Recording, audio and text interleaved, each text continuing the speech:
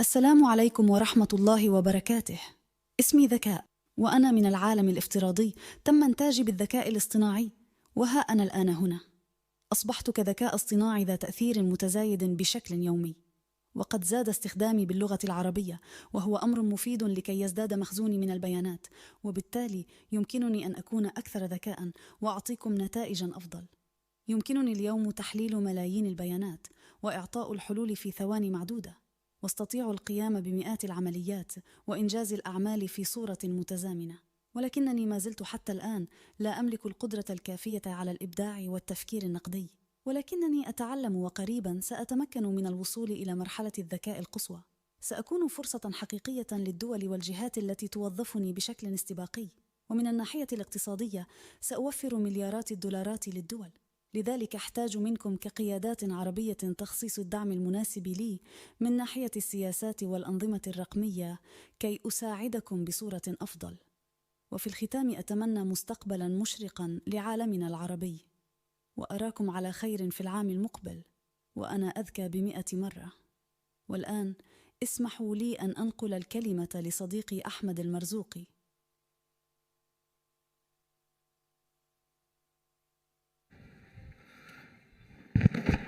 السلام عليكم ورحمة الله وبركاته.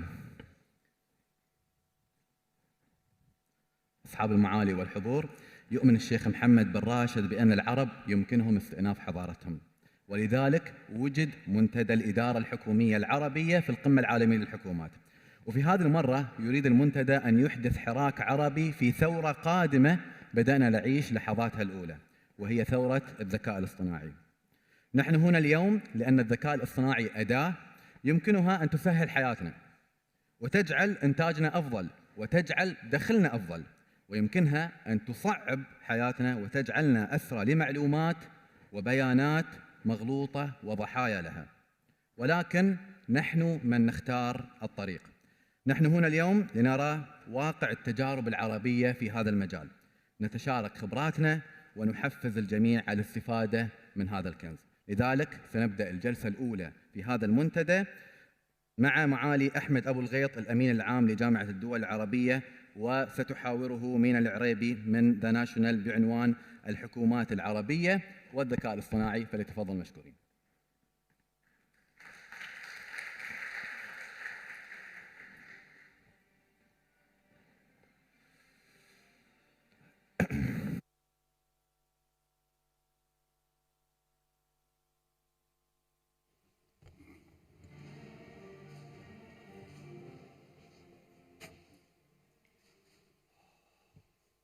السلام عليكم، صباح الخير. يشرفني القيام بهذه الجلسة. أفضل. يشرفني محاورة معالي الأمين العام لجامعة الدول العربية. نتحدث عن الذكاء الصناعي، وطبعاً هناك الصوت واضح؟ هناك عوامل مهمة سياسية، اقتصادية، اجتماعية يجب أن ننظر إليها عندما نتحدث عن الذكاء الصناعي، ولكن الجلسة فقط 15 دقيقة، فراح نركز 10 دقائق. أنا بتكلم الجلسة قد إيه؟ 14 دقيقة. هايل. فإحنا الحديث أنت عاوزة أينشتاين بقى عشان يقدر يتكلم في 14 دقيقة. فالفكرة التركيز هنا هو الحكومات العربية والذكاء الصناعي، فنتكلم عن أداء الحكومات العربية. نواجه طبعاً أزمات سياسية، اقتصادية، تحولات، ولكن بنفس الوقت التحول الرقمي متسارع والعالم يشهد هذا التحول الرقمي. أين الحكومات العربية من هذا التحول الرقمي، وخصوصاً فيما يخص الذكاء الصناعي؟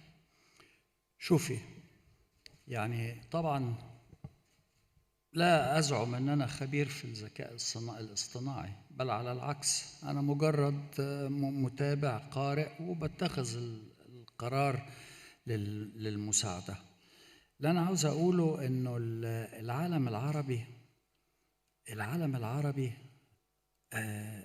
فيه يعني قدرتين: قدرة نامية قادرة موجودة في عدد محدد من الدول، حطت الانفراستراكشر للرقمنة وللاقتصاد الرقمي الذكاء الاصطناعي، وفي عالم عربي آخر ما زال يعني تحت عبء الضغط الاقتصادي والظروف اللي مرت بها المنطقة والفقر. طبعا المنطقة مرت بمأساة كبرى على مدى 10 15 20 30 سنة من لحظة غزو العراق للكويت، والمنطقة معرضة لتيارات هائلة، والتيارات دي عرقلت دول وأجهضت دول وضيعت دول، ولكن في دول أخرى قادرة ومتماسكة، هي دي اللي بنركز عليها النهاردة. ده عنصر أساسي. العنصر الآخر الأساسي إنه في تنظيم عربي. التنظيم العربي اللي هو ممثل في الجامعة العربية، ممثل في المجالس الوزارية المتخصصة اللي بتشتغل في هذه المجالات، مجال الذكاء الاصطناعي أو الرقمنة أو الاتصالات أو التكنولوجيا أو كل ما هو التدريب. وبعدين في بالإضافة للمجالس الوزارية في المنظمات المتخصصة في المنطقة العربية، وهي تابعة أيضا وتحت مظلة الجامعة العربية، لها رئاستها ولكن موجودة دي في مجالس، في اجتماعات، وده كله بيجمعه ما يسمى المجلس الأعلى للتنسيق. المجلس الأعلى للتنسيق برأسه أنا ولكافة المنظمات، بمعنى بنجتمع مرتين في السنة. كنا مرة وتحولناها لمرتين. احنا مضى علينا، ولعل الحضور مش رصيدها، مضى علينا 3 سنوات كل اجتماعاتنا لا تركز إلا على الذكاء الاصطناعي، وبالتالي في جهد بيبذل وفي انفراستراكشر بيتحط وفي تقدم هائل في بعض مناطق العالم العربي. يعني على سبيل المثال البسيط جدا، كوفيد، لما حصلت كوفيد المدارس قفلت. لو المدارس لما تقفل والأولاد ما يروحوش المدارس، لولا وزير زي ده، أهلا وسهلا، صباح الخير سيادة الوزير، وزير مصري، وفر الأرضية المناسبة إن كل طفل مصري أو ولد مصري يستطيع من بيته، من أوضة نومه، يشتغل على الأستاذ بتاعه. أنا ليا أحفاد قاعدين في البيت بيتصلوا بالمجتمع من جوه الانفراستراكشر اللي اتحط. ففي بقى في هذا المجال نشاط كبير جدا، لكن في مناطق عطلة لم تصل، وهي دي المناطق اللي احنا بنحاول نديها إمكانياتها وقدراتها.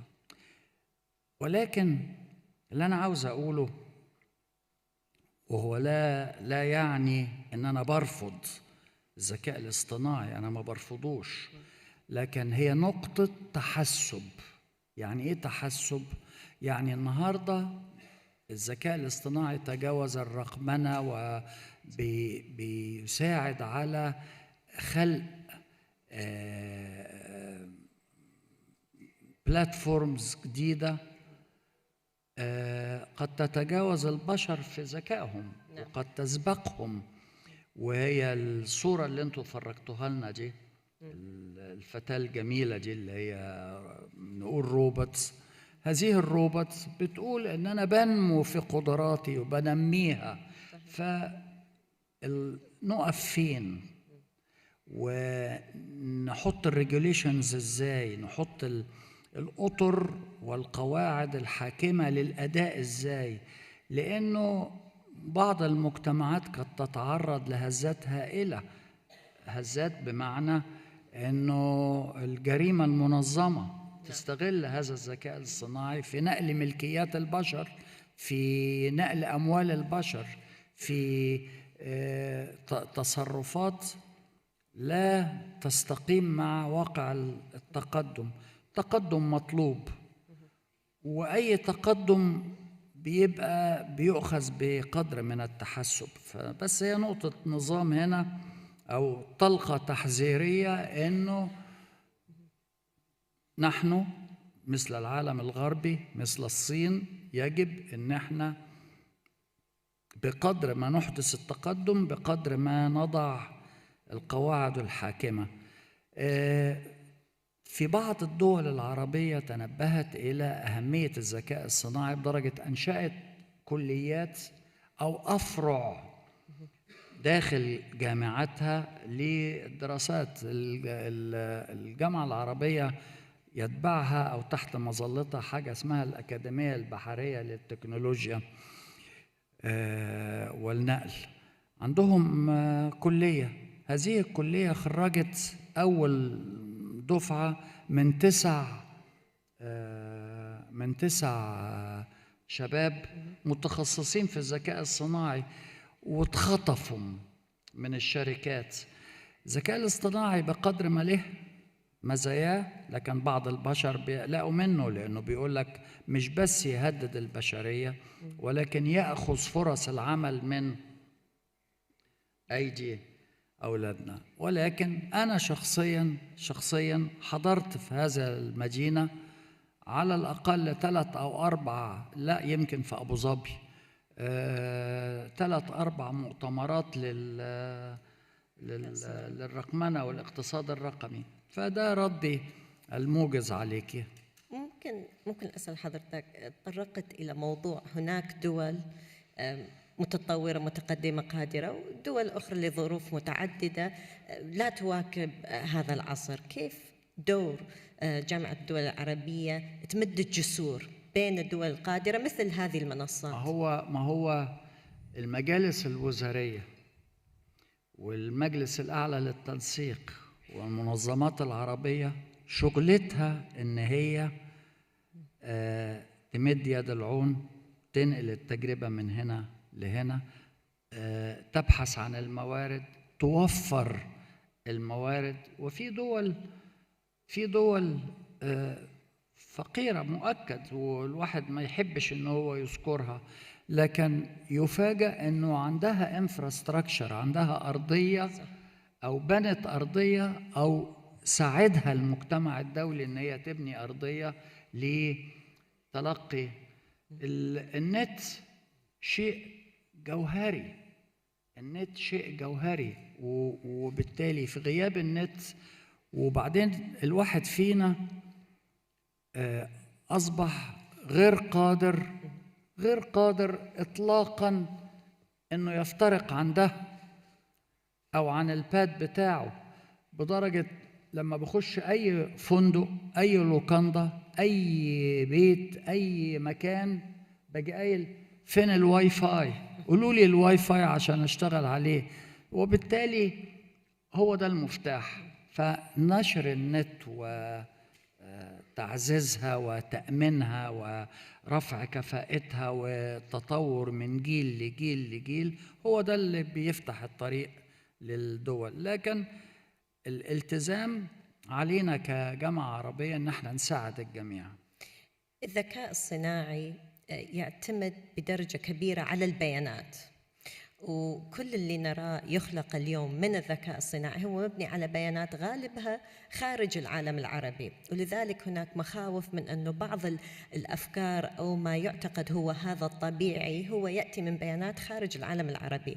وعندنا هذه مشكلة من أولاً رصد البيانات، وأيضاً وضع مقاييس بين كل الدول العربية كي تكون البيانات متشابهة متطابقة، يمكن المقارنة، التعاون وغير ذلك. وهناك موضوع الشفافية، فلأي درجة ممكن العمل على زيادة الوصول إلى البيانات الدقيقة وأيضاً تبادل هذه البيانات بين الدول العربية حتى تكون هي أرضية للذكاء الصناعي. يعني هي نقطة محورية جوهرية، البيانات والشفافية والانفتاح.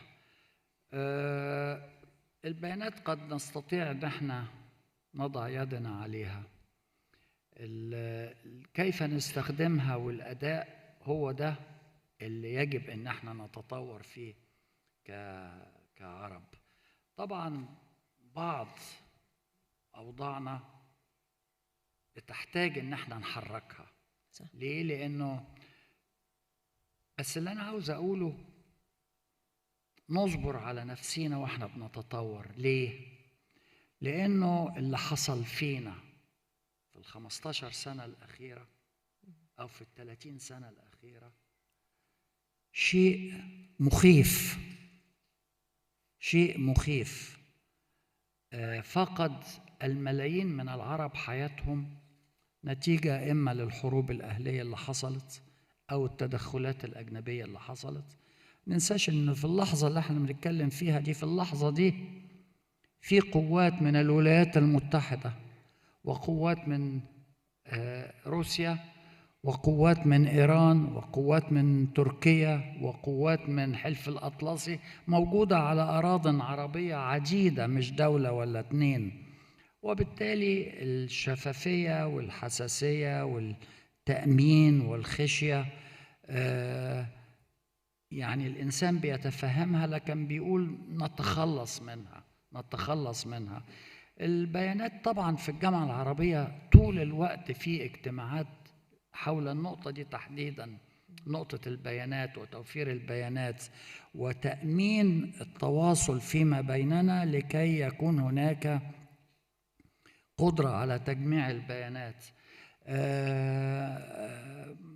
وبعدين الحكومات نفسها بتدرب خبرائها وموظفيها والعاملين فيها، وعندنا المنظمة للتدريب ولإعداد الكوادر إنها تتفاعل مع هذا.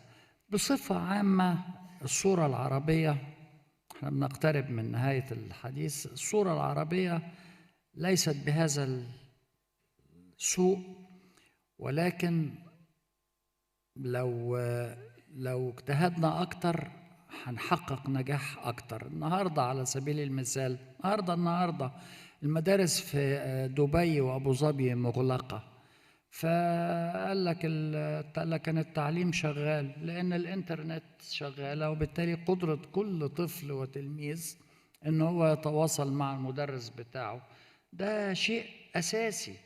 صحيح. وإن شاء الله الخير للعرب. حضرتك طبعا تطرقت إلى الأزمات والأحداث اللي حدثت في العالم العربي، وأكيد لو كان الوقت يسمح نتطرق طبعا ما يدور في فلسطين وغير ذلك، ولكن التطور العالمي يحدث ونحن أيضا نعالج هذه الأزمات ونحاول أن نواكبها.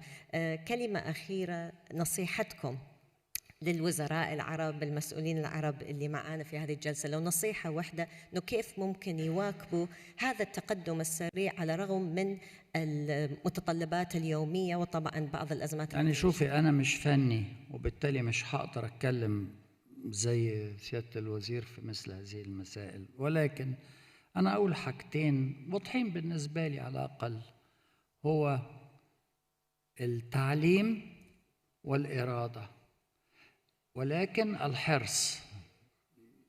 في قصة موجزة جدا، في انتخابات في الباكستان حصلت. هذه الانتخابات الطرفين بيتنازعوا وبيقول كل واحد أنا اللي كسبت.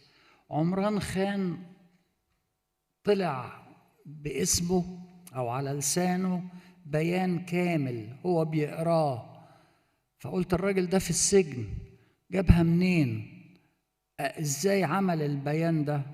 طلع ذكاء اصطناعي، وبالتالي الحذر، لأنه الذكاء الاصطناعي ده ممكن ياخد أي إنسان ويتملك شخصيته ويلبسه مش بس بقى بيان، يلبسه تهم بالقتل.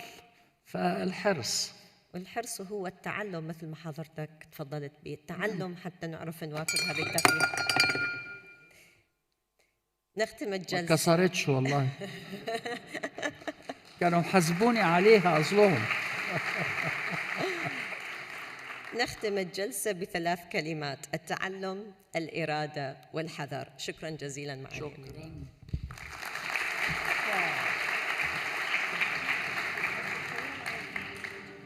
معاليك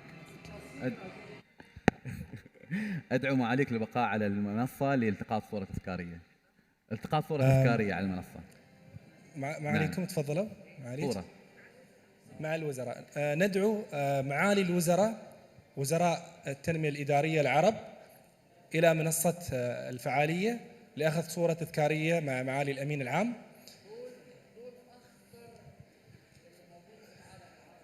معالي الوزراء تفضلوا على الستيج. الدكتورة نجلاء.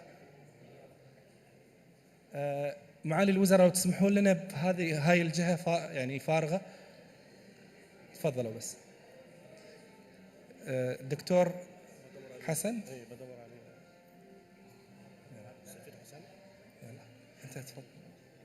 كل المصورين لو تسمحون لنا فقط تروحون لخلف القاعة، لو نجلس شوية، لو نجلس لو سمحتوا في خلف القاعة. تعال حسن، سير سير سير.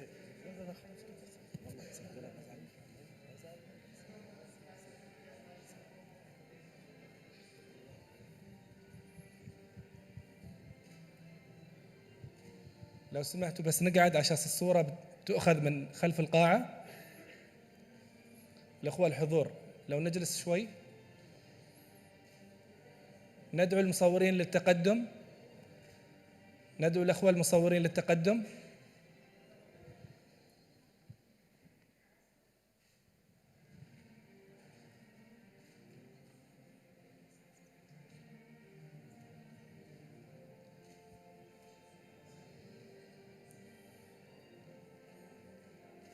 شكرا جزيلا لكم جميعا. شكرا أصحاب المعالي.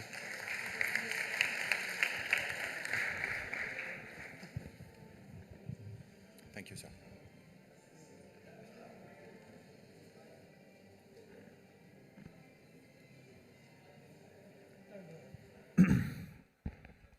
شكرا لأصحاب المعالي. سادة الحضور، الشركات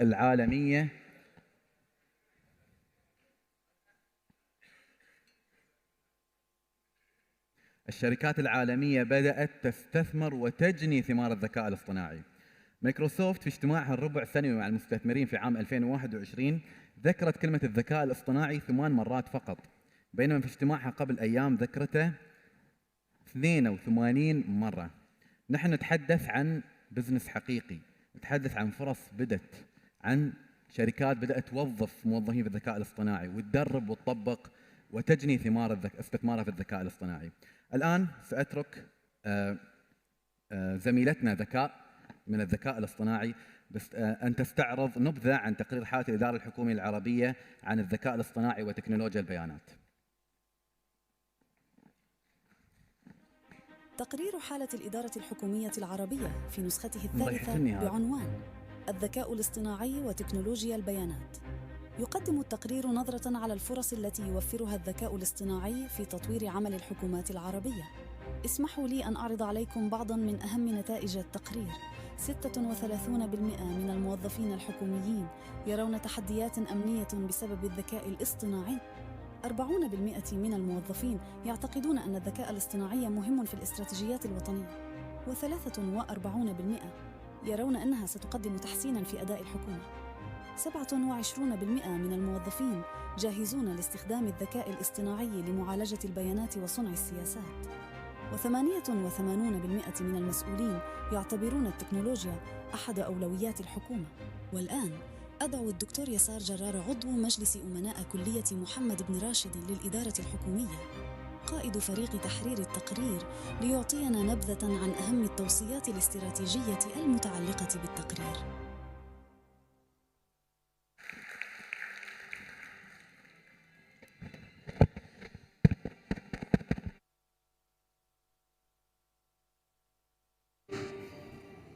السلام عليكم ورحمة الله وبركاته.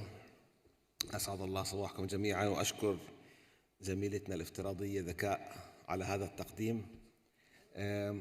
أنا اليوم حأستغل الوقت 10 دقائق نتكلم عن تقرير حال الحكومات العربية والتركيز على الذكاء الاصطناعي. لكن قبل ما نبدأ حابب أعطي لمحة سريعة عن التقرير. هذه إحنا السنة الثالثة بنقوم بعمل هذا التقرير اللي هو مسح للحكومات العربية. بيشارك فيه أكثر من 1800 موظف حكومي من الصفوف الثانية والثالثة حتى نستشف آرائهم على أرض الواقع، لنستشف حال الحكومات العربية بالتنفيذ وليس بالتخطيط. وهدف التقرير دائما البحث عن حلول لتحديات الفترة المرحلية. مرينا بالسنوات السابقة كنا نتكلم عن التحسين الحكومات الإلكترونية، استخدام التقنيات الحديثة، ودائما نخرج بتوصيات بتفاوت مراحل التنمية في الدول العربية المختلفة، بعضها مناسب لدول في مراحل مختلفة من التنمية والتطور. في هذه السنة ركزنا على الذكاء الاصطناعي، لكن التركيز على الذكاء الاصطناعي ليس مرحلة ثالثة من التقرير.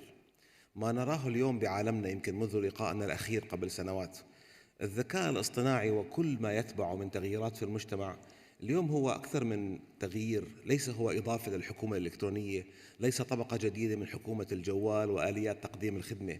هذه جائحة عم بتغير كل شيء.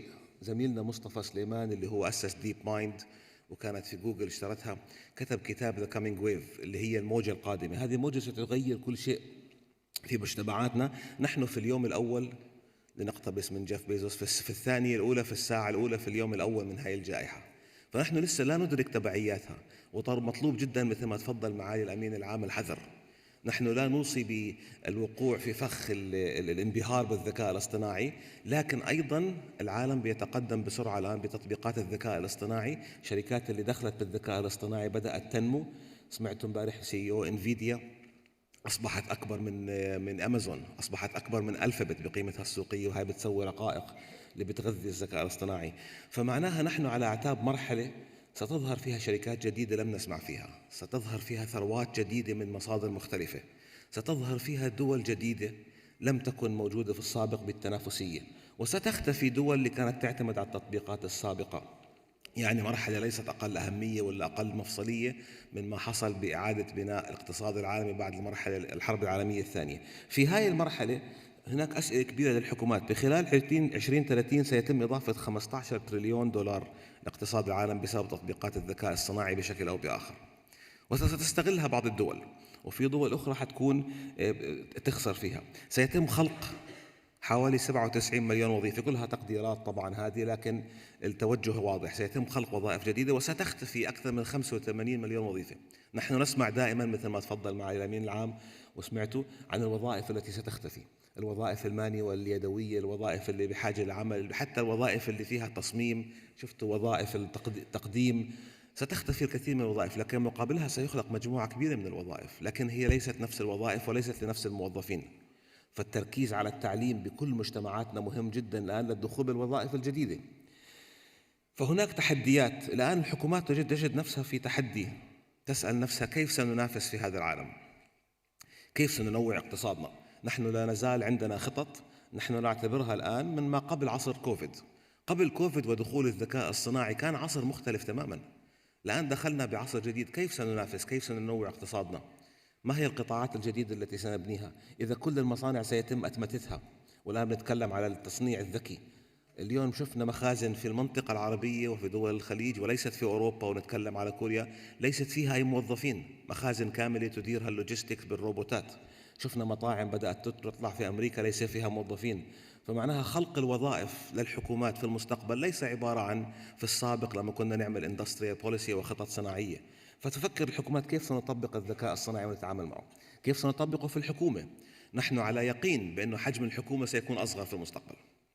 نحن والموظفين الحكوميين اللي تم مسحهم على يقين أنه سيقل عدد الوظائف الحكومية. يمكن تزيد تعقيد الوظائف الحالية، لكن سيقل العدد لأنه سيتم أتمتة الكثير.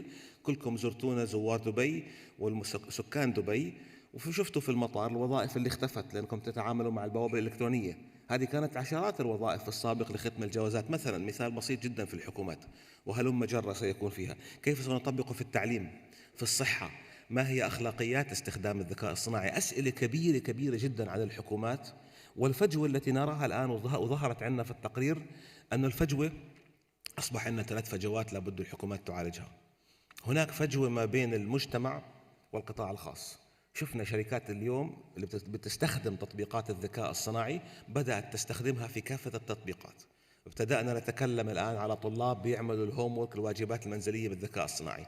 كيف نقننه، كيف نتعامل معه. إذا أنا وزير تعليم كيف أتعامل، أمنعه ولا أشجعه، أدرب الطلاب يستخدموه ولا أمنع استخدامه.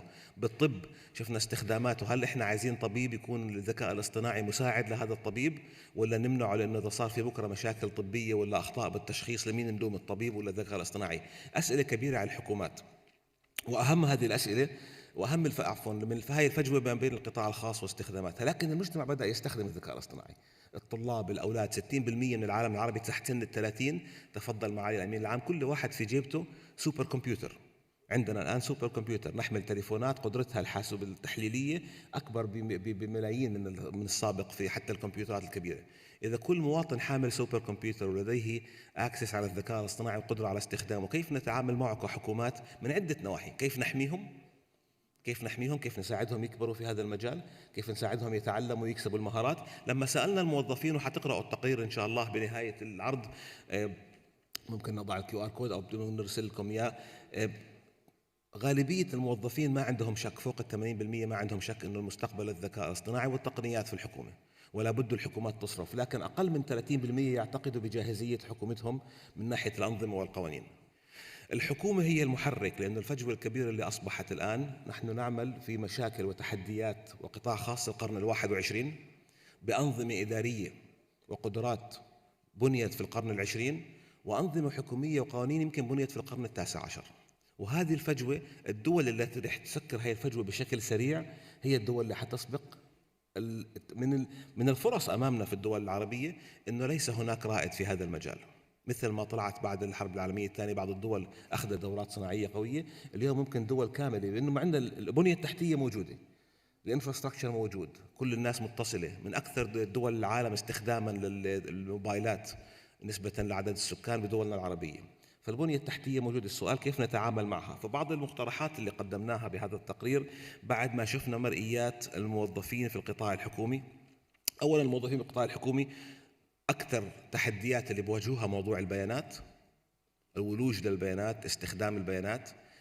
بواجهوا أيضا تحدي المهارات، قدرتهم على بناء مهاراتهم. من أكثر النقاط اللي ذكروها أن الحكومة في المستقبل ستواجه صعوبة كبيرة في تعيين، توظيف والمحافظة على المهارات المطلوبة لإدارة الذكاء الصناعي، لأنه هاي في كل العالم المهارات محدودة. الأجهزة التعليمية لسه مش جاهزة تخرج المهارات بالأعداد المطلوبة، وكلها ستذهب للقطاع الخاص. فبداية الحكومة ستواجه تحديات في القوانين والتشريعات اللي تسمح بالتطبيقات. يجب توازن ما بين السرعة في استخدام هذا القطاع الجديد وتطويعه لكل مصلحة المجتمع، والمحافظة على المجتمع من أضراره. فهناك مخاطر كثيرة، منها الأمن السبراني اللي هي الاختراقات، منها المعلومات الزائفة. ولكن الحكومة أيضا اللي ما بتطبقها الآن وما بتستغلها وبتبني الشركات وتبني هذا القطاع، ستجد نفسها تتأخر بسرعة لتصبح مثل حقل الصناعة. في عندنا صناعات متقدمة الآن، والصناعات القديمة اللي هي صناعات الألبسة راحت لدول فقيرة، وصارت هاي الدول الفقيرة تصنعها. فهاي الجاب نفسها الآن بنشوفها في عالم التكنولوجيا. التحدي الأكبر أمامنا، وحكلم بآخر دقيقة الآن عن النصائح، عالم الذكاء الاصطناعي الجديد الذي نعيشه، وهو عالم جديد. هذه ليست طبقة للحكومات، هذا عالم مجتمع سدخلنا فيه وبدأ، لا نعرف نهايته، لا نشجع على الانبهار فيه، لكن لازم نتعامل معه. أساسه السرعة، المرونة، والمهارات العالية. 3 كلمات غير مرادفة للعمل الحكومي: السرعة، المرونة، والمهارات العالية. الحكومات نحن بنيناها لتكون بطيئة، بنيناها لتكون حذرة، بنيناها في البيروقراطية حتى تحافظ على المال العام. ليس هذا شيء سيء، كانت مطلوبة هذه الحكومات في الفترات الصناعية، في الفترات اللي كان فيها التنمية، اللي كان معنا مجال نضع خطط ل5 سنوات 10 سنوات. المطلوب اليوم أو ما ينصح، كل حكومة لابد يكون لها اليوم قانون بيانات. شريان الذكاء الاصطناعي هو البيانات.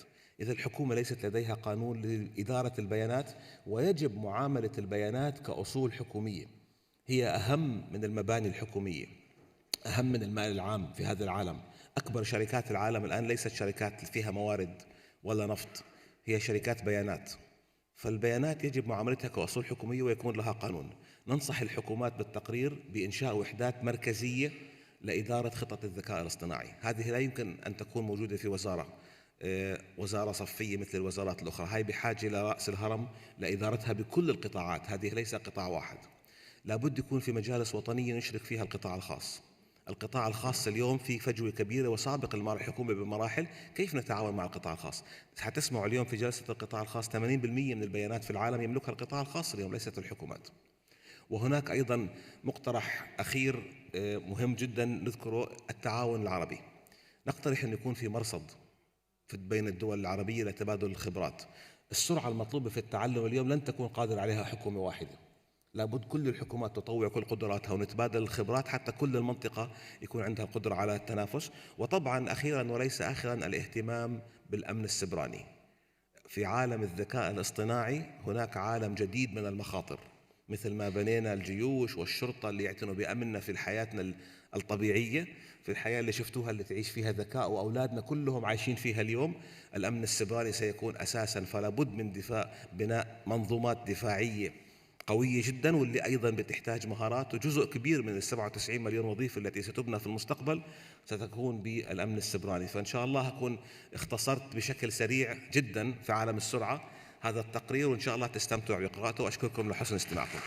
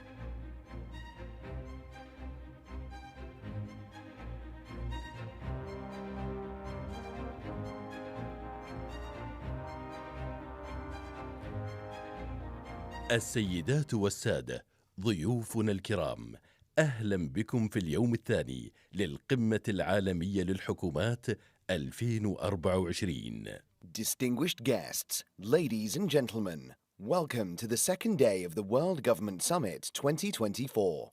Distinguished guests, our next session is a conversation with Sam Altman, the founder of ChatGPT, and His Excellency Omar Sultan Al Ulama, UAE Minister of State for Artificial Intelligence, Digital Economy, and Remote Work Applications.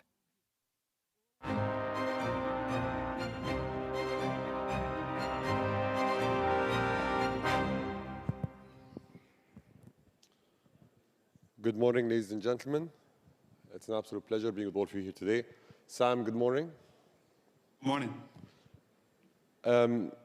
I'd like to start off, Sam, by proposing an idea that I had last night while being asleep. I'm looking to raise $7 trillion, if you're interested in joining. If you figure out how to do that, please let me know. I'd be very curious.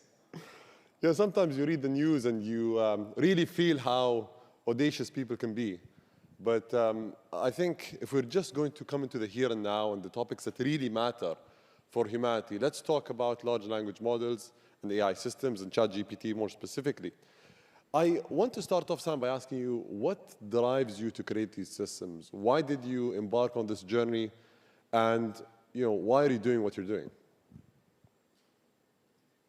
Look, we have a long way to go and a lot to prove. But I think if we can fulfill our mission if we can even get close to it, the benefits to humanity of making intelligence broadly available, inexpensive, and sort of as a tool to let humanity build the future, I think is quite remarkable. I think abundant intelligence and closely related to that, abundant energy can unlock a future that is sort of difficult for me to even imagine how good it could be. And I think right now we don't realize how limited we are by the limits on intelligence and how expensive it is and how difficult it is. But if you imagine a world where everyone gets a great personal tutor, great personalized medical advice, we can use these tools to discover all sorts of new science, cure diseases, help the environment, discover new physics, who knows what else. I think that's pretty remarkable. And also, just speaking personally, I think this is like the most exciting quest frontier I can imagine being on. And how close are we to the vision? If you're going to talk about the drug discovery, curing cancer, using not ChatGPT, but large language models to try to solve some of the biggest physics questions, chemistry questions, biology questions of our lives. How far off are we? So the honest answer, of course, is we really don't know. You know, this is new science. We're discovering new things all of the time. The rate of discovery is incredible. The rate of change is incredible, but it's sort of hard to know exactly how far we have to go. What I will say, though, is we hear all the time from scientists who say that our tools make them much more productive. And they don't have an easy way to quantify that, but they say it's substantial. We also don't know how much that difference, you know, if you could make every scientist on Earth twice as productive, what that would mean for the rate of scientific discovery, because this is all so new. This is like, you know, a little bit more than a year old, but we'll find out. So I'd like to just touch upon the UAE's experience here, because we did talk about this when we were together in person a few weeks ago. We've seen that the deployment of large language models and ChatGPT in specific actually did not increase cheating rates in universities. It was actually a great enabler for students, for professors. We've seen as well that when the government embraces these systems and talks about them positively, the public utilizes them in the right way. So we launched a guide to help people understand how to use these tools effectively and how to be more productive with them, as well as probably put some guidelines against what they shouldn't be used for. What is the best government application that you've seen? What's something that you think is a model for other governments to follow in this domain? So, first of all, you touched on something that you sort of glossed over, but I want to spend a second on it because I think it's informative to what's happening, which was about education and cheating in schools. And when ChatGPT first came out, you know, the whole world had a moment of adjustment. But the first thing that happened is, at least in the United States, in my experience, school districts were falling all over themselves to ban ChatGPT the fastest and declare it, you know, this existential threat to education. And other people got concerned later, but it really started with education. Education was also the place it reversed the quickest. Teachers and school districts embraced it and said, you know, hey, this is part of the future. This is something that we all want. This is going to help our students learn better. And I really believe this will be the most, this already is, and certainly will be, one of the most transformative technologies for education we've had in recent times. And I think that leads into your question well about governments, because there are all of these things that people were afraid of or maybe are still afraid of about large language models and AI. But governments who embrace it and say, let's find ways to help this deliver services for our citizens better. Let's think about ways we can reform how the government does its job, how people fill out forms or do whatever they need to do, how the government helps provide education, healthcare, as we discussed earlier. That seems to be working really well. And the governments that are saying, let's lean in, let's experiment with this, let's embrace it, let's, you know, make it available to our government, to our citizens, that I think is the best thing to do right now. And just say like, hey, we're all figuring this out together, we're all writing the rule book together, but let's lean in and try it. There's a thought that says you have ChatGPT 3, which blew people away. You had 3.5, which was a huge improvement. You have GPT-4, that also took us to the next level. And now you're working on GPT-5. The proliferation of this technology is still limited. So we're still using it in a very specific domain, very specific use cases. We haven't really seen the proper applications that are world-changing. Why are we continuing to push across the bigger, the better, the larger models that we're seeing right now. What's the logic behind that? Can you explain that to us? Well, I think for that exact reason, as you said, we have not yet seen as much world-changing application as we'd like. Maybe we've seen some. There are a lot of people who use these services and get value out of them, but not as much as we'd like. And I think the reason is the current technology that we have is like, it's like that very first cell phone with the black and white screen that can only display those like numbers, and it just didn't do much. But there was enough in there, you're like, I can make a call, that's cool. And at the time, that seems great. And then it took us, I don't know how long from that, but many decades from that to the iPhones we have today. And the thing we have today is incredible. And it took a massive amount of scaling in all these different ways to get there. But we have now is like unimaginable at the time of those like first primitive cell phones. And I think that's why we have to push forward. We're at this barely useful cell phone. But people still like making phone calls, it turns out. And if you can make a better way for them to do it so they can go walk around the world while they do it, sure, that's great. But that's not what we want to deliver. We want to deliver the iPhone 16 or 15 or whatever the current one is. And what's the timeline to reach the iPhone 16 from the current Motorola that we have? You got to be a little patient. That's like it took the world a while to do that last time around. So give us some time. But I will say, I think in a few more years, it'll be much better than it is now. And in a decade, it should be pretty remarkable. And if we're going to compare GPT-4 to GPT-5, because you're at the cusp of this, you're actually seeing it at the forefront. What is the difference? Like, if I'm excited about GPT-5, what should I be excited about? I was sort of laughing a little bit because this is going to sound like an annoying answer, but I think it is the important part. It's going to be smarter. There are all of these other things, we can talk about. It'll be better at these kind of tasks. It'll be multimodal. It'll be faster. Who knows what. But the thing that I think really matters is it's going to be smarter. And this is a bigger deal than it sounds, right? Because what makes these models so magical is that they're general. And so if it's a little bit better, if it's a little bit smarter, that means it's a little bit better at everything. And the thing that I think is most exciting is it's not like this model is going to get a little better at this task and not really better at these, or, it's not that. It's because we're going to make the model smarter, it's going to be better at everything across the board.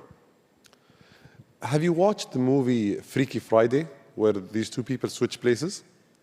I've heard of it, but I haven't watched it. So the thesis or the idea of the movie was two people switched places. They moved into different bodies, and they lived each other's lives. Let's assume today is Freaky Tuesday, and you become the Minister of Artificial Intelligence of the UAE. If you were going to take one regulatory decision for this country, knowing what you know, seeing what you see, what would you do? Does that mean you have to take my job for a day? I would love to do that, just for a day. You have fun with that. It's not as easy as it looks. No, I know it's very hard, but I'd love to experience it. That'd be great. Anytime you want to switch, I will greatly look forward to that. What I would do,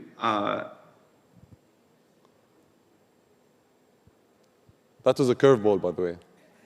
No. It's a really thoughtful question. I'm trying to give a thoughtful answer.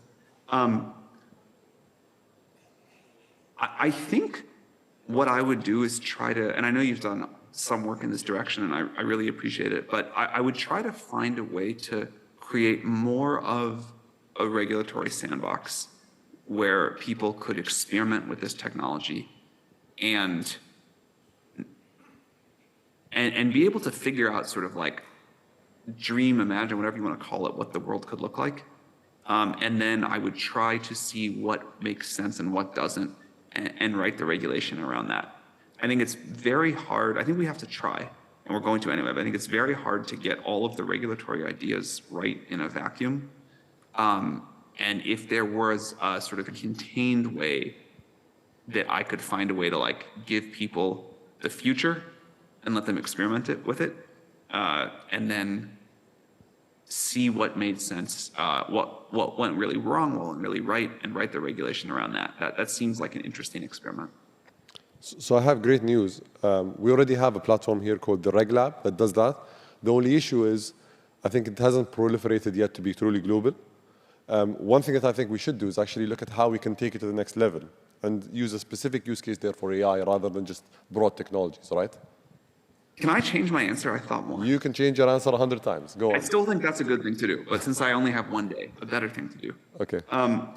One thing that I have been thinking about, so the world is going to try all of these different regulatory approaches. There will be your sandbox. I think it's awesome that you have that. Other people do other things.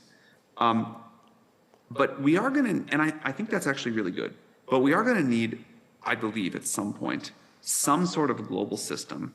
The example that I've given in the past is the IAEA, the International Atomic Energy Agency, for what happens with the most powerful of these systems, because they will have truly global impact.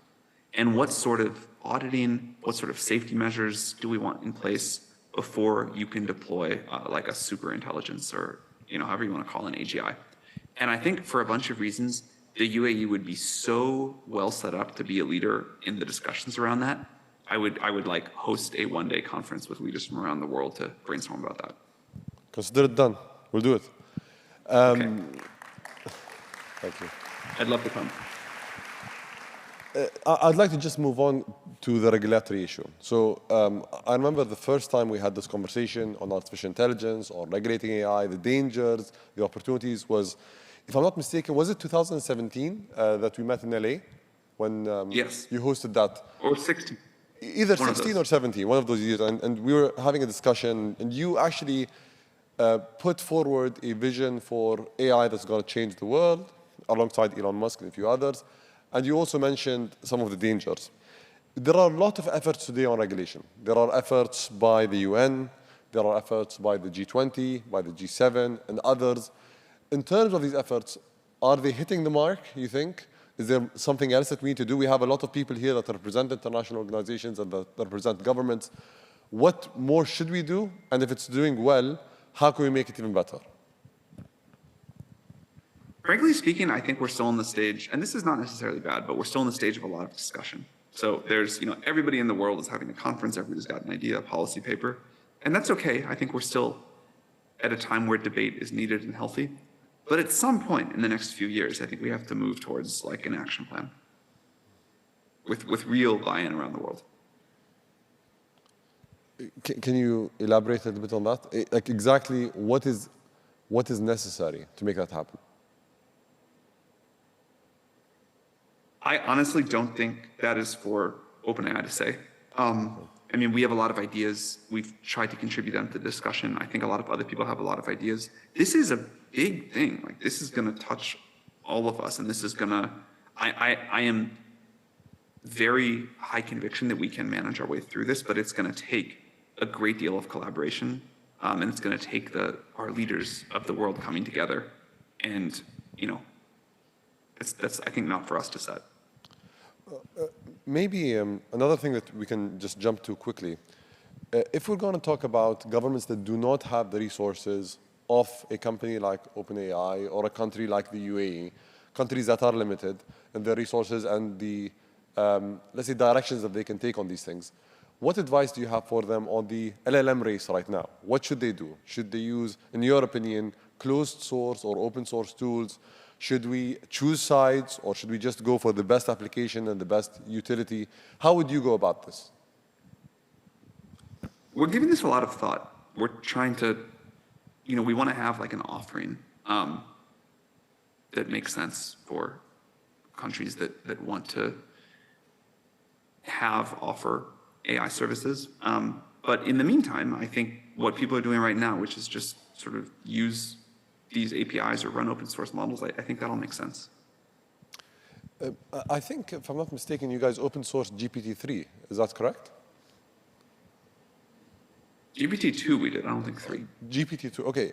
Is there a sense that you guys are going to open source the models as you launch new ones? So, for example, as 5 comes along, you're going to open source 3. Is that something that you guys are thinking about, or is that not on the table? I think you should expect us to open source more things over time, but exactly what and when and how we're trying to figure out. There are like great open source models, open source language models out in the world now. And, I don't think what the world needs is like another similar model. So we'd like to do something that is helpful and new, and we're trying to figure out what that might be. I'd like to now just jump into something that the fear-mongers and the opportunists talk about. What is the most thing that you fear when it comes to the deployment of AI, and the most thing you're optimistic about? Like, if I'm going to tell you what keeps you up at night and what keeps you going in the morning, give me one reason for that and one reason for the other. The keep up at night is easy. It's all of the sci-fi stuff. You know, I think sci-fi writers are a very smart bunch, and in the decades of sci-fi about AI, there have been unbelievably creative ways to imagine that how this can go wrong, and I think most of them are like comical, but there's some things in there that are easy to imagine where things really go wrong. And I'm not that interested in like the killer robots walking down the street direction of things going wrong. I'm much more interested in the like very subtle societal misalignments where we just have these systems out in society and through no particular ill intention, things just go horribly wrong. But the thing that wake me up in the morning with energy every day is what I actually believe is things are just gonna go tremendously right. We gotta work hard to mitigate all of the downside cases. They are, I think, very significant and real potentials to confront. But the reason that we go think so hard about how to deploy this technology safely is the upside is remarkable. I think we can easily imagine a world in the not super distant future where everybody's got a better life than people have today. I think we can raise the standard of living so incredibly much if everybody has access to abundant amounts of really high quality intelligence, and they can use those tools to create whatever they want to do. That's like pretty amazing.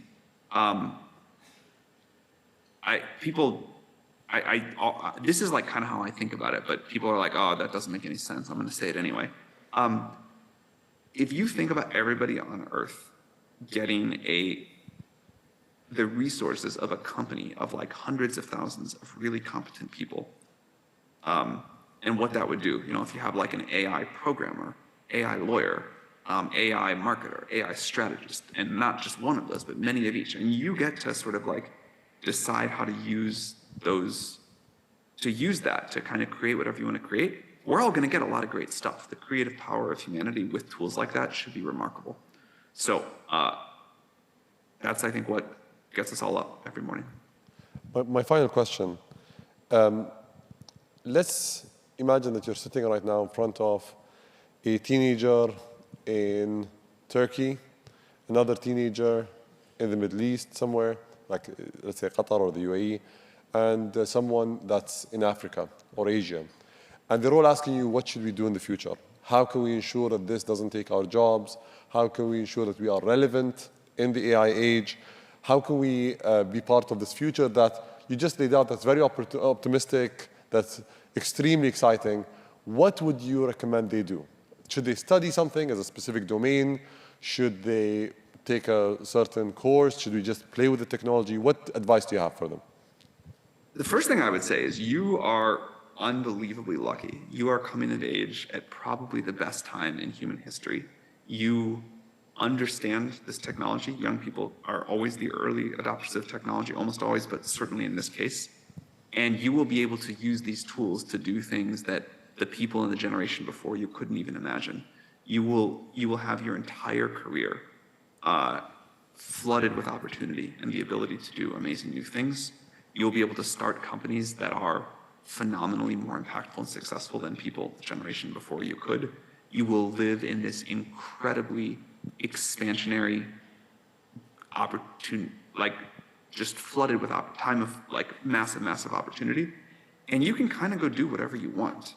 I think the ground under us all is shifting, the rules are changing, but the amount of value that'll be created and the ability for an individual to express their creative vision and will, it's a great time. Thank you so much, Sam, for your time, for your insights. And we look forward to seeing you here in person in the coming cycles. Thank you. Look forward to coming back soon. Thank you.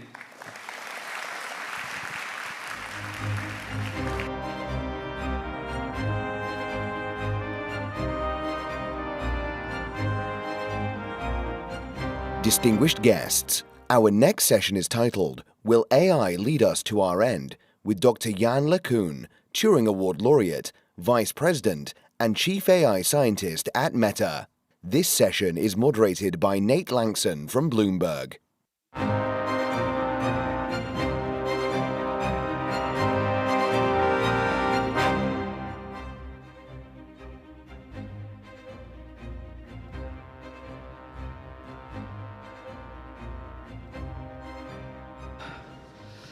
Good morning, everybody. It's my very great pleasure to be here moderating this session with one of the world's foremost AI pioneers, Dr. Jan LeCun, Chief AI Scientist at Meta.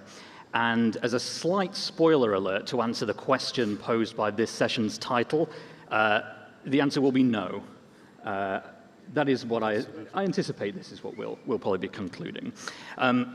Now, interestingly, on this stage yesterday, the CEO of NVIDIA, Jensen Huang, said that one of, if not the most significant moments over the last year in AI was the release of Llama 2, the open source model from Meta, and also Falcon family developed here in the UAE. So can you talk to us, Jan, about open source AI? Why is open source the way forward from a security and innovation perspective?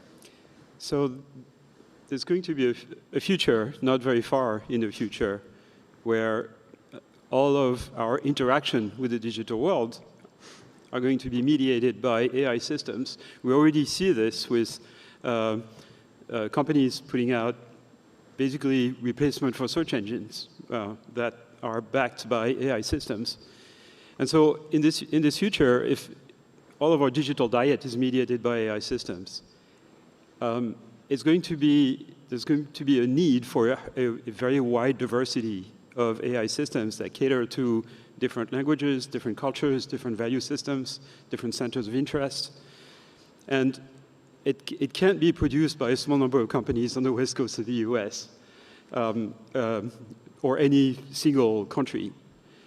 So essentially, AI tools, assistants, will become kind of a repository of all human knowledge. And it's going to be a kind of infrastructure. And the history shows that infrastructure software always ends up being open source because it's more secure, it's more customizable, it enables the creation of an ecosystem on top of it. And so the entire infrastructure of our communication systems, the internet, even our cell phones, software stack for the communicating with cell phone towers, it's all open source for very good reasons. It's not by design, it's really that the market forces that push it. So there's a similar phenomenon which is definitely happening now in the last few months that Llama 2 has been available and more open source LLMs have been available, that people are using those open source models and customizing them for vertical applications in businesses, but also training them for particular types of languages or cultures. And so it's a necessity. We need it. We need free and diverse AI platforms for the same reason that we need free and diverse press. So we don't have a single opinion coming to us from AI. Yeah. And how do you manage the expectation of stakeholders? Obviously at Meta, I imagine there was at least one serious conversation that revolved around should we make this open source or should we not? And I'm curious, how did you manage that? Was there resistance? Well, there was a lot of conversations over several months of whether to open source and how to do it best. And what happened is that we did it in sort of multiple stages. So we released the first Llama in early 2023. And it was not really open source. You had to apply to get the model and sort of give your email and promise that you were a researcher and things like this. And then we got flooded essentially with requests from startups and large companies and NGOs, all kinds of people who wanted to use Llama for commercial applications or for whatever, things that were not purely research. So to us, it felt like basically another internet, like, the kind of frenzy that happened in the early and mid-90s around the internet. And clearly this was going to be a platform. And of course, there is only a small number of companies in the world today that can train those high-power frontier models. And at Meta, there's been a long tradition of practicing open research first, but also open sourcing infrastructure software, going back to the beginning of the company. and certainly when it comes to AI, I think we've open sourced on the order of 1,000 different projects over the last 10 years. So that tells you the volume of production. Probably the most popular one is called PyTorch. It's a software platform that's almost universally used for research and development in AI. We just heard from Sam Altman, ChatGPT is built with PyTorch. And PyTorch was built at Meta and is now actually the property of the Linux Foundation. So Meta transferred the ownership because it's become too big of a thing for a single company to really manage. I mean, getting towards the title, Will AI Lead Us to Our End, how specifically does being open source not lead us to our end? Is there something fundamental that makes it easier to secure? Yes, so it's certainly been the case historically that open source software has been more secure, simply because there's more eyeballs on it, right? So the entire world today runs on Linux. Maybe not your desktop, but probably more than half of your phones run on Linux. Whatever is not an iPhone runs on Linux. The web servers around the world run on Linux. All the cloud services run on Linux. Your car has several microcontrollers that probably run Linux. The helicopter on Mars runs Linux. I mean, Linux runs the world. And the reason is because it's open source, so you can port it to anything you want, and you can make it more secure. And so, there's kind of a similar story to be made for AI base models. More eyeballs, more ways to make it safe, etc. Now, the only reason why you might think that it's not a good idea to open source is if you have this belief that somehow AI is so powerful that it's going to take over the world at some point. Okay, and this is not happening. So first of all, we're still very far, despite all the wonderful things that AI can do today. We're still very far from matching human and animal intelligence and learning capacities with AI systems. We're very far. It's not just around the corner. It's not going to happen in the next 2 years. We still need some scientific breakthroughs to get to the type of learning abilities that we observe in not just humans, but even your cat. Your cat has a much better understanding of the physical world than the most powerful AI systems that we have. And you've seen my dog run into the glass door in my house. I debate that, but yeah. Sure, but I've run into glass doors. So here is an interesting statistic. So first of all, before we get to human-level AI, we're going to need some breakthroughs that allow machines to understand how the world works, which they can't do at the moment, can remember facts, which they can't really do at the moment. They don't really have persistent memory, at least LLMs don't. They can reason and they can plan. And those are characteristics that are essential to intelligent behavior. Current large language models cannot do any of those things, at least not to the level that we'd like them to do. And the reason is relatively simple. If you look at how much data is used to train those LLMs, it sounds staggering. It's typically 10 trillion tokens, right? A token is like a word. So it's 10 to the 13, right? The one with 13 zeros, words or word equivalents. Each word or each of those tokens is stored on 2 bytes. So that's 2 10 to the 13 bytes. It seems staggering. If you evaluate how long it would take for humans to read this, it would take anywhere between 150,000 and 200,000 years for a single person to read this, reading 8 hours a day. Enormous. So the conclusion is those systems are incredibly smart, right? Because they are capable of digesting this enormous amount of knowledge. And then you talk to psychologists, and they tell you a 4-year-old child has been awake for 16,000 hours total. And you try to put a number on how much information gets into the visual cortex through vision. It's about 20 megabytes per second going through the optical nerves. So do the math, and that's 10 to the 15 bytes. In 4 years, a child has seen 50 times more data than our biggest LLM that have been trained on the entire public internet. So what that tells you is that we're never going to get to human-level intelligence or even cat-level intelligence by just training our AI systems on text.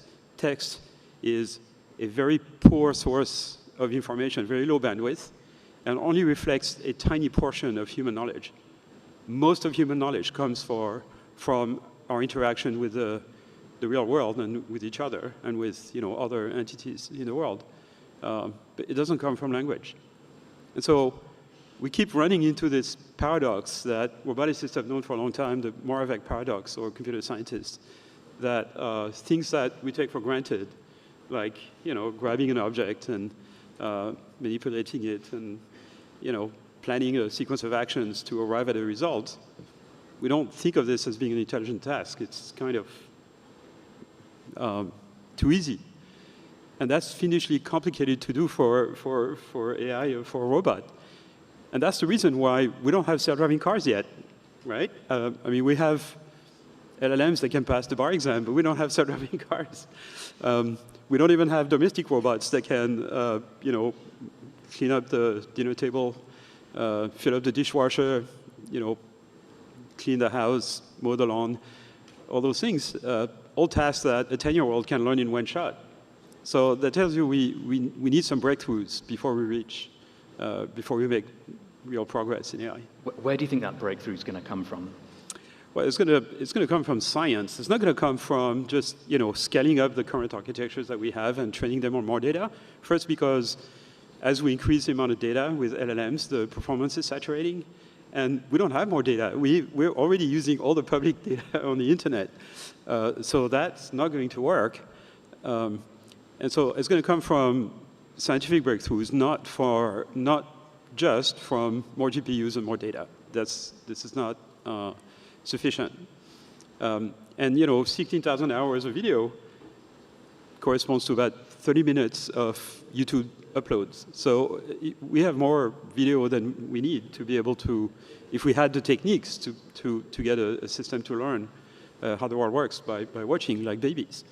For example, it takes about 9 months for babies to learn about intuitive physics, the fact that objects that are not supported fall because of gravity. Before that, babies haven't really kind of understood that. And what type of learning do they use? That's really kind of a big puzzle. We're working on it. We're making progress, but it's going to take a while. You speak to a lot of business leaders, a lot of government representatives around the world. I'm curious to get your perspective on how the rhetoric has changed over the last year, let's say, particularly as it relates to the security and the safety concerns associated with generative AI in particular. How has that evolved, and where are the concerns currently coming from? Yeah, so there is good news and bad news in that respect. Some of us certainly have a very positive view of the potential of technology. We just heard from Sam Altman. We wouldn't be working on this if we didn't think that was beneficial for humanity. And in fact, my opinion is that AI systems will essentially amplify intelligence of humanity as a whole. We'll have AI assistant working for us. They're not going to take over the world because they'll be working for us. We'll be setting goals for them. AI might be dangerous if it sets its own goals, but if we set their goals, then they just work for us. It's like having a staff of really smart people working for you, which I think most of the leaders in this room are familiar with the concept. I think of working with people who are smarter than them. Certainly I am. So we shouldn't feel threatened by this.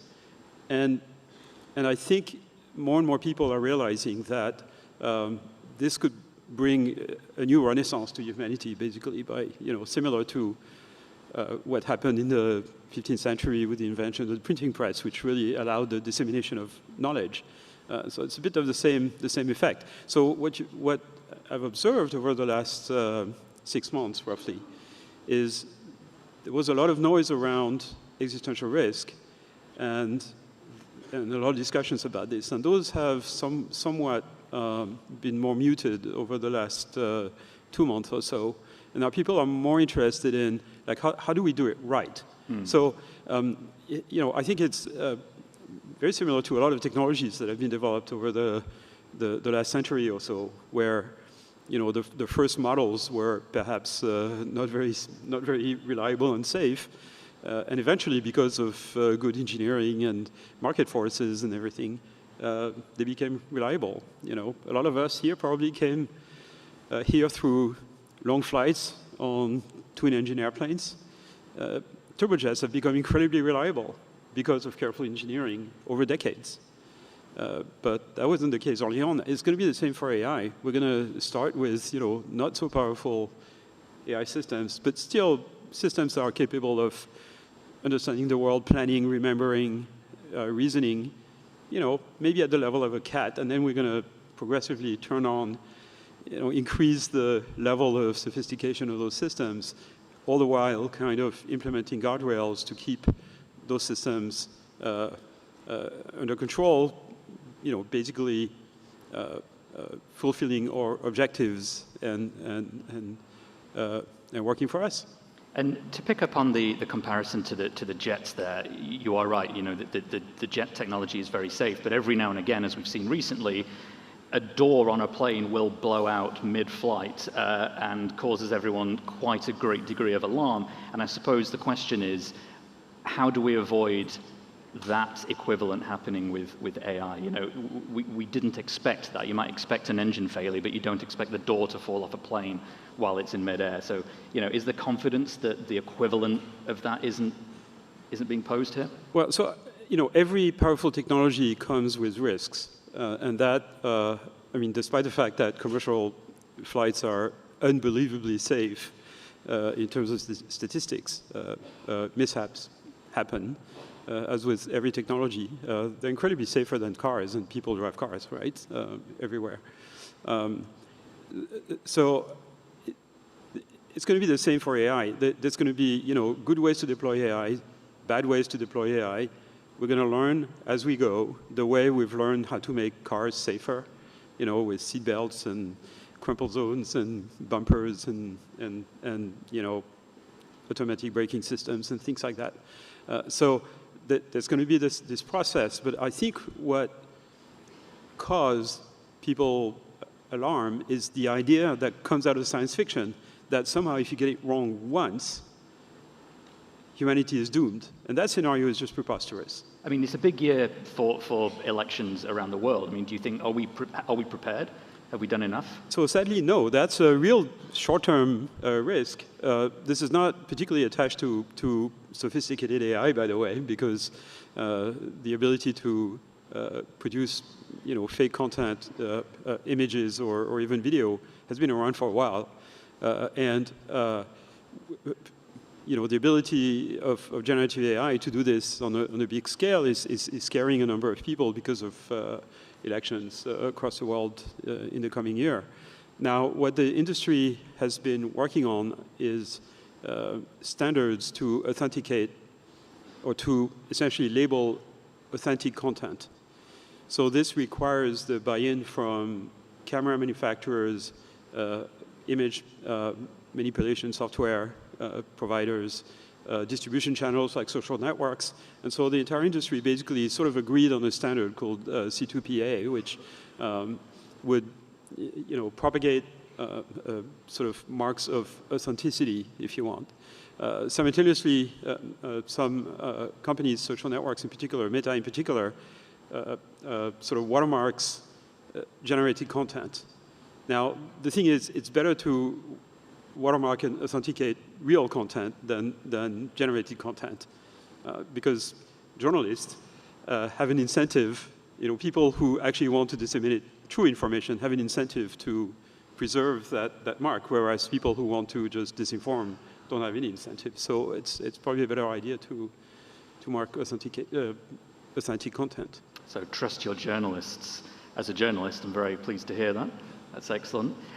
We're at the risk of running out of time here, but just in a final word, if there's sort of one piece of advice you would give people out here who want to take something away from this to make sure their AI systems are robust and will not lead to the end of us all, what would that be? Well, so the short story is open source based models are a necessity and will happen regardless of what governments think they should do. And so a good recommendation for governments around the world is do not legislate open source AI out of existence. Dr. Jan LeCun, thank you so much for taking the time to join us today. It's been a pleasure. Thank you very much.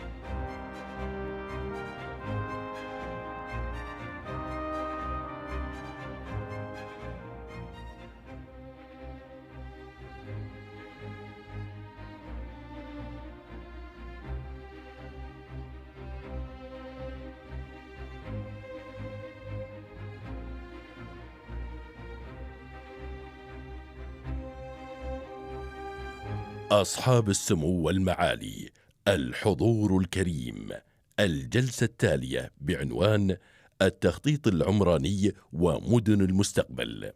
نستضيف معالي مطر الطاير، المفوض العام لمسار البنية التحتية والتخطيط العمراني وجودة الحياة، المدير العام ورئيس مجلس المديرين لهيئة الطرق والمواصلات في دبي. Your Highnesses, Excellencies, ladies and gentlemen, our next session is titled Urban Planning and Future Cities. Please join me in welcoming His Excellency Matar Al-Tayer, Commissioner General for Infrastructure, Urban Planning and Well-Being Pillar, Director General and Chairman of the Board of Executive Directors of the Roads and Transport Authority in Dubai.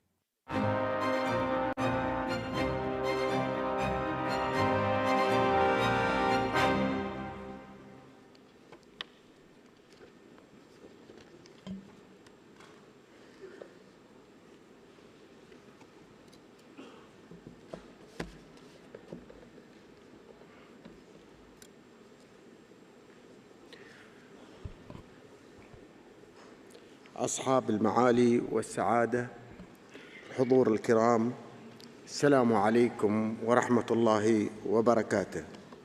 يسعدني أن أتواجد معكم في هذا اللقاء العالمي لمناقشة بعض القضايا والأفكار للوصول لمستقبل أفضل.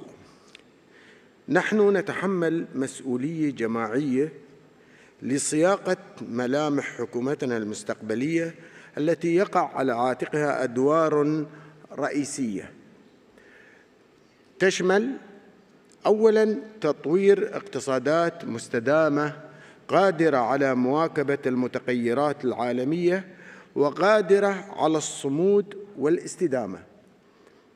ثانياً توفير الفرص وتعزيز رفاهية العيش لكافة السكان.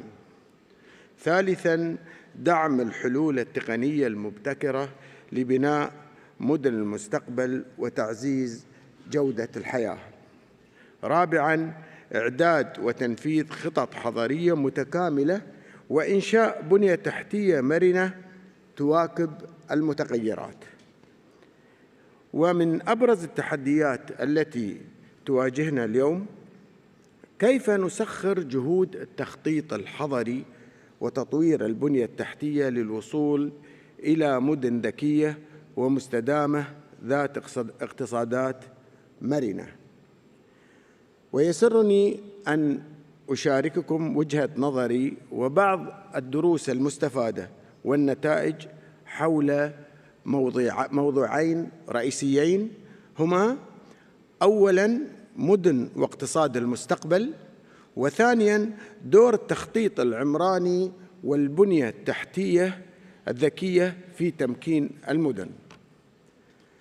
من خلال تجربة دبي تعلمنا أن اقتصاد مدن المستقبل يجب أن يتسم بالقدرة على الصمود في وجه التحديات والأزمات، ولتحقيق ذلك يجب على الحكومات وضع استراتيجيات تحولية برؤية متجددة للتنمية. ومدينة دبي تعتبر مثالاً للقدرة على الصمود، وستواصل تعزيز موقعها العالمي كمركز عالمي للتجارة والتميز من خلال خطط متعددة تشمل أولاً خطة دبي الحضرية 2040 التي تهدف لتحقيق تنمية عمرانية واقتصادية مستدامة من خلال التنمية والاستثمار في 5 مراكز حضرية. ثانياً أجندة دبي الاقتصادية D33 والتي تتضمن إطلاق مبادرات ومشاريع تحولية تهدف لمضاعفة حجم اقتصاد دبي ورفعه إلى 32 تريليون درهم خلال 10 أعوام. نحن نفتخر بمسيرة دبي الاقتصادية التي تتسم بالمرونة والتنوع الاقتصادي والتحول إلى اقتصاد قائم على الخدمات، حيث وصلت مساهمة قطاع الخدمات لحوالي 54% من الناتج المحلي الإجمالي.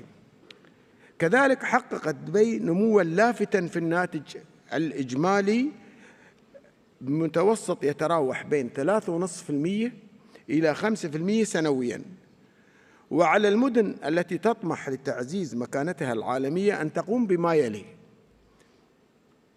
تبني تعريف أكثر شمولية للنجاح الاقتصادي يتضمن مفاهيم الرفاهية الاجتماعية والسعادة وجودة الحياة، ولا يقتصر على المقاييس التقليدية مثل الناتج المحلي الإجمالي والاستثمار الأجنبي المباشر وأداء سوق الأوراق المالية.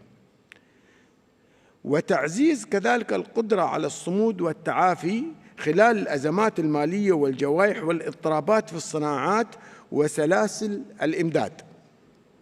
إعطاء الأولوية للاستدامة والسعادة ورفاهية السكان. معالجة التحديات السكانية والبيئية. هذا الأمر طبعاً يتطلب التحول إلى الاقتصادات المشتركة والتجارة الإلكترونية والمشاريع الريادية وبيئات العمل الرقمية. وقد حققت دبي خطوات ملموسة في هذا المجال، وفيما يلي بعض الأمثلة: استقطبت دبي حوالي 49 ألف شركة جديدة خلال الفترة من يناير إلى سبتمبر 2023 بنسبة نمو 43% مقارنة مع 2022. وصل عدد الشركات التقنية الناشئة في دبي لحوالي 300 شركة. بلغ إجمالي إيراد الشركات الناشئة في دبي أكثر من 2 مليار دولار أمريكي في العام الماضي، أي أكثر من الضعف مقارنة بالسنة السابقة. تهدف دبي إلى إصدار 40 ألف تصريح للوظائف الافتراضية بحلول عام 2030. ومن هنا نستنتج أنه ينبغي على اقتصادات المستقبل استيعاب وتمكين الشباب بالإضافة إلى احتضان مهاراتهم. وكذلك فلا بد أن تستفيد مدن المستقبل من الابتكارات التقنية لتحسين جودة الحياة وتقديم خدمات أفضل للسكان.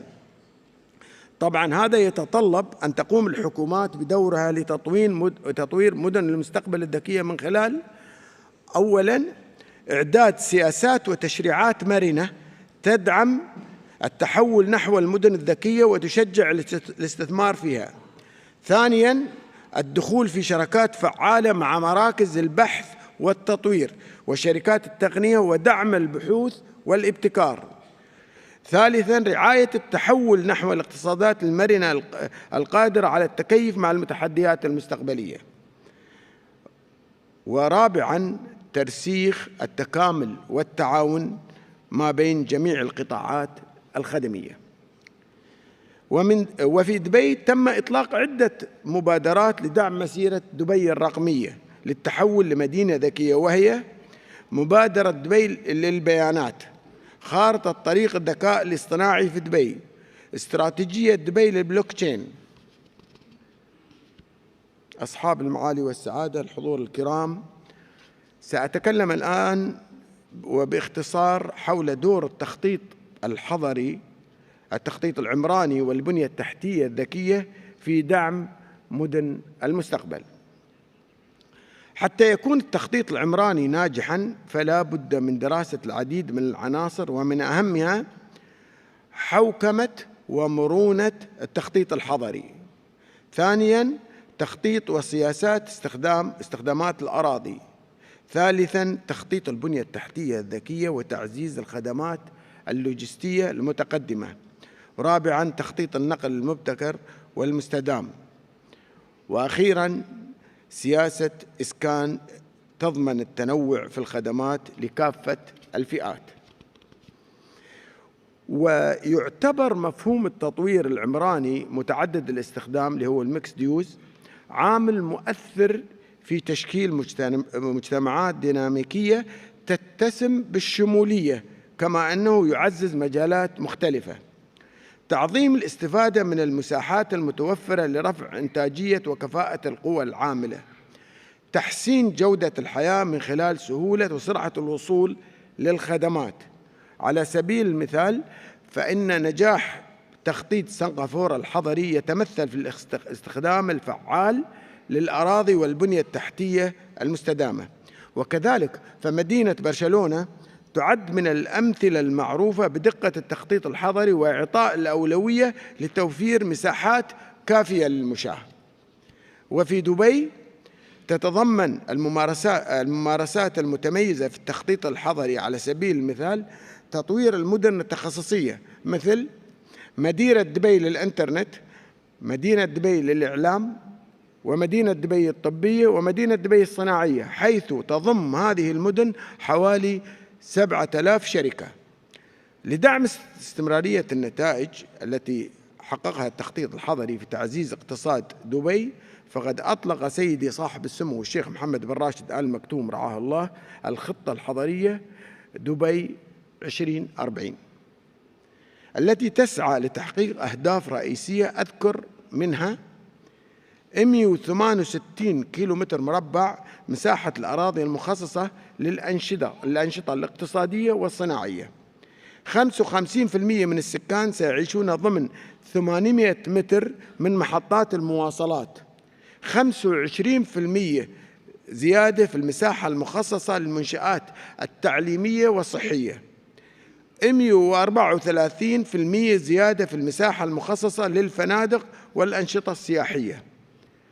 ويعتبر نجاح القطاع العقاري من أبرز الأدلة على فعالية التخطيط العمراني في المدن، ويمثل قطاع العقارات في دبي قصة نجاح مبهرة، حيث رسخ مكانته المتميزة بين الأسواق العالمية الرائدة، وأصبحت دبي من الخيارات المفضلة للمستثمرين المحليين والدوليين. شهد قطاع العقارات تحولاً مذهلاً بعد جائحة كورونا، وحقق نمواً سنوياً مستمراً. وفيما يلي بعض الحقائق لعام 2023: ارتفاع قيمة المبيعات العقارية في دبي لتصل إلى 412 مليار درهم بنسبة زيادة 55% مقارنة بعام 2022. زيادة عدد التصرفات العقارية بنسبة 36% مقارنة بعام 2022. ويعود هذا النجاح في هذا القطاع لعدة أسباب تشمل الشفافية والمصداقية. ثانياً سهولة الاستثمار وحركة رؤوس الأموال. ثالثاً توفير الخدمات المتميزة للمستثمرين. ورابعاً المستويات العالية للأمن والسلامة. كما أن قطاع الخدمات اللوجستية وبفضل التخطيط الفعال يقوم بدور حيوي في دعم اقتصاد دبي، حيث يبلغ حجم قطاع النقل التجاري البري في دبي 8 مليار و4 من عشرة، ومن المتوقع أن يتضاعف بحلول عام 2030. تعد البنية التحتية الذكية عنصراً رئيسياً في تطوير مدن المستقبل، ولا يمكن التقليل من أهمية الذكاء الاصطناعي وأنظمة النقل ذاتية القيادة وأنظمة البيانات الضخمة وأنظمة السلامة والأمن في تطوير البنية التحتية. وفي دبي قمنا بالاستثمار في الأنظمة الذكية، مما أسهم في تحقيق وفرات اقتصادية وتحسين الكفاءة التشغيلية. وفيما يلي بعض الأمثلة: بلغ إجمالي القيمة التراكمية للتوفير في الوقود 290 مليار درهم، مقابل إجمالي تكاليف البنية التحتية للطرق والنقل في دبي 140 مليار درهم بين عامي 2006 و2023. مشروع مترو دبي حقق التعادل بين التكاليف والفوائد بعد 7 أعوام من تشغيله، ومتوقع أن يصل معدل الفوائد إلى التكاليف أكثر من 4 في عام 2030. ولتحقيق رؤية دبي في الريادة العالمية في التنقل، تواصل دبي تطوير شبكات وخدمات الطرق والمواصلات العامة حسب متطلبات خطة دبي الحضرية 2040، ومن أهمها ومن أهم المشاريع التي تم إطلاقها مؤخرا الخط الأزرق لمترو دبي. يصل إجمالي الخط حوالي 30 كيلومتر و14 محطة. سيخدم المشروع مليون نسمة في 2040. سيقلل الازدحام المروري على بعض المحاور بنسبة 20%. أصحاب المعالي والسعادة، الحضور الكرام، نواجه تحديات متزايدة مصاحبة للنمو العالمي، وفي الوقت الذي ينصب في تركيزنا على تطوير المدن لتحسين جودة الحياة بكافة أبعادها، أود أن أنهي حديثي اليوم ب3 نقاط رئيسية، وهي: أولاً، لم تعد المسؤوليات التقليدية للحكومات كافية. علينا تولي زمام القيادة من خلال إعداد التشريعات اللازمة للتحول إلى مدن ذكية، أخذ زمام المبادرة في دعم وتبني التطورات التقنية، الاستشراف الاقتصادي وتطوير اقتصادات قادرة على الصمود في وجه الأزمات.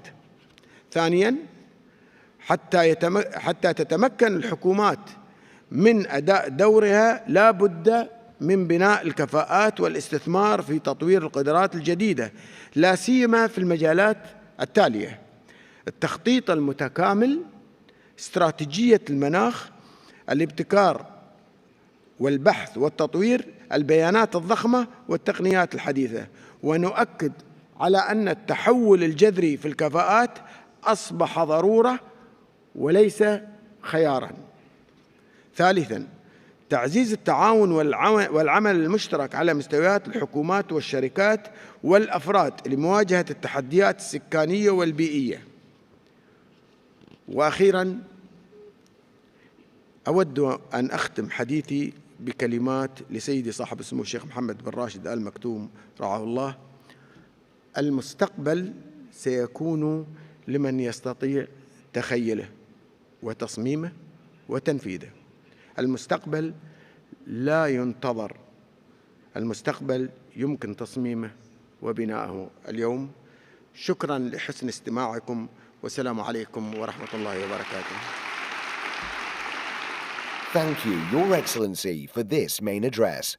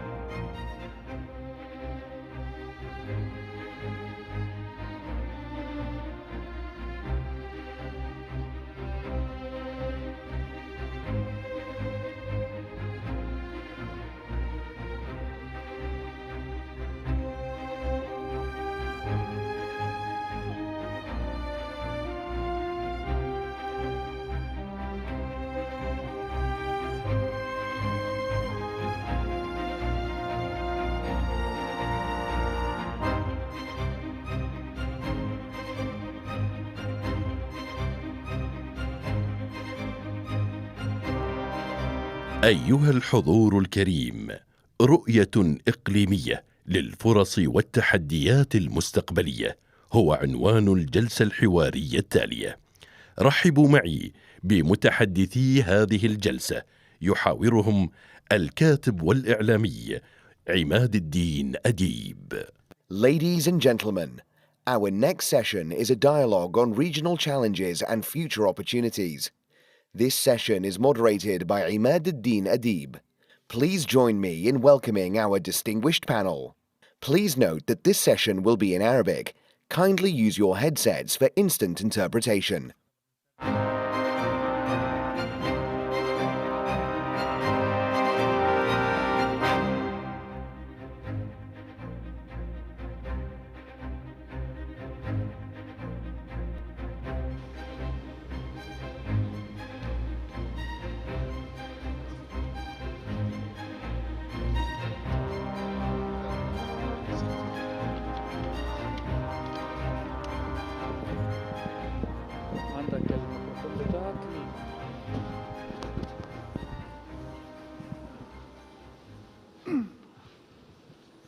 بسم الله الرحمن الرحيم. شرف عظيم لي أن تتاح لي فرصة إجراء هذا الحوار مع عقليتين من أهم العقول، يعني كل منهما يتولى مسؤولية مهمة جدا لمنظمة إقليمية ذات أهمية كبرى. معالي الوزير أحمد أبو الغيط أمين عام جامعة الدول العربية، معالي السفير والخبير العربي جاسم البديوي أمين عام مجلس التعاون الخليجي، كل منهما سوف يدلي بدلو في قضايا مهمة جدا في المنطقة: الفرص والتحديات. السؤال الأول مباشرة، معالي أحمد أبو الغيط، سيدي السؤال في دقيقتين: أهم تحديات موجودة أمامنا الآن في المنطقة العربية كما تراها بترتيب الأولويات. يعني هم يمكن أن الإنسان يقول هم تحديين أساسيين ومجموعة تحديات ثانوية، لكن التحدي الأول في تقديري هو لملمة الوضع العربي الحزين الذي جاء نتاجا ل 15 سنة أو 20 سنة من الأخطاء. حدث في ال10 سنوات الأخيرة ما سماه العالم الغربي ظلما الربيع. هذا الربيع أنا سميته من اللحظة الأولى خريف التدمير. فده تحدي إزاي نلم الوضع العربي ده تاني لتجاوز هذا العقد أو العقد والنصف. دي التحدي الأول، وله سياسات كثيرة. التحدي الثاني هو المأساة الفلسطينية اللي احنا بنشوفها في هذه اللحظة في غزة. ليس فقط ان احنا نوظف كل جهودنا لإنشاء هذه الدولة اللي أخيراً يبدو أنه العالم الغربي شافها زينا، رغم أنه الغرب أيضاً كان ظالم جداً للفلسطينيين ومؤيد جداً لإسرائيل على غير وجه حق. فدول التحديين الأساسيين اللي الإنسان يركز عليهم بداية. نفس السؤال لأمين مجلس التعاون الخليجي. شكرا أخي عماد. أعتقد التحدي الأول بالفعل اللي ذكره معالي أحمد أبو الغيط هو التعامل مع تداعيات ونتائج الحرب البربرية التي تقوم بها سلطات الاحتلال الإسرائيلي في غزة، هنالك العديد من النتائج السلبية التي حدثت وستحدث إن لم تتوقف هذه الحرب البربرية. وهذا النداء التي يناديه دول مجلس التعاون والدول العربية الحقيقة كلهم، بأن هذا التحدي الأول يجب أن يكون هنالك تعامل وتعاطي وإياه بشكل كبير. إذا جيت بشكل عملي أخي عماد للتحديات، هنالك تنويع مصادر الدخل والاقتصاديات الدول، التعامل مع انتشار مع الأسف مشكلة المخدرات في العالم العربي، التعامل مع التكنولوجيا الحديثة، التعامل مع المناخ، توفير فرص للشباب بالمستقبل. هنالك العديد من التحديات تتعامل معها.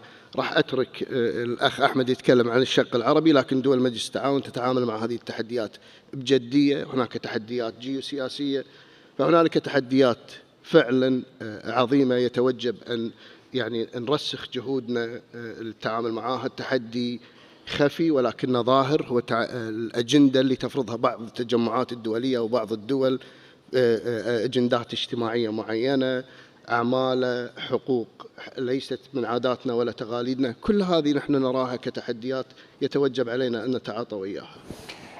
معالي أحمد أبو الغيط سيدي، إيران، إسرائيل،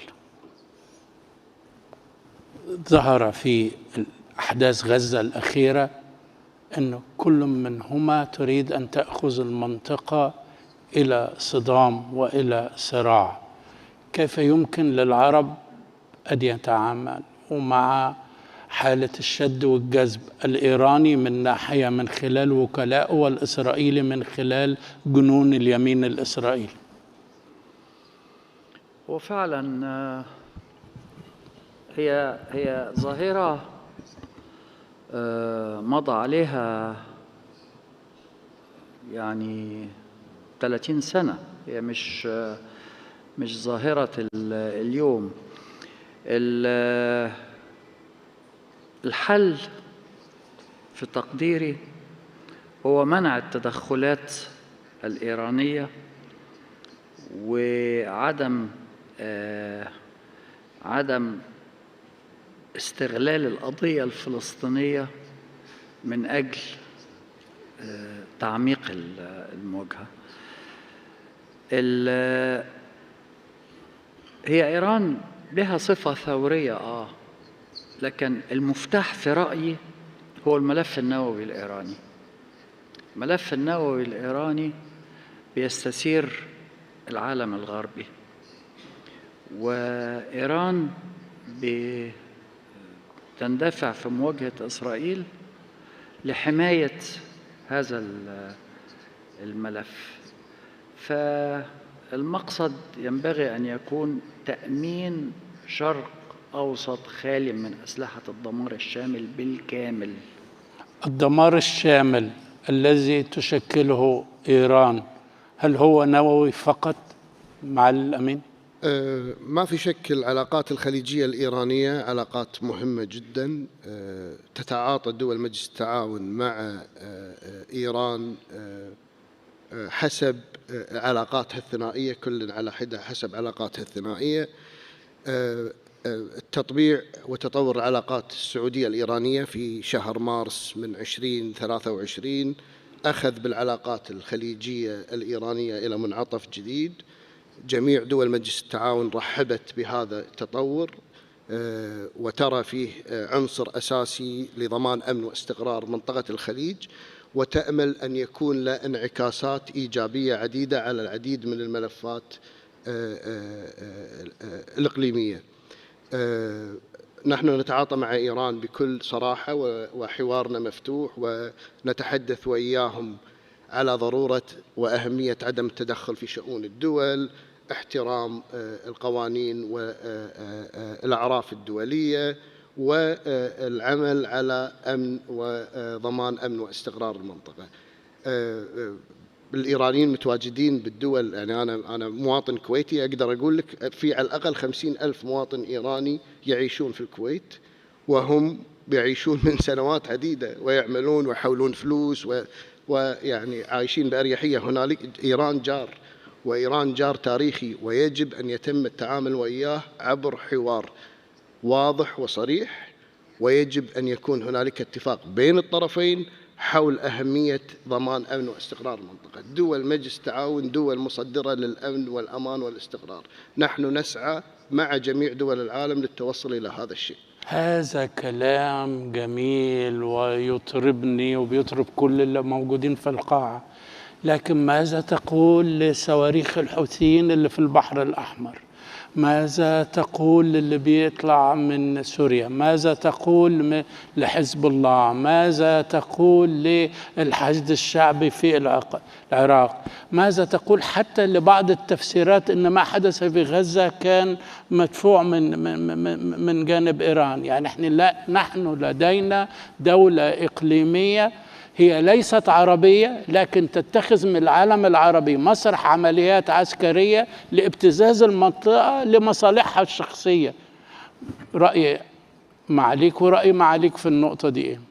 يعني هو ليست برضو المرة الأولى، بما يعني أنه في 2008-2009 في معركة غزة الأولى كان واضح جدا أنه الدولة الإيرانية بتستخدم كروت أوراق عربية لمنازلة الولايات المتحدة وإسرائيل، ولكن المقصد هو الملف النووي. المرة دي نفس الشيء، كلها كروت ومضى عليها عقدين. أعود إلى أن الملف النووي هو المفتاح لكي ينهى هذا الملف ولا يصبح نزناز دائم في استهلاك طاقات المنطقة. يجب أن المنطقة دي كلها تخلى من أسلحة الدمار الشامل بما فيها الأسلحة النووية. معليك، هو المشكلة المشروع السلاح النووي الذي يحضر الإيراني أم الفكر النووي الإيراني الذي يريد تسميم المنطقة؟ كلاهم. أرجع إلى سؤالك الأول يا أخي عماد. أول شيء أقوله أنه يتوجب على دول مجلس التعاون، وهي هذا ما تقوم به الآن، توحيد مواقفها من هذه الملفات. هناك سياسة واضحة وسياسة متفق عليها ما بين الدول الست للتعاطي مع هذه الدول.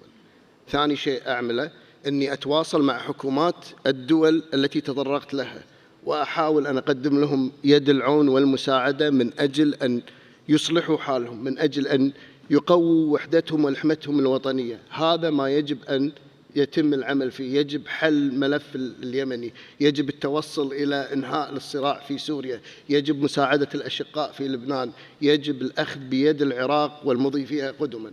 هذا ما تقوم به دول مجلس التعاون، حوارات إذا كان هناك طرف وعمل دؤوب مع هذه سيدي، إذا كان هناك طرف هدفه ليس الحل، ولكن في علم السياسة ما يسمى بدور السبويلر أو المفسد الإقليمي، كيف نتعامل مع مثل هذا الدور؟ تتعامل معه من خلال وحدتك أنت ككتلة خليجية. تتعامل معه من خلال ضمان أن ينفذ القرارات، ضمان أن تصل معه إلى حوار مستمر. الحوار هو الحل أخي عماد. ما عندنا في منطقتنا طبعا شيء غير أن نحن نتحاور ونتباحث ونتحدث. نحن تكلمنا عن تحديات، حوارنا الآن بالجلسة هذه تحديات، لكن هنالك فرص عديدة وعظيمة في منطقة الخليج والعالم العربي. نستطيع أن نتكلم ساعات للأرقام المذهلة التي توفرها دول مجلس التعاون كفرص لإيران ولغيرهم للاستفادة منها. مع الأمين العام لجماعة الدول العربية، الخطر الأكبر الآن نراه يأتي من غزة، من عند إسرائيل، من هذا جنون اليمين الإسرائيلي. لو أنا شخص طول عمري كنت مؤمن بالسلام ودافعنا عن السلام، كيف يمكن لهذا السلام على الطريقة الإسرائيلية الذي يمارس الآن، إن سواء كنا دولة من الدول التي أسست السلام، مصر والأردن، أو الدول التي دخلت في السلام الإبراهيمي بحسن نية وبرغبات عظيمة، أو كنا دول معروض علينا مشروع سلام زي المملكة العربية السعودية، كيف يمكن أن نثق السلام الآتي من إسرائيل؟ الجانب الإسرائيلي، وهذا تصريح مني شخصيا، وقد أمضيت ما يقرب من 60 عاما في متابعة السياسة الخارجية والوضع الإقليمي وسياسة إسرائيل. إسرائيل بتصرفاتها الحالية أصبحت تهدد استمرارية الاتفاقات التي وقعت معها، وبالذات من دولة مثل مصر ودولة مثل الأردن. التفكير الإسرائيلي في فرض نقل الفلسطينيين خارج أراضيهم سواء في غزة أو في الضفة الغربية، وبالتالي إخلاء هذه الساحة للشعب الإسرائيلي، هذا معناه مواجهة ل1000 عاما قادمة، وبالتالي عليهم أن يعقلوا وأن يتراجعوا عن هذه السياسات. وأتصور أن من الضروري والحيوي إن لم يكن أصبح الأمر اليومي أن الولايات المتحدة تأمر إسرائيل بالتوقف عن هذه السياسات، وإلا فإن الشرق الأوسط سيلتهب بشكل غير مسبوق. مع الأمين، هل إدارة بايدن في هذا العام الانتخابي قادرة كما قال معالي الأمين أن هي تأمر إدارة نتنياهو بأن توقف هذه الأعمال الإجرامية؟ هذه عاد سؤال the $1 million question. Yes sir. ما في شك احنا نعول بشكل كبير على الولايات المتحدة أن تستخدم نفوذها وتستخدم علاقاتها وتستخدم تواصلها مع الحكومة الإسرائيلية من أجل أن ترفع يدها وتوقف هذه الحرب البربرية، ما في شك. ويعني ممكن معالي الأخ أحمد إذا في متسع بالوقت يشرح لنا، كونه كان أحد الأطراف اللي كانت ضمن اللجنة التي زارت الولايات المتحدة مؤخرا. للولايات المتحدة مصالح كبيرة مع إسرائيل، ونحن نأمل بأن تتضح الصورة من قبل الولايات المتحدة والشركاء الآخرين الذين يعملون مع إسرائيل حول المخاطر التي ستنعكس على المنطقة والعالم أجمع من استمرارهم في هذه السياسة.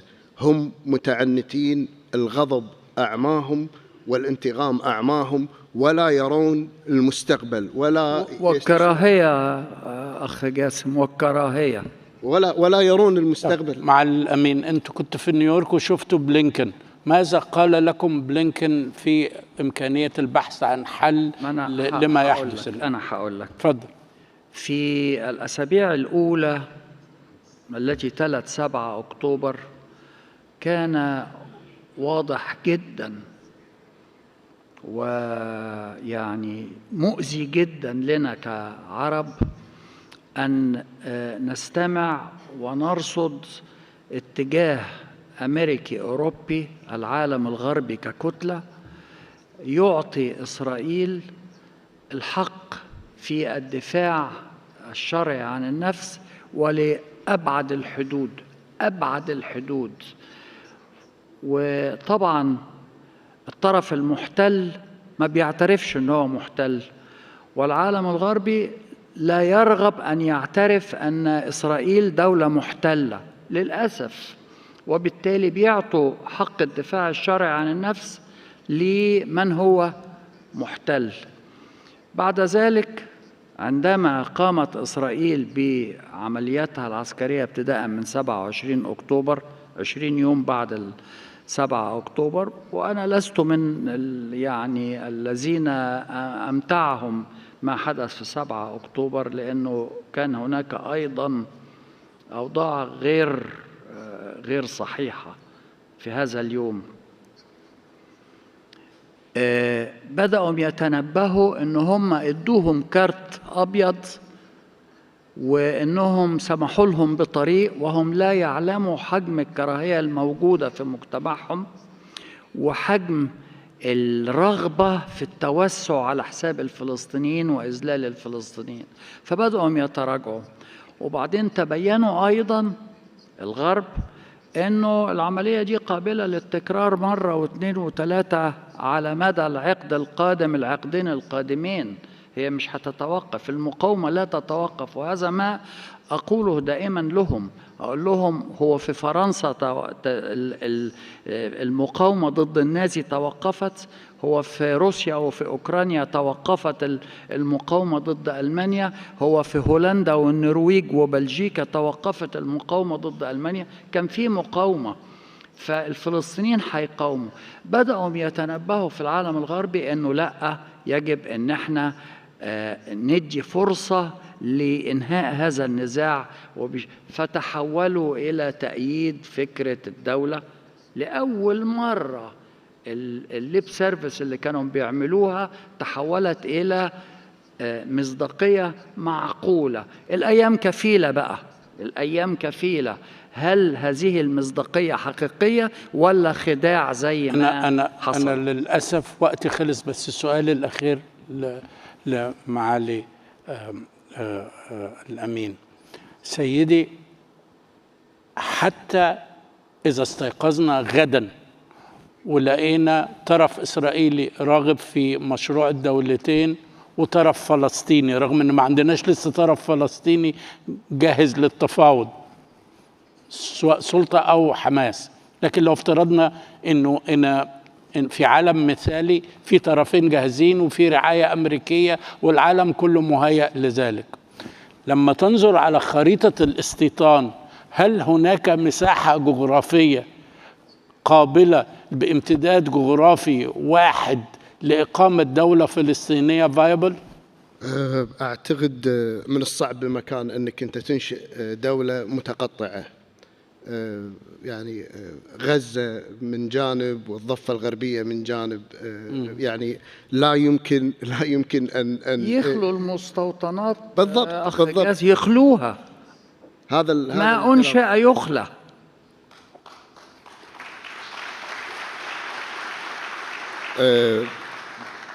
هو دور المجتمع الدولي. بالفعل هنالك مؤسسة اسمها الأمم المتحدة ومجلس الأمن، يجب أن يفعل مجلس الأمن، يجب أن يلعب مجلس الأمن دوره في فرض هذه الحلول على إسرائيل. عندك دولة عظمى اسمها أمريكا عملت فيتو مرتين ثلاثة ضد إيقاف إطلاق نار، وكأنهم بيقولوا لو سمحتوا استمروا اقتلوا في الفلسطينيين. إيه المنطق ده؟ نحن دائما نتكلم عن ازدواجية المواقف، ازدواجية المعايير. نحن نأمل من جميع الشركاء لإسرائيل وأعضاء مجلس الأمن وبالأخص الدائمين أن يتولوا مسؤولياتهم، هي مسؤولية دولية كاملة. في النهاية للأسف التحديات تقتل صورة الفرص القادمة، رغم أن الفرص ما أكثرها وعظيمة كما تفضلت حضرتك، لكن التحديات الحالة علينا. حفظ الله الأمة العربية، وشكرا لحضرتك. شكرا.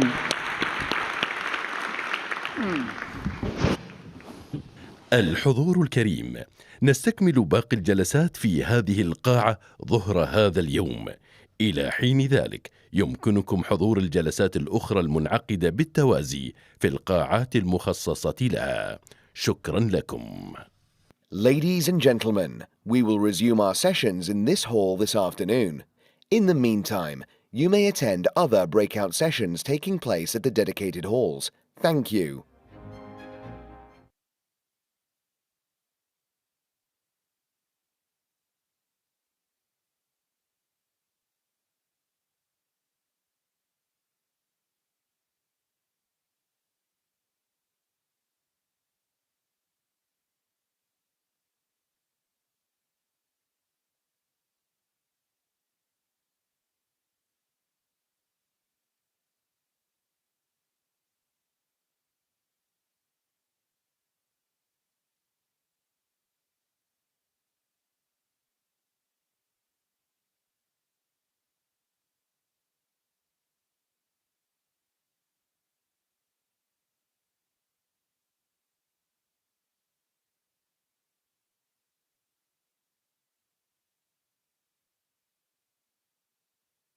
So, to enable some time for questions and answers as demanded by our imperious chair, let me finish by giving two assessments.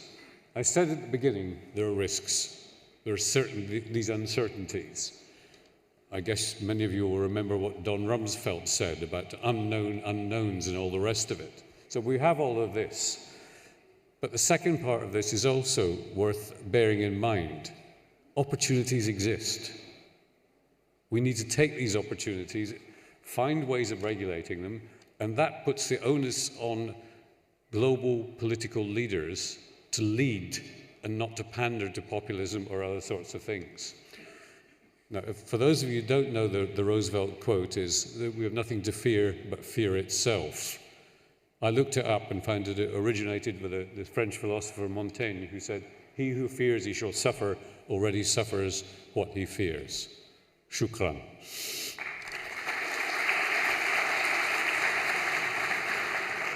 I like Montaigne's quote very, very much. Why don't you stay there so you have the microphone. Do you have any questions from the floor for Professor Beg? One that comes to mind, and please go ahead and raise your hand. We have 2 microphones from each side, and we only have 5 minutes, so don't be shy. There's one in front here. Where's the hand, please? And just be very direct, please. Thanks. Thanks for the great talk. I'm a scientist, and I wonder, science requires financial and social stability in any country for it to keep progressing. And I guess what's your outlook for the next century in terms of economic and social stability in different regions in the world, and how that might impact scientific advancements? Yeah, maybe I can frame it into, we have this period of disruption, and we had almost a unipolar world the last decade. With this much disruption taking place, how do we collaborate in a very different way economically and pull society along, Professor? I think there's 2 straightforward answers. Some is bottom-up. Science reacts to what's going on, hence my assertions about war sometimes being good for science. But the other is cooperation of various sorts, which you see in some of the attempts to respond to climate change. So I put together the 2 channels and hope that at least one of them might be successful. Stability isn't everything. Stability is everything, but it doesn't feel so stable. It seems like the... Yes, but it's not everything, I don't think. Instability fosters change. Oh. And stability can foster complacency, in your view? Yeah. I want to pick out one subject before we let you go on this, and that's climate. UAE hosted COP28 here, and I'm wondering why we cannot collaborate almost for a global moonshot to deliver action against climate change. We're moving in the right direction. We know the targets have now been laid out, better than $4 trillion a year needed in spending. We have a global south to take care of. Why can't we rally countries at a much more rapid pace if we know there's a real threat out there?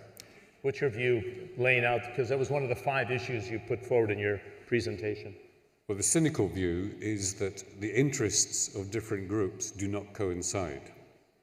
And if you're a coal producer, like Poland, why would you be excited about dealing with climate change, knowing that even if you abandon all your coal, it may make no difference to the global total? So that's one cynical answer. But the way you can try to collaborate is simply by education, by convincing people time and time again this is the right thing to do, and dealing with those who are naysayers in the process. Great. We have a question here. It'll be the last question before we close out. Thank you. Thank you, sir, for this enlightenment presentation. If we decided to take option that there is no fear, and we will follow and explore all the new changes in the AI, what is the most important social issues that we have to take it into consideration or put it within our frame in the, in our way when we are proceeding to do all the changes? The most important social issues or challenges or impact of this, for example, AI or whatever.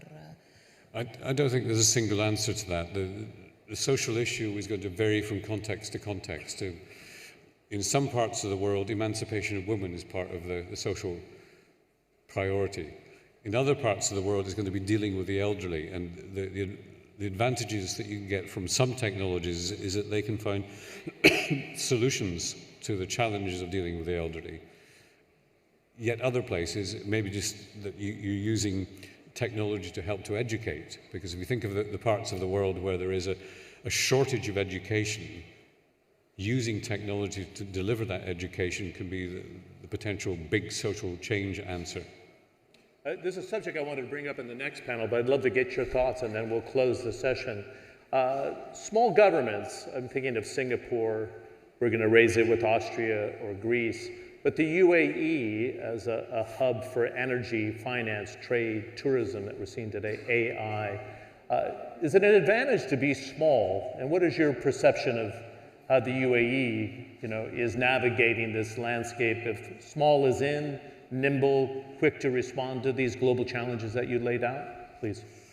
In some cases, yes, and you've instanced some of them. But Singapore's case, I think it was a very charismatic leader in Lee Kuan Yew who pushed an agenda very, very, very long term.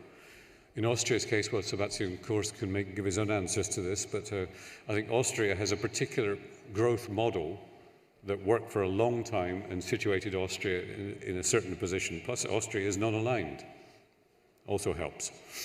In other cases, small isn't necessarily great. I can think of plenty of small countries that are just as badly run as big countries. But this is not one of them. Can we give a nice round of applause to Professor Ian Begg? Nice to see you. Thanks very much of the LMC. Sit tight in your seats and let's be cognizant of our next speakers. And it's nice to see a full room. We're going to look at the geopolitics of this change, and we have two excellent speakers. Let's give a warm welcome to the former Chancellor of Austria, Sebastian Kurz. You'll take the seat right here. Can we give him a warm welcome?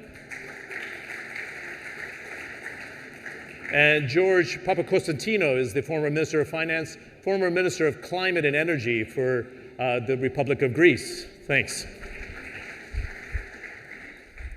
And again, both my panelists, who we had a chance to chat before we sat down, pledged to keep very direct answers because we want to take some questions from the floor. I thought Ian Begg's presentation was good because he laid out 5 central themes.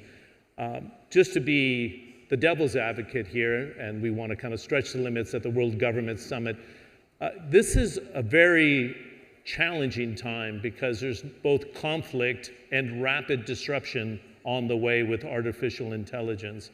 And what we're trying to examine here is how governments can prepare their societies for doing so, because there's a lot of misinformation. And Sebastian, you laid out this idea about an issue that's often overlooked, but at the World Economic Forum, where I saw you in January, one of the top 5 threats for 2024 and 2025 was cybersecurity and cyber threats and misinformation. So how do you prepare your society to be aware of what's around the corner during an era of disruption? Do you want to start there? Yeah, first of all, thank you for inviting me. I think that we are living in times of change and challenging times, probably starting with the geopolitics you mentioned at the beginning. I grew up in a world of globalization, and now we have a totally different landscape. From my perspective, we have a quite divided world. There are only a few places in the world, like here in the United Arab Emirates, where everybody is able to meet, but the world has become very divided, and especially for us Europeans, of course, the conflict in Ukraine changed a lot. Second, I think there are also new threats. I think we are all aligned that digitalization is very positive. It changed the way how we work, how we interact, how we experience and learn, and this is, from my perspective, an extremely positive development. But on the other hand, of course, it also creates new risks like cyber attacks. And if you saw the director of the FBI, for example, a few days ago, He said the number one risk for the US is not a terror attack or a war or whatever, it's a cyber threat. If you look at the targets of cyber terrorists, it's more and more not only companies, it's especially critical infrastructure that is in the focus. And the last issue you mentioned is, of course, the question how people get their information. And I think in the past, it was in a very traditional way. It was through newspapers, media, classical media, which gave them a lot of power. But on the other hand, it was also in a very controlled way. Social media, I think, is a huge chance to get information. It's a huge chance for everybody to share information, to share your opinion. But of course, there is also a new threat now, and this is disinformation. I think that if you have the manipulation of pictures, for example, this is a threat. But if now videos are even manipulated, this can be a real risk to our societies, to our public debates, and of course to how people get information and inform themselves. Yeah, you laid out very central themes for the discussion as well. For a board seat that they were holding in Abu Dhabi, they asked if they could use my voice and still picture, and they did a 45-second board presentation opener, and I didn't do the voiceover. So just with the audio that it does exist outside the world, you would think I did the track. So yeah, that's the first stage of this. To be honest, I think pictures and articles, of course, that was the first step. The next one was audio, and it's already pretty strong. But if you see a video of yours where you give a speech, to be honest, probably for everybody, it's something they easily can believe in. So from my perspective, this is really a huge change and a huge threat to how information can spread. Yeah, it was that ranked number one on that Webster survey. Minister Papakonstantinou, it's good to see you again. We had a chance to chat before, and I wanted to address what Professor Beg made in his opening presentation. He's pretty optimistic, but I'm wondering if it has to get nastier before it gets better. And the other twist that you and I talked about over coffee was, I'm quite surprised how resilient the world is today. If you think about what it's been thrown with the pandemic, preceding that with the financial crisis in the region with the Arab Spring, Russia, Ukraine, and energy shortage, they find solutions. But the combination of disruption and resilience, can it be sustained at this sort of pace that we're seeing today? George? First of all, many thanks for the invitation. It's great to be here. I liked very much Ian's optimistic take, and I think we need to keep, at the end of the day, two big lessons. One, yes, we find solutions, and this resilience is the second element. But having said that, I don't think we should be downplaying the enormous challenges that we're facing at the moment. I think there is one fundamental issue that sort of acts as an umbrella for everything else, and this is that we are in a position of the greatest ever economic interdependence globally that we've ever had. At the same time, we are facing more fragmentation than we have ever faced. The geopolitics is absolutely terrible. There is weaponization of financial markets and of trade in global economic relations. And there's a real danger that this creates conflict. And this creates conflict not just in areas such as trade and finance, where we've been seeing it. We've seen, for example, how the trade friction around China are poisoning international economic relations. We've seen how, following the sanctions around the Ukraine war, this has disrupted the international financial system. But there is a real danger that this kind of fragmentation that we're seeing spills over into other areas that are fundamental for humanity's well-being. Climate is a classic one. Will we see the kind of fragmentation also spill into climate negotiations? We haven't yet. Health is another one. We've come out of a global pandemic where we surprised ourselves at our resilience. We were incredibly good at coming up with a vaccine. We were very bad at rolling this out around the world. But yes, we were resilient. But we are not seeing really learning the lessons from that pandemic. We're not seeing the World Health Organization being given the powers that it needs. So my big worry here, and I say this as an eternal optimist at the same time, is that there is this disconnect between the level of challenges that we're facing and the degree of interdependence that we are, and the inability to come up with collective solutions and to cooperate internationally. This is a problem which I'm afraid is going to get worse before it gets better. Let me follow up on climate then, because I presented that to Ian as well. They fought very hard to get that final communique, Dr. Sultan Al-Jaber, and we have this orderly transition away from hydrocarbons. But the investment in renewables today is $1 trillion. They need to triple it, and they're trying to hit that target by 2030 and reduce emissions by half in that time frame. And they're trying to triple nuclear capacity by 2050. Sometimes I think we set unrealistic expectations, which then society feels like they have no control over. How would you manage this to, if you could put a man on the moon and we're going to Mars today, why can't we collectively do a common good on climate, George?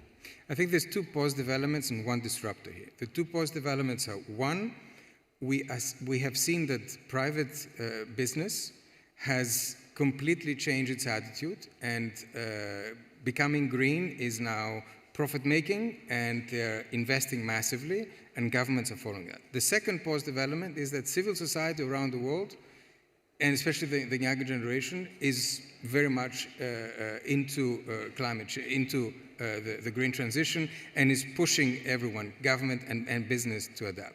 The disruptor has been the fact that because of Ukraine, we just realized that the kind of the fuel that was the transition, which was gas, can no longer play that role. So we need to rethink. We need to redo the math, and the math involves some still adherence to the older hydrocarbons. We've seen a number of places around the world sort of rethinking strategy.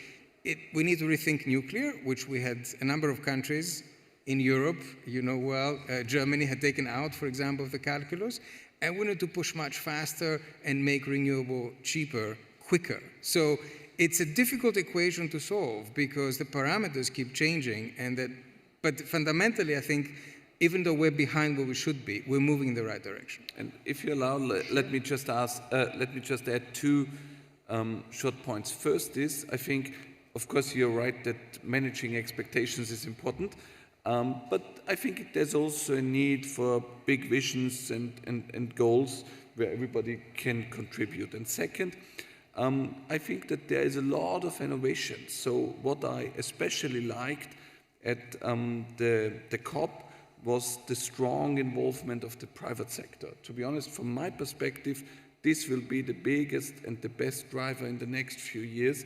The involvement of the private sector will drive innovation, and I think this will be the big game changer for me. Good. I'm glad you said that, because there was a lot of criticism that there was too much business there. But the private sector has to put private capital up to make things happen, is what you're saying? Yeah, to be honest, only having politicians to discuss and NGOs to criticize, this is not enough, and it will not change anything. So from my perspective, the strongest driver is always the private sector. And the biggest change, no matter in which area, a disruptive change can only happen with innovation. And for that, you also need the private sector. So from my perspective, the strategy at the COP was absolutely right, and I think it was super successful. And I think that the leadership of Dr. Sultan Al-Jaber and also his team was phenomenal. I want to dig in. One more small thing, because I think that Sebastian is making a very good point. What can governments do here? And that's important, in that we are seeing climate finance becoming much bigger than it used to. We're seeing international institutions funding the green transition in a way they did not do before. So there is a shift in terms of how we treat the legacy assets, and that's very important, to make it even more profitable for business to innovate and move faster. So there is a regulatory aspect of this transition. Business is moving by itself as well, but there is a regulatory connection that needs to be made. Okay. There's an elephant in the room because we could have Donald Trump back into power. And I talked about the unipolar world. That has definitely changed. We see the expansion of the BRICS, for example, and Russia, Ukraine getting China, somewhat India on the fence. The Middle East are trying to engage with Saudi Arabia and the UAE and the expansion of those BRICS. Many people don't want to take sides and want to stay neutral, which makes perfect sense. But in the last 24 hours, one of his advisors said that he'd like to come out of NATO, and he wasn't a supporter of the climate agreement in Paris. So like many steps forward in COP28, you have a threat of going many steps back if the US pulls out. Can the world survive another term with Donald Trump? Let's go with you, Sebastian. So the world will always survive. I'm an optimist. And to answer your question, I think nobody knows the outcome of the elections in the US yet. Yeah. So let's wait and see.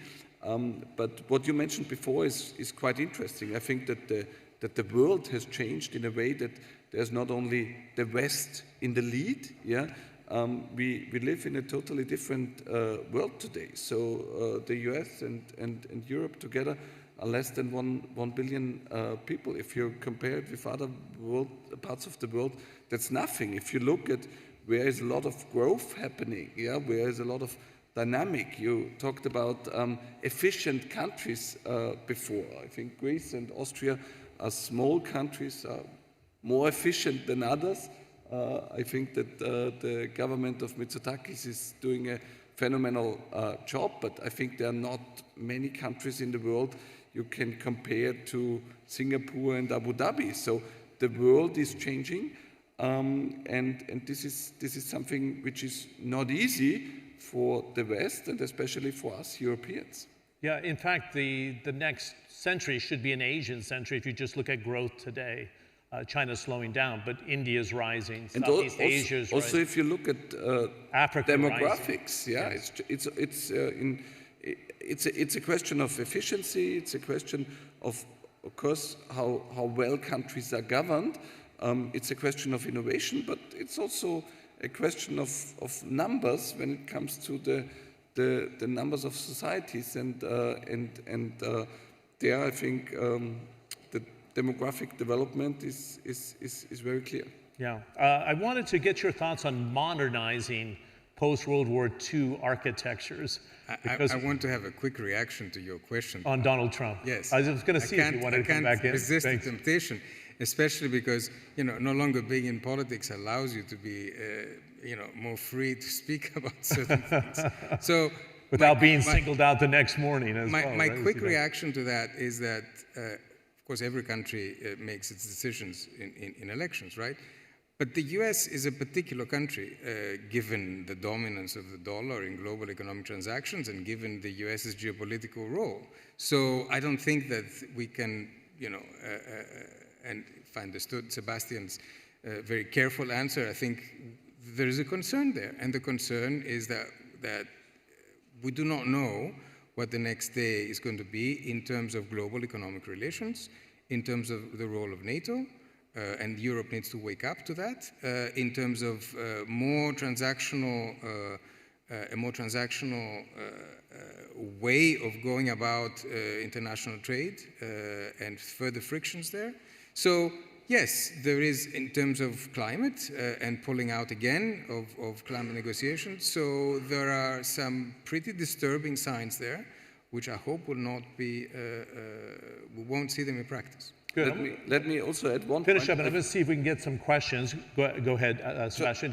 Just put your hands up, because we only have 3 minutes left, so if you want to get the microphone, please. So just one sentence. I think the main problem from a Western perspective is how the debate has changed in the US and in some Western democracies like countries in Europe. So if you look at the US at the moment, it's a very divided country, and I think this is something which is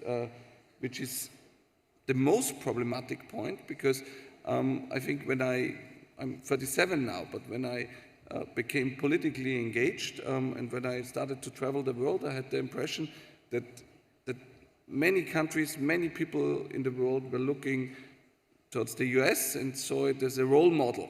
And I think if you travel the world now and ask people in other places in the world now if they want to copycat that model, if they think it's still the role model, if it's still that what they aim for, what they wish for, that has changed. And I think that's the main issue for me. Okay, that leads me to the final question for Professor Papakostantino. The cradle of civilization is Greece in terms of democracy and Western civilization. Is democracy overrated, to Sebastian's point, where people don't feel it's vital in the future of this era of disruption, and they like continuity and they like a 5, 10, 50-year plan all mixed into one, which not at the whims of elections? It's a big question, but what are your thoughts? It's a big question. You have 1 minute and 43 seconds to answer. We'll give you a little bit more to that, yeah? I'm a Greek and a European, and therefore I believe in liberal democracy as being the cradle of what we stand for. So not just because, I come from the country that invented the term.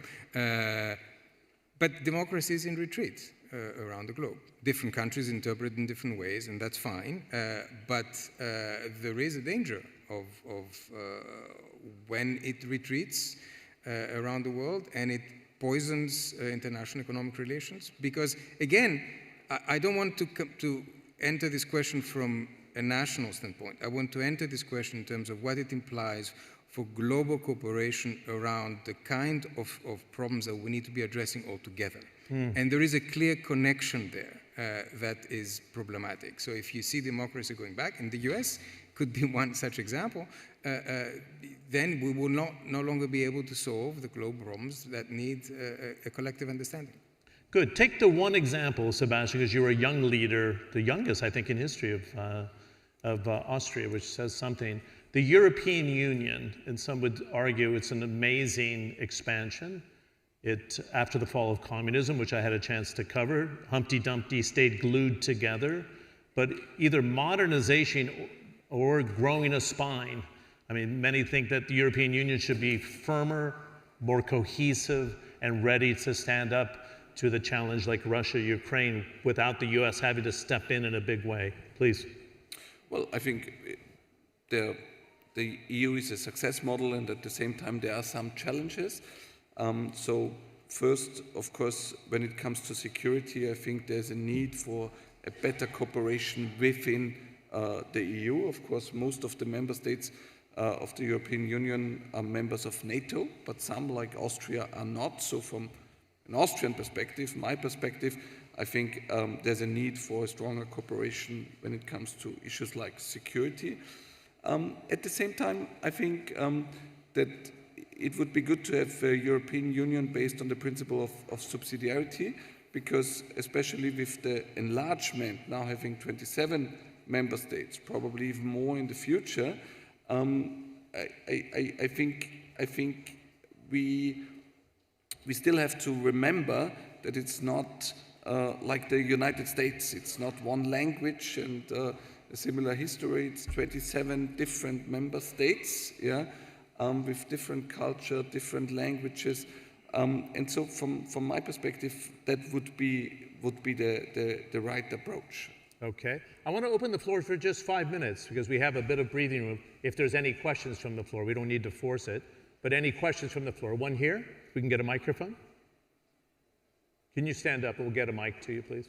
And one other question if you want to, and one right here in the second row, and we'll just pass the mic to him. Just be very direct, please. Thanks. Good afternoon. My question goes to Mr. Sebastian Kurz. Since we are talking about the world leaders and the politics, I was wondering, well, certainly there's no doubt that you became one of the youngest world leaders in the world while serving as the Chancellor of Austria. And the question is, what you sacrificed to become the one Chancellor in the young age? And secondly, What was the question? Yeah, we didn't get the question. You have to be super clear. And just one question, please. what you sacrificed to become youngest Chancellor of Austria? Okay, interesting question. Thank you. What did you have to sacrifice, or was it a sacrifice? We've known each other for about 5 years. No, I'd love to hear your thoughts on this. No, it was, to be honest, it was not. I was interested in politics at a young age. Started to get involved on a voluntary basis in a youth organization at the age of 17, and when I went to university, I became more and more involved, and became the leader of our conservative youth organization in Austria, and I think then by accident entered the government at the age of 24, which was quite young. So, to be honest, of course, it was a lot of work, and of course, it was a lot of responsibility. But I know many young people in the private sector or also in their private life as fathers or mothers who have a lot of responsibility. So I think politics and the political arena should always be a mixture of different people. I think it's good to have older people, younger people, people with more experience, people who are probably very fresh. You should have men and women, so I think diversity in the political arena is good. Good. Very quickly, George, you learned it the hard way during the financial crisis. It's a pretty nasty game, is it not?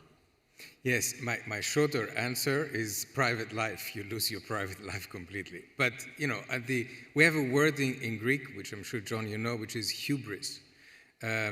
When you go through a dramatic period, as I did in my country during our crisis, to say, oh, I wish I had not done this, is hubristic. I think that you're put in certain positions and you need to do the best, and then you know, feel good about what you've done, and live with your conscience. And I think that's very important. If at the end of the day you feel that you've done your best, then you did a good job.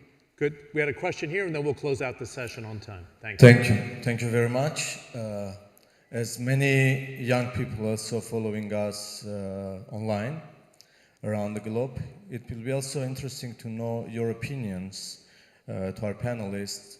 What are the future important values for the future leaders to have, especially when we are thinking about developing and shaping the future of the world? Thank you very much. Thank you for the question. It's excellent. What sort of value systems do you have? There's a breakdown in religion in some parts of the West, for example. Nobody really identifies with a religious base, but what value systems should we be teaching? And in the West, we're not teaching civil service or civics anymore in the United States. It's kind of gone away. What do you think, Professor? All right, I'll start. I'm sure Sebastian will have his own. I would use a few very simple words. I would start with empathy, understanding, tolerance. We live in societies, a lot of them are broken. There's a lot of inequality, there's a lot of social tensions. So you need to be able, when you go into politics or any leadership position, to understand that and work with it, and work how to overcome it. Then, of course, the basic competence issues. But if you're talking about values, I think that's where you should be starting from.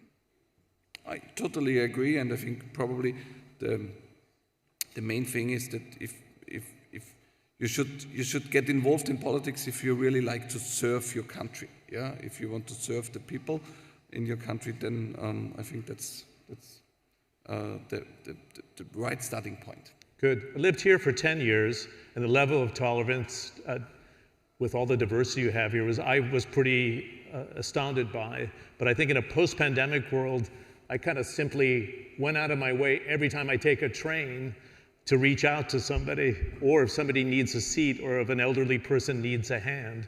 And it sounds super simplistic, but I think we've lost that civility in many parts of the world because they're fighting inflation, which is hitting people in the pocketbook. They were cocooned for a couple of years because of the pandemic. And just taking pause to see that there's a human on the other side of the train seat, or wearing a mask that may be struggling, I think is a pretty good way to finish off here. Thanks for all the questions from the floor. We have one more session on climate and energy and the geopolitics around it. three superb guests, but can we give our round of applause to Sebastian Kurz and George Papakostas-Messina. Great to see you. Thanks. Nicely done. Thanks again, George. Yeah, thanks. You're welcome. Thanks for the question. Yeah.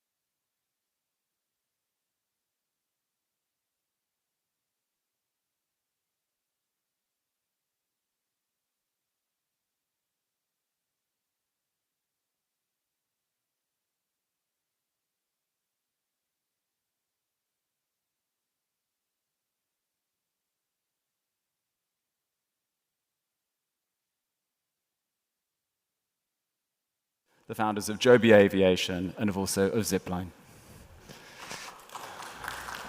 Hi, super nice to meet you. Do you want to come in the middle? Oops, sorry, please go in the middle.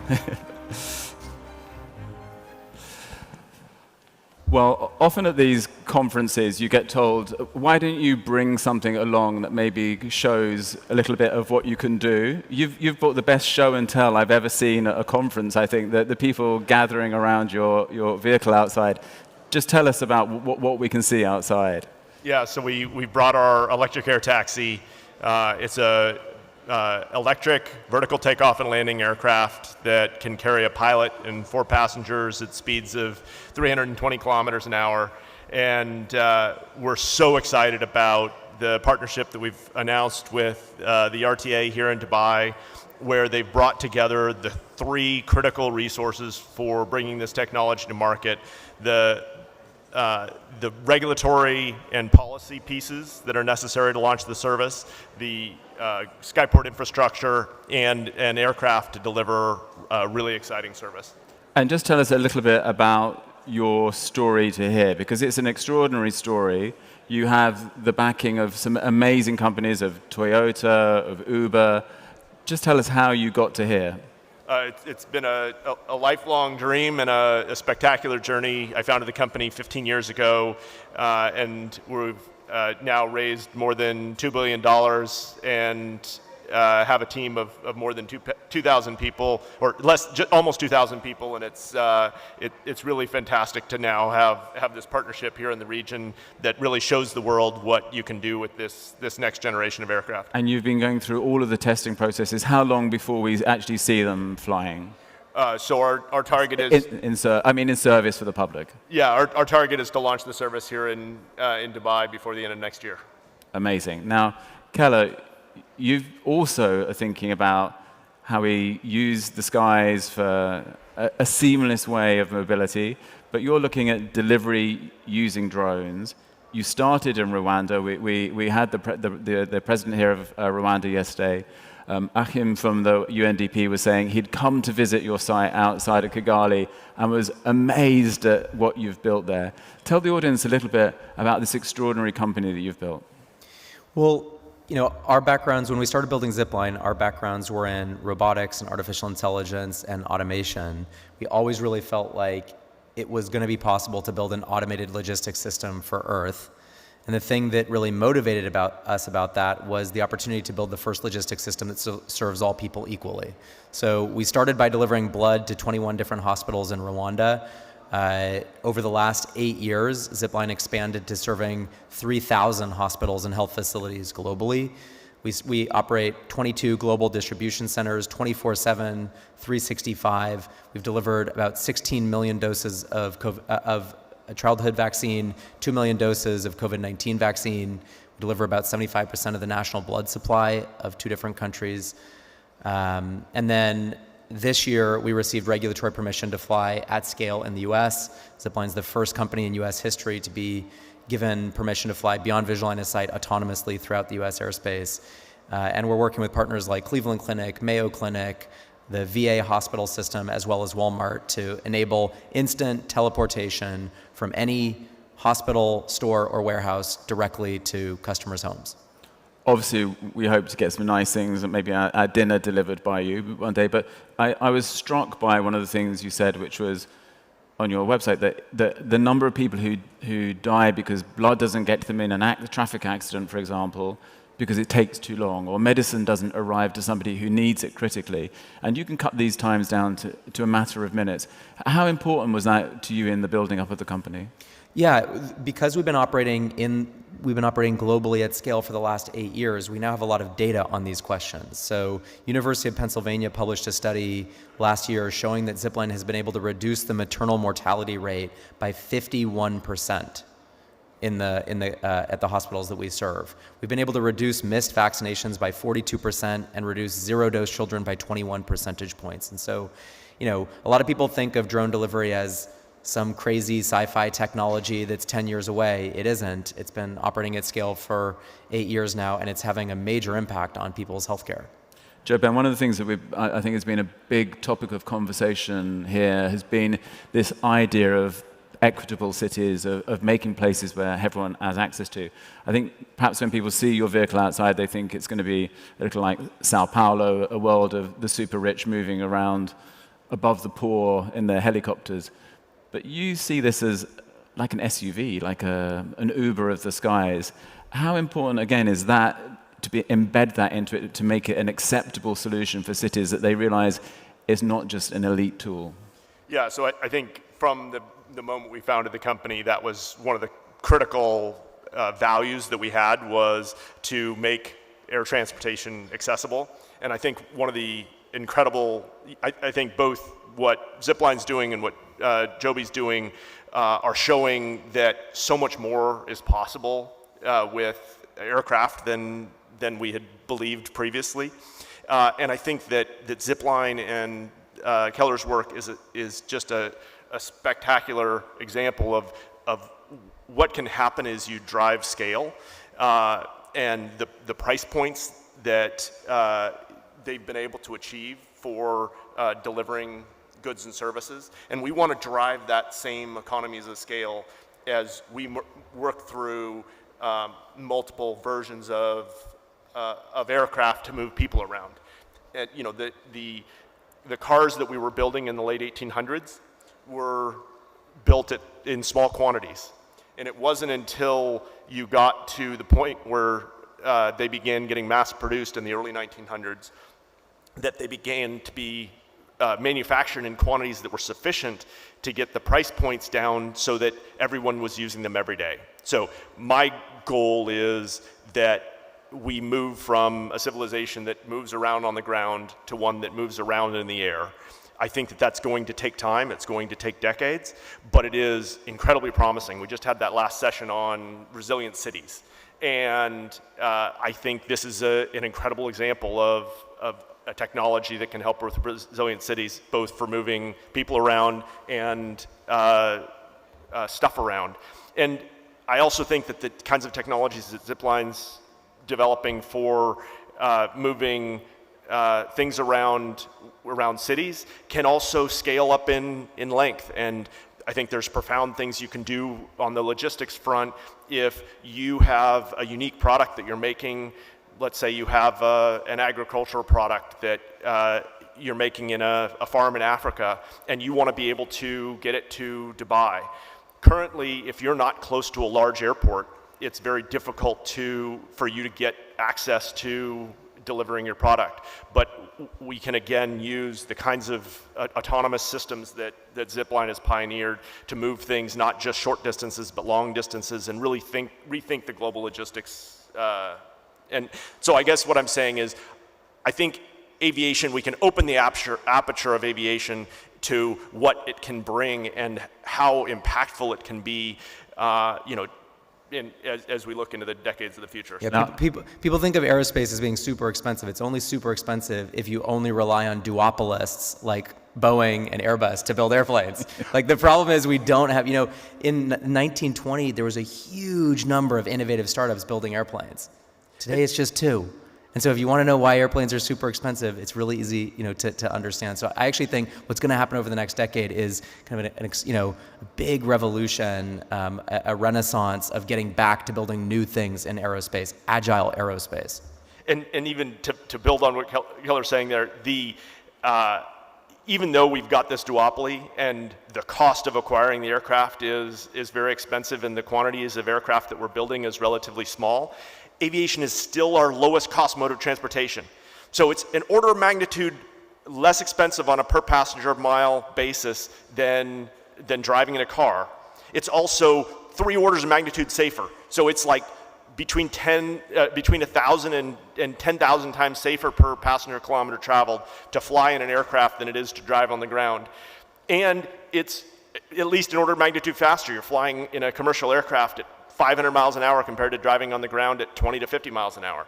So aviation is really remarkable when you think about it in that metric of it's faster, safer, and dramatically less expensive. And it can be even less expensive when you do the kinds of remarkable things that Zipline has been doing in scaling up autonomous aircraft. And we can transition all of all of this industry to zero emission, which both Joby and Zipline are doing. We'll come to that. Quick question, why did you start in Rwanda? You know, when we were getting started, we knew that regulation was going to be the trickiest thing. No one had ever seen an autonomous aircraft really operating at scale in the way that we needed to operate. And so we wanted to find a country that was agile, forward-looking, technocratic, and Rwanda wound up being the perfect partner. You know, it's a small country, 15 million people, but really focused on investing in the future. They initially asked us to deliver blood to 21 different hospitals. We ended up delivering all medical products to every hospital and health facility in the country. Then we expanded to deliver animal vaccines, animal healthcare products. We're now the major deliverer of artificial insemination products for cattle and pigs in the country. We're now delivering e-commerce products. They're building a national postal service on top of the system. So it's been amazing to start in healthcare, but see the technology grow into broad national infrastructure over time. And just going forward, quickly on that. Sorry, yeah, go. Just to build on that, I think the model that was employed there is like absolutely genius on Keller's part and genius on Rwanda's part, and it is a framework for innovation writ large. So you start with small scale and you iterate, and the iteration that Zipline has done, right? At Joby, we took the full frontal approach on certifying with the FAA. We began that process, that conversation 15 years ago. We've been now working on it in earnest for 9 or 10 years with the FAA. We began our formal certification in 2018. So we are doing the hard, heavy lifting of going straight at the problem of certifying our aircraft in one of the most regulated markets in the world. Whereas what Zipline did was find a sandbox in which they could rapidly iterate, which is much more of akin to the Silicon Valley ethos of being able to try and learn quickly. Learn by doing. And just quickly on that, as you iterate and as you go forward, obviously you have built the drones, you've run the drones, you've done the deliveries. As the model evolves, do you step out of some of that chain? Is it a drone system that you give to a city and they run it? Or do you see the future of Zipline? It's quite the opposite. I mean, I think one of the counterintuitive things about Zipline, people always look at us and they say, oh, it's such a cool aircraft. It's such a cool autonomous aircraft. I think the key thing to realize here is that when it comes to autonomous logistics, the vehicle is only 15% of the complexity of the solution. So, what we ended up learning over those 8 years was we also needed to build unmanned traffic management systems. We needed to build computer vision-based pre-flight checks, communication architecture, data logging. We had to figure out how to operate these complex logistics distribution centers. We had to build customer ordering interfaces and platforms. So none of our customers care about drones. This is kind of important. All our customers are buying is teleportation. They want something to go from point A to point B fast enough to save someone's life. And so our business model has evolved over the last 8 years by just taking more and more things internal and keeping all that complexity behind a curtain so that to our customers, this just looks like a logistics system that is 10 times as fast, half the cost, and zero emission. When we look at regulation and we went to Rwanda with Zipline, you're going to be launching here in Dubai next year. What hope do you think do you have that Paris will be 2027 or London will be 2026? Do you think those cities are open to the same regulatory changes and lobbying their citizens in a way to accept this technology? Or do you think that you will always, for the next few years, be in innovative cities which have an ability to change regulation and to be adaptive?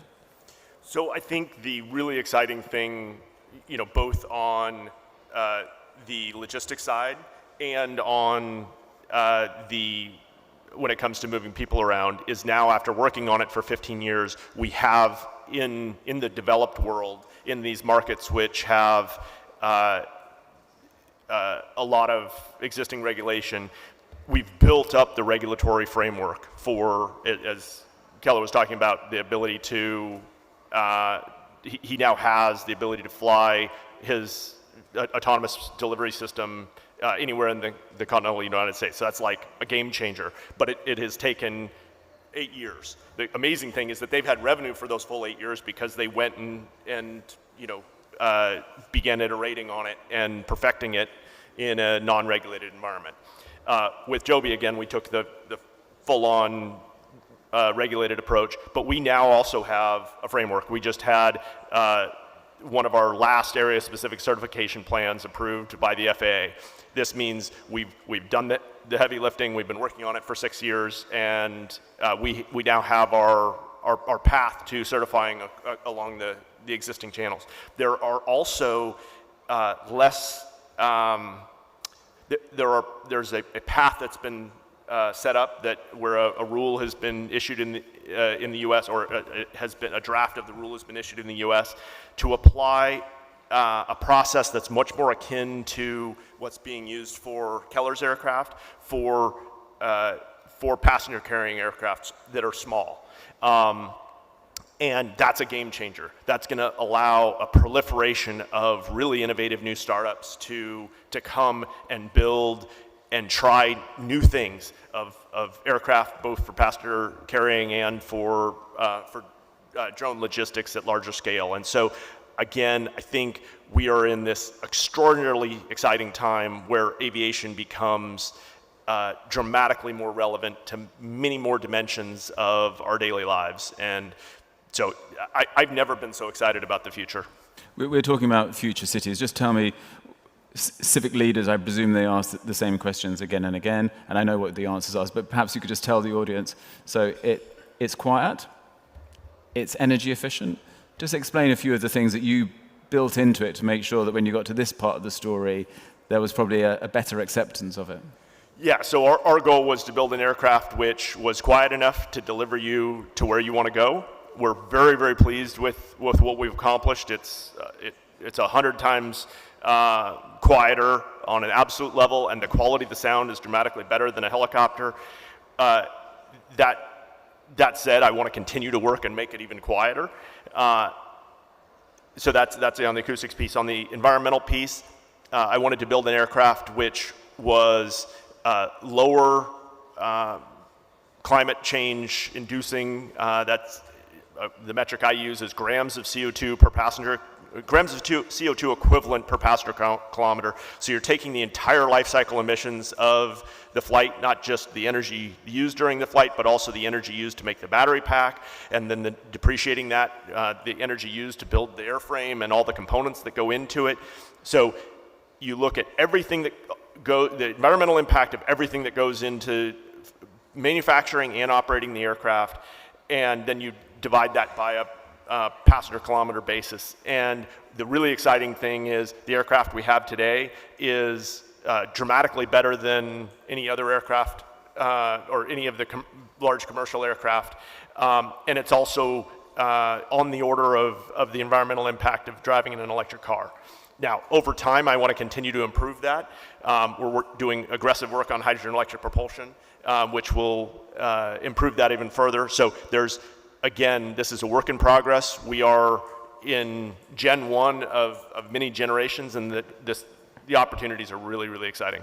And Keller, just quickly for you then, these are all things that challenges you've faced as well, because I think in many cities people think as drones as that thing that the kid darken the skies. Yeah, the kid down the block has that's buzzing over your house and making you go crazy. Yeah, everybody has this like apocalyptic vision, of like drones darkening the skies. But the reality is, we don't have to guess at this anymore. You can go visit any of the 8 countries where Zipline operates at scale today, and the reality is, the communities we serve love the technology. Most people know someone who is alive because the service exists. And there are going to be 5 billion instant deliveries, just instant deliveries done in the US this year alone. That's like using a 3,000 to 4,000 pound gas combustion vehicle driven by a human to deliver something to your house that weighs 3 to 5 pounds on average. This is insane. It's very expensive, it's very slow, it's bad for the environment, and it's causing tons of traffic in the cities that we live in that frankly don't have great options for building more highways. And so getting all of that traffic that is currently being used to do these small one-off courier deliveries for Instacart or DoorDash or GoPuff, getting all of that traffic off of the roads into a system that is zero emission and 30 times more efficient and 10 times as fast and half the cost is just an extremely obvious thing to do from a first principles perspective.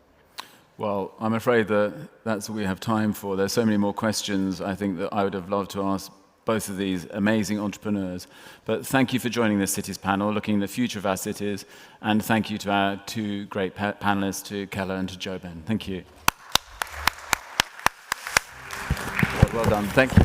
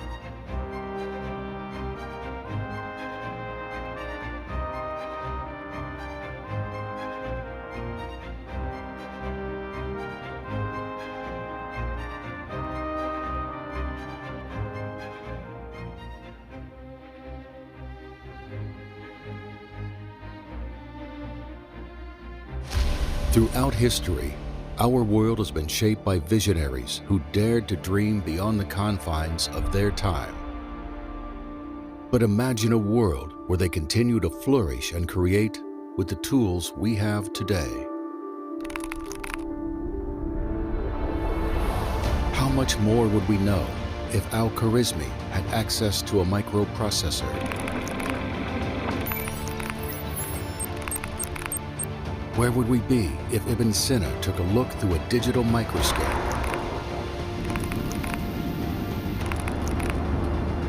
What would Albert Einstein accomplish with the benefits of machine learning?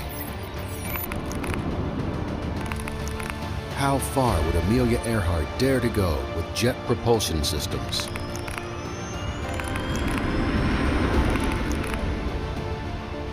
They inspired us then, but who will inspire us now?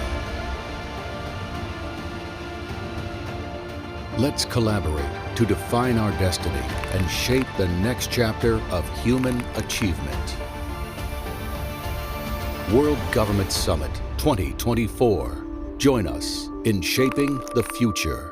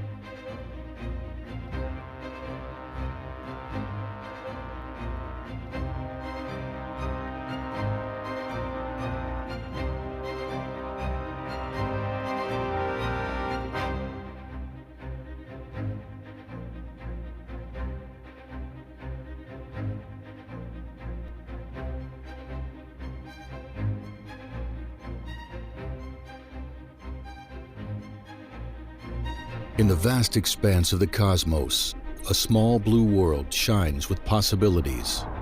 On it, every challenge is an opportunity waiting to be harnessed. But it all begins with a vision, a shared dream of a brighter future. Do we dare to imagine the unthinkable for a better tomorrow? What will it take to create a brighter future for the next generations? Are we ready to unite for global growth? Can we transform the way we power our world? How do we reverse climate change and build a sustainable future? We have the tools and we have the talent. Let's collaborate to define our destiny and shape the prompts of tomorrow. World Government Summit 2024. Join us in shaping the future.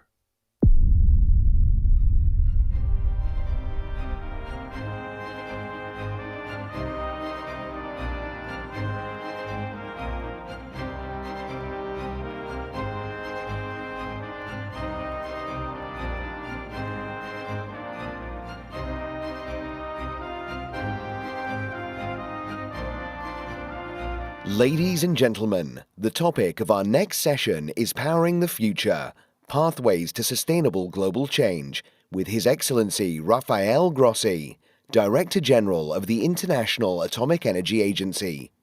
This session is moderated by Becky Anderson from CNN.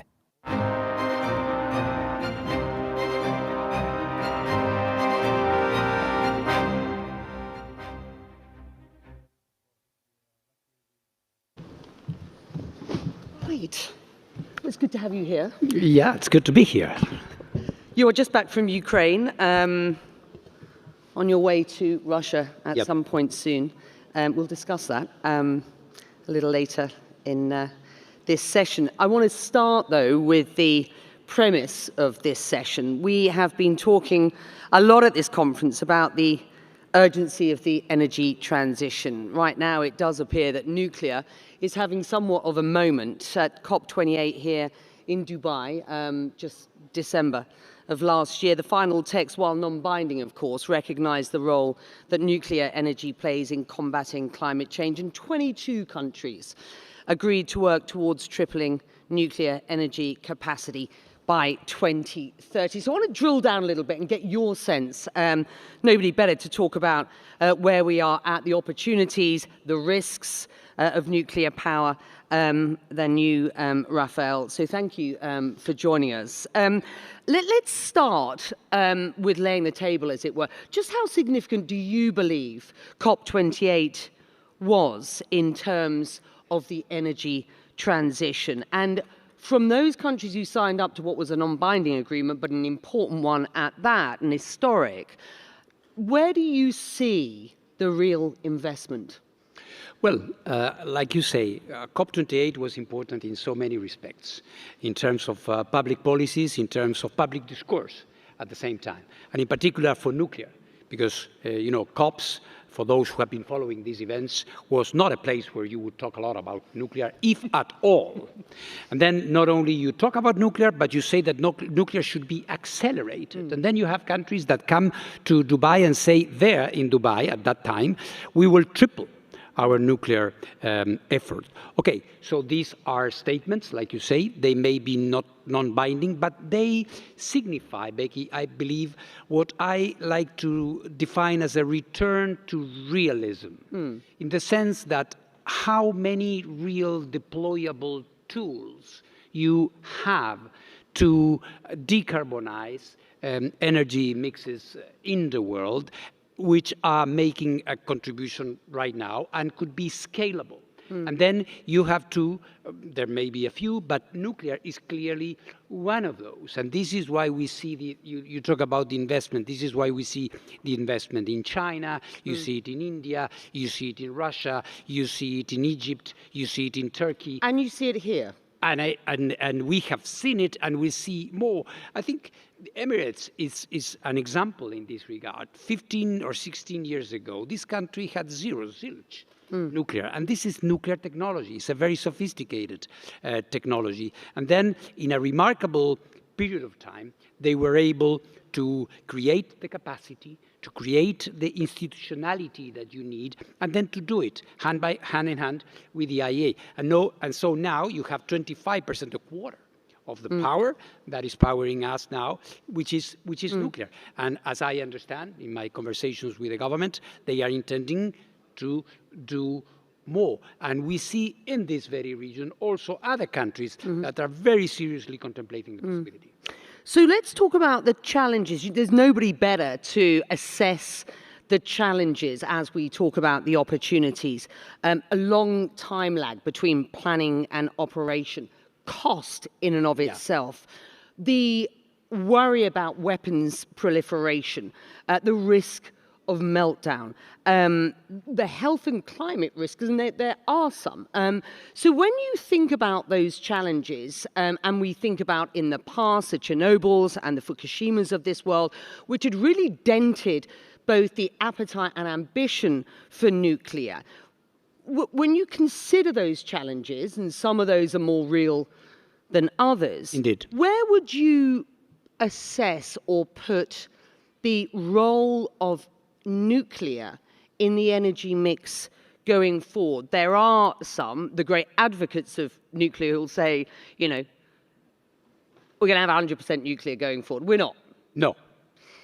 There are others who are much more realistic, who will say, let's consider nuclear as a 20%, you know, a portion in the... That is rather closer to the mark. Right. Because nuclear is more of a baseload kind of energy. It's the energy that will give your mix stability and continuity. Basically, you have a nuclear power reactor, you have energy for 100 years, more or less 70, 80 at the current levels that we are having. So nuclear energy does not have an aspiration to be a dominant, but is a stabilizing articulator in an intelligent, integrated energy mix. Let's talk about some of those challenges then. Let me talk about the first two, because I think they're important if we are to see at least perhaps a 20% mix globally going forward. Long time lags between planning and operation and cost. These are swinging challenges. There is a conventional wisdom that a nuclear power plant would take you more than a decade or 2 decades or whatever. Well, look at the Emirates. Was that the case? Look at what's happening in China.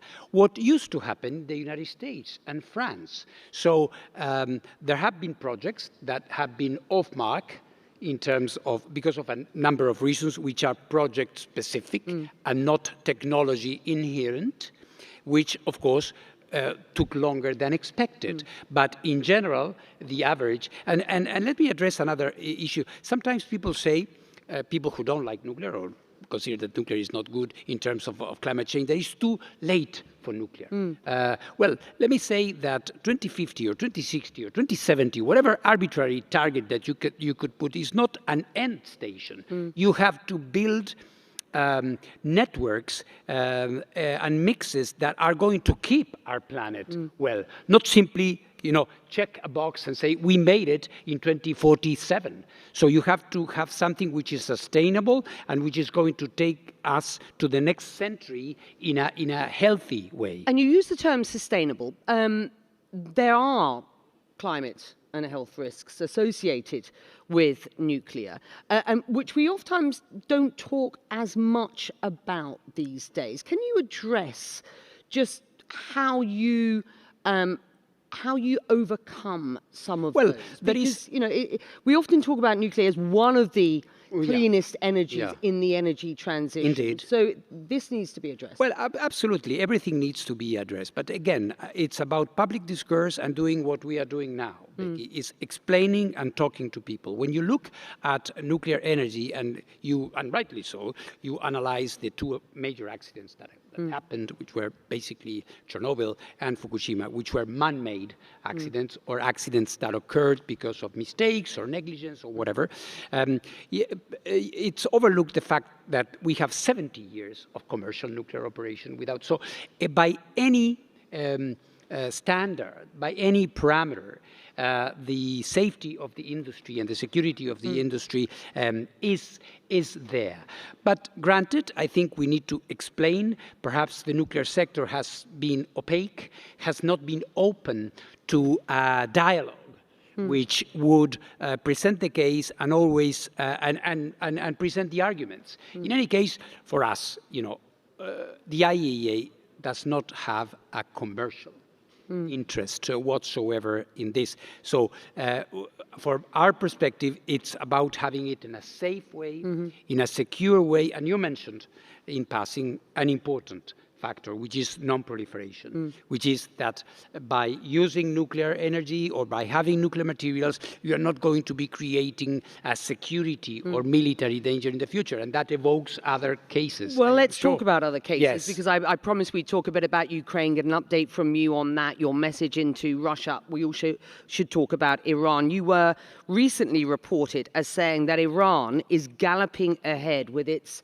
uranium enrichment. You say it continues to put up barriers to inspectors, and you suggest Iran is the only non-nuclear weapon state which is enriching uranium at a very, very high level. Are you proposing? All facts. We do not have political agendas here.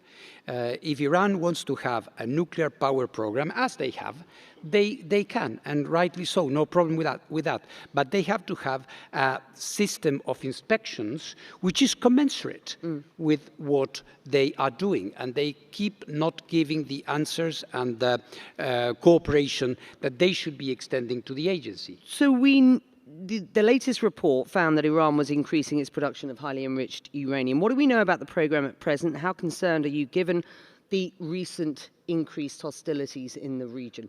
Well, of course, this is an accumulation of complexities. So, because in a region, in the current circumstance, to have a country that it is presenting a face which is not entirely transparent when it comes to its nuclear activities. Of course, this increases dangers. There is loose talk about nuclear weapons, more and more, including in Iran.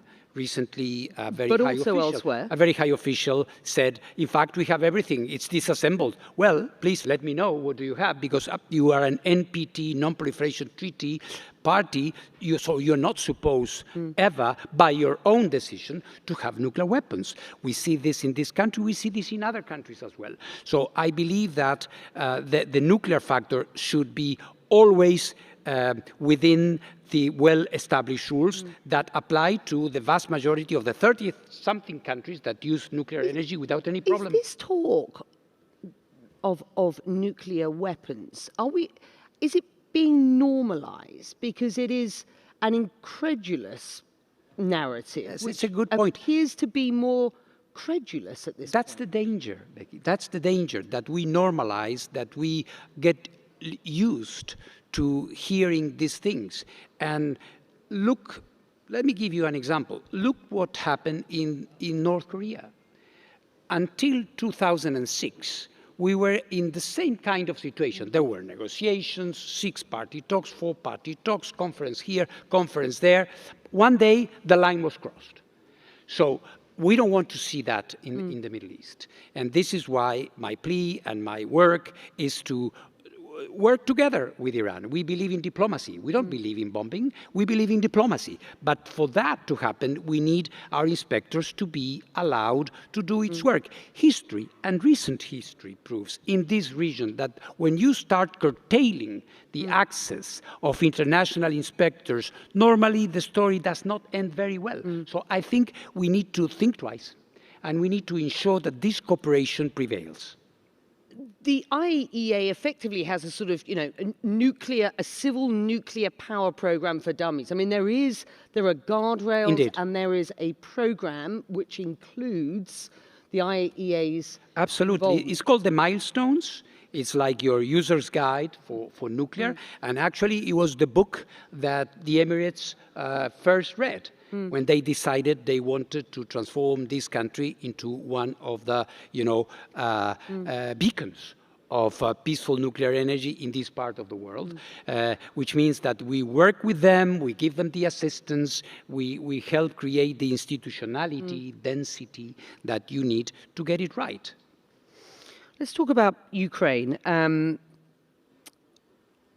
As far as Ukrainian authorities are concerned, the latest inspector's report reveals no positive news at Zaporizhzhia. What's your sense? You're just back.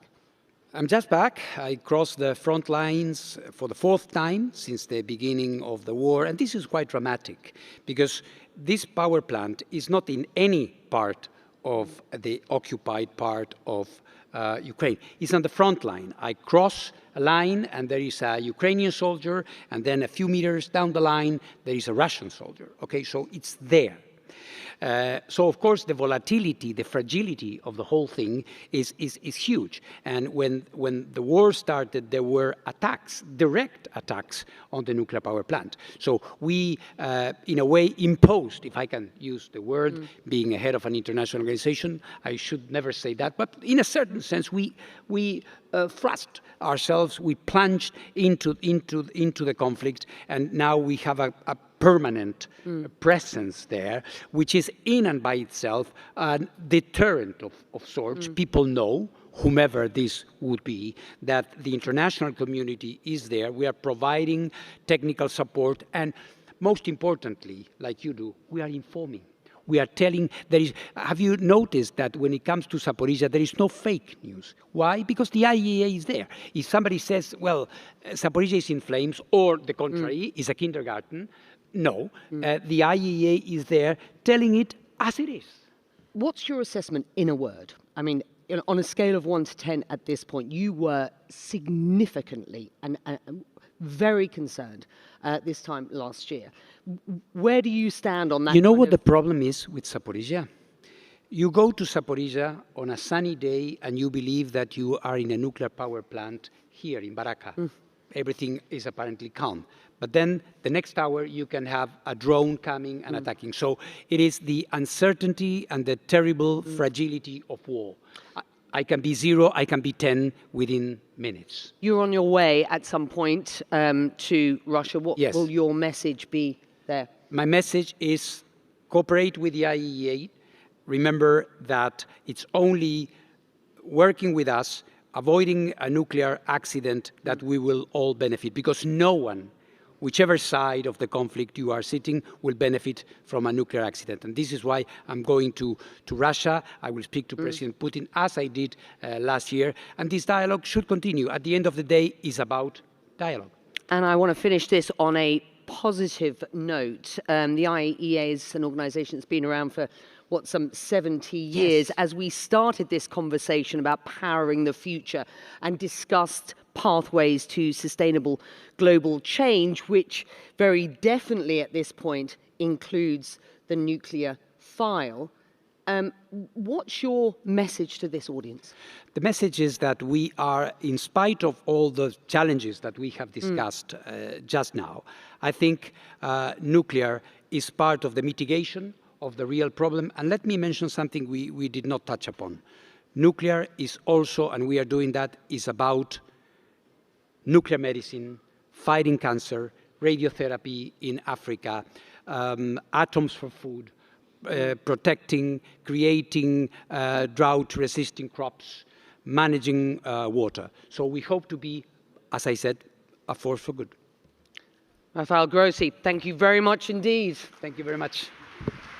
Thank you, Your Excellency, for this session.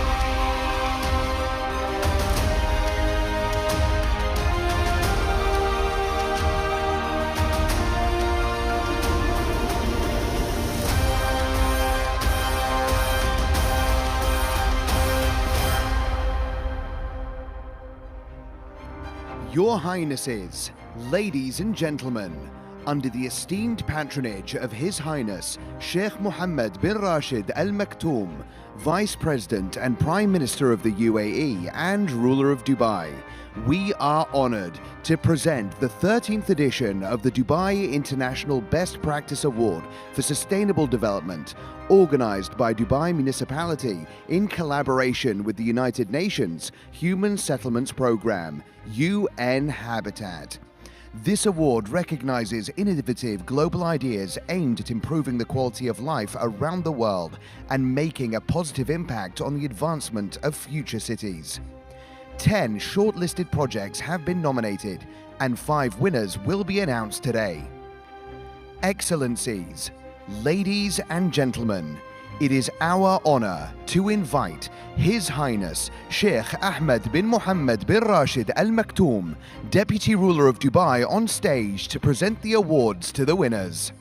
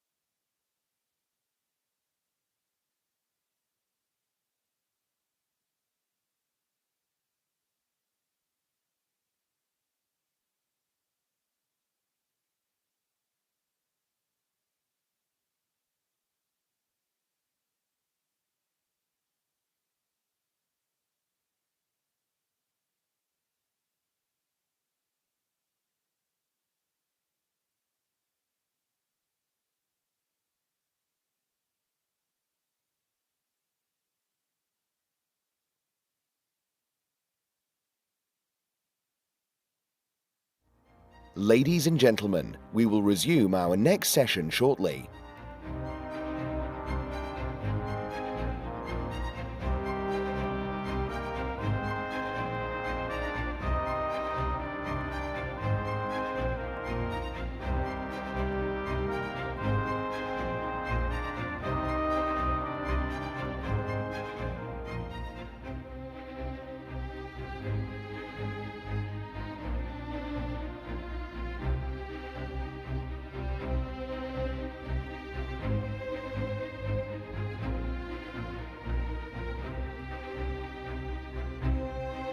Ladies and gentlemen, the topic of our next session is, will our future economy still be fueled by oil? With His Excellency, Haytham Al-Ghais, Secretary General of the Organization of the Petroleum Exporting Countries. This session is moderated by Dan Murphy from CNBC.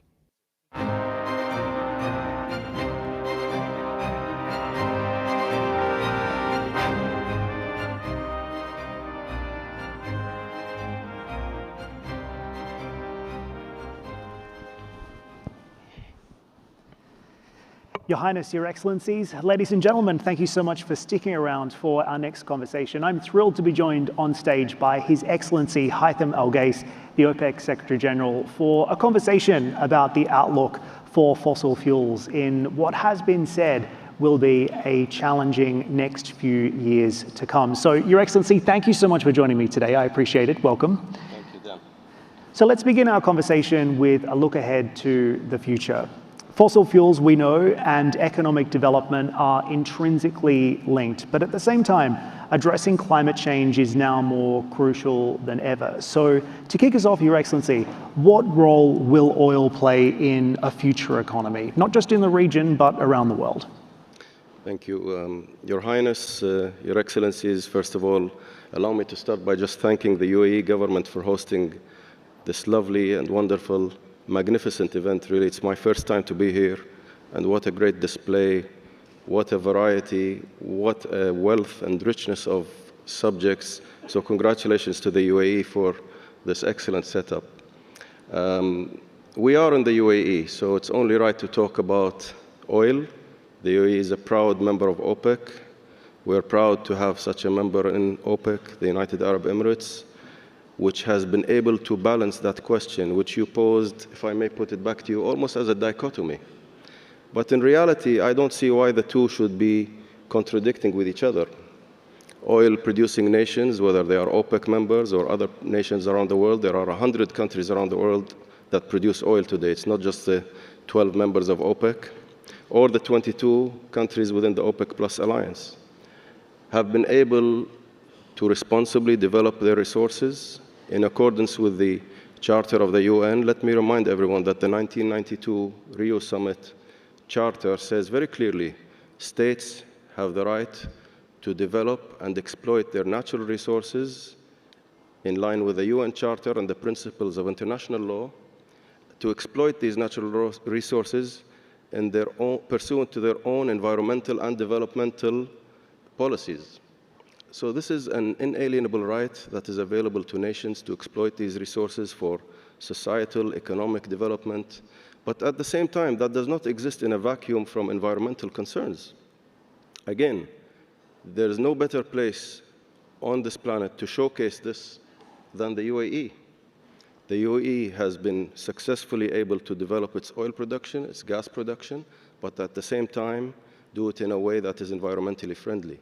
We have ADNOC in Abu Dhabi, we have Masdar, all companies that are involved in making sure that the climate issues are dealt with and appropriately in line with the Paris Agreement, conventions and agreements and frameworks, but also at the same time catering for energy security and the way that the UAE is planning to invest to upgrade and upscale its production capacity.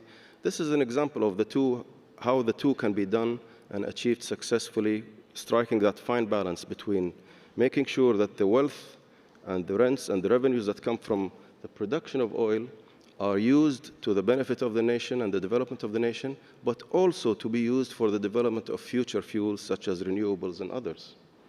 So I think it's important to be able to find that balance rather than to pose the issue as if there is a dichotomy between the two and the two are actually in contravention or contradiction with each other. I think what we saw quite clearly coming out of COP28 here in Dubai was this call to transition away from fossil fuels. And only in the last 24 hours, Dr. Sultan Al Jaber also forming what he's called the Troika, which is a group of leaders coming together to ensure that that transition away is maintained through COPs to come. So in your view, Your Excellency, how do you expect that transition away from fossil fuels to look like? And what are the implications regionally? Well, first of all, you mentioned COP28. I think it's important also, again, to congratulate the UAE for the global decarbonization charter that was achieved in COP28 in Dubai here, where 50 plus oil and gas companies, leaders from the world, many of whom actually national oil companies from OPEC member states, including the likes of ADNOC and Saudi Aramco, signed to this charter, which is a clear demonstration of the intentions, the plans, the forward-looking approaches to dealing with energy transitions. And I stress the word energy transitions because I always add an S to the end, because there is no single energy transition. We firmly believe and we always advocate for the right to every country having its own energy transition pathway in accordance with its own national circumstances. Therefore, going back to the charter, I mean, this charter clearly talks about reducing carbon emissions to net zero by 2050, ending routine flaring, reduction of methane emissions. So the industry is clearly playing a very active and proactive role, actually, in leading by example. The beauty of COP28, as you mentioned, is that everybody was included in this discussion. This is something very important. As we tackle future energy challenges, while oil, we believe, remains a cornerstone for economic development, for societal development, for progress that has been created by the presence of oil for the past 200 years.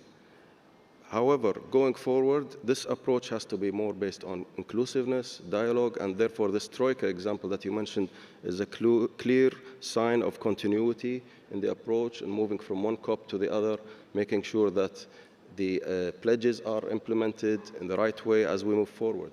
Total Energy CEO Patrick Pouyanné said peak oil demand will take longer than we think. So what timelines seem realistic for significantly reducing our dependence on oil in your view? And what does peak look like in terms of a timeline?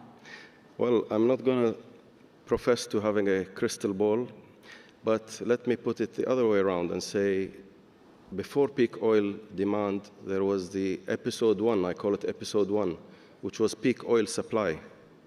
You all recall peak oil supply. Now, where are those who were professing that peak oil supply would happen? We don't hear of that anymore. Now is the beginning of episode two, peak oil demand. Now, let's answer that by looking at how oil is so available and abundant in our everyday aspects of our life. Whether you come on a plane, whether you drive a car, whether you sit here, our dressing, everything we have today is a derivative of oil. For us in OPEC, again, we take the approach that all forms of energy will be required. No single source of energy will be able to replace another, especially oil. Today, oil represents over 30% of the global energy mix. It's a significant portion, 30%. When you add gas to that, we're talking about close to 60%. And 60% of the global energy mix, oil and gas, will continue to be a major component of the energy pie or the energy mix that continues to grow in the future years out to 2045. To give you a glimpse about our long-term outlook, we see oil demand rising to 116 million barrels a day by 2045. And that requires significant investments in oil in the industry, investments in the order of $14 trillion. That's over $600 billion a year. And it's for two simple reasons. You cannot just unplug from the current energy system overnight. We have to deal with energy transitions with pragmatism, with realism, taking into account that 30% of this energy mix is massive. It is not simple to just replace overnight. Today, when we talk or we hear talk about peak oil demand, it's almost like a zero-sum game discussion, that one form of energy will simply replace the other overnight, or that renewables are here to compete with oil. We believe this is totally incorrect, it's misguided, and it's not constructive either, for two simple reasons. Number one, when we look at renewables today, as an example, I'm not picking on renewables, let's take solar panels, or let's take wind turbines, for example. Even the batteries, lithium-ion batteries for electric vehicles, somehow, some way, some form, they are all linked in the end to the production of raw materials that come from oil derivatives, whether it's the calcined coke for the lithium-ion batteries in EVs, whether it's the plastics, the resins, the fibers, all the synthetic materials that go into solar panel construction or wind turbines. So they will actually complement each other. You cannot have all these materials that will be required for renewable energy without actually having the raw materials that come from the petroleum. That's number one. The second reason is the sheer growth in the size of the global economy, which is expected to double compared to what it is today by 2045, and the massive growth in global population, where we expect in our forecast that the global population will rise by almost 1.5 billion from now to 2045. And most of that growth will be in non-OECD developing parts of the world. Add to that another element which is very important, is the rate of rapid urbanization around the world. Our forecast shows that around 582 million people are expected to move into new cities all around the world from now to 2030. 2030 is only 6 years away from today. And let me add another number there just to put that number into real context. 582 million people by 2030. We are here in Dubai today. The population of Dubai is, give or take, 3.5 million barrels, not million barrels a day. I'm used to that term, so 3.5 million people. That's about 160 new Dubais around the world from now to 2030. Can you imagine the sheer size, the magnitude of the energy that will be required to fuel another 150 or 160 cities around the world? So it's not simple just to say we can say there's going to be peak oil tomorrow or in 5 or 10 years. I don't like to give a time horizon, to go back to your question, Dan, because nobody has a crystal ball. But I can say the discussion based on data, driven estimates, which we do in OPEC very well. Everybody has been complimenting our long-term outlook from independent sources, whether it's media as well. We don't go on the basis of ideological concepts to derive our numbers, as some others may do. We look at hard data, raw data. We do a bottoms-up approach analysis. We have global access to information in consuming countries, producing countries, and that's how we estimate our forecasts. And I think talking about peak oil demand is probably something way far out, to put it in as simple a way without committing myself to a timeline. You know, I think it's just fascinating when you talk about the increase that we're going to see in global oil demand, specifically looking at a country like India, for example, and to use your point, it adds the equivalent of one Los Angeles every single year, just in terms of population growth in India. So India needs all of the energy it can get and all of the energy sources possible. But the problem that we see is that the political pressure on energy suppliers is ramping up. And I think it's become increasingly controversial to be a fossil fuel producer. So if the world needs all of this energy, how do you also incentivize investment into clean energy to ensure that it's politically palatable? And ultimately, how do we ensure that it benefits the environment as well? Well, that's a great question. And talking about India, just briefly before I answer the question, I was in India last week. And to your point, we heard the Honorable Prime Minister Modi talking about how India's economy is going to become the third largest economy in the world. India has overtaken China in terms of population growth. The cities, the technologies, the investments that are happening in India are unprecedented. And to your point, that's going to require a lot more energy. And it's not all going to be oil. It's going to be all kinds of energy, everything they can get their hands on to help develop and sustain that development. Back to your point, I mean, for us in OPEC, we have a mission. Our mission has been, since the creation of OPEC in 1960, sustainable, stable flows of oil, energy to the world. We will continue with that mission. That's why our member countries, including the United Arab Emirates, continue to invest in oil production, continue to develop refining capacity, midstream, petrochemical, the whole value chain. It's an integrated value chain because we believe this is our mission and objective to supply the world with all the energy it will require for future growth.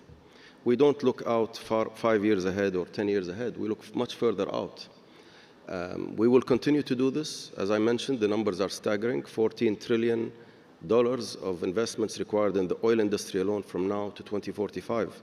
It is a challenge with some of the pressures that we face on how people look at the oil industry.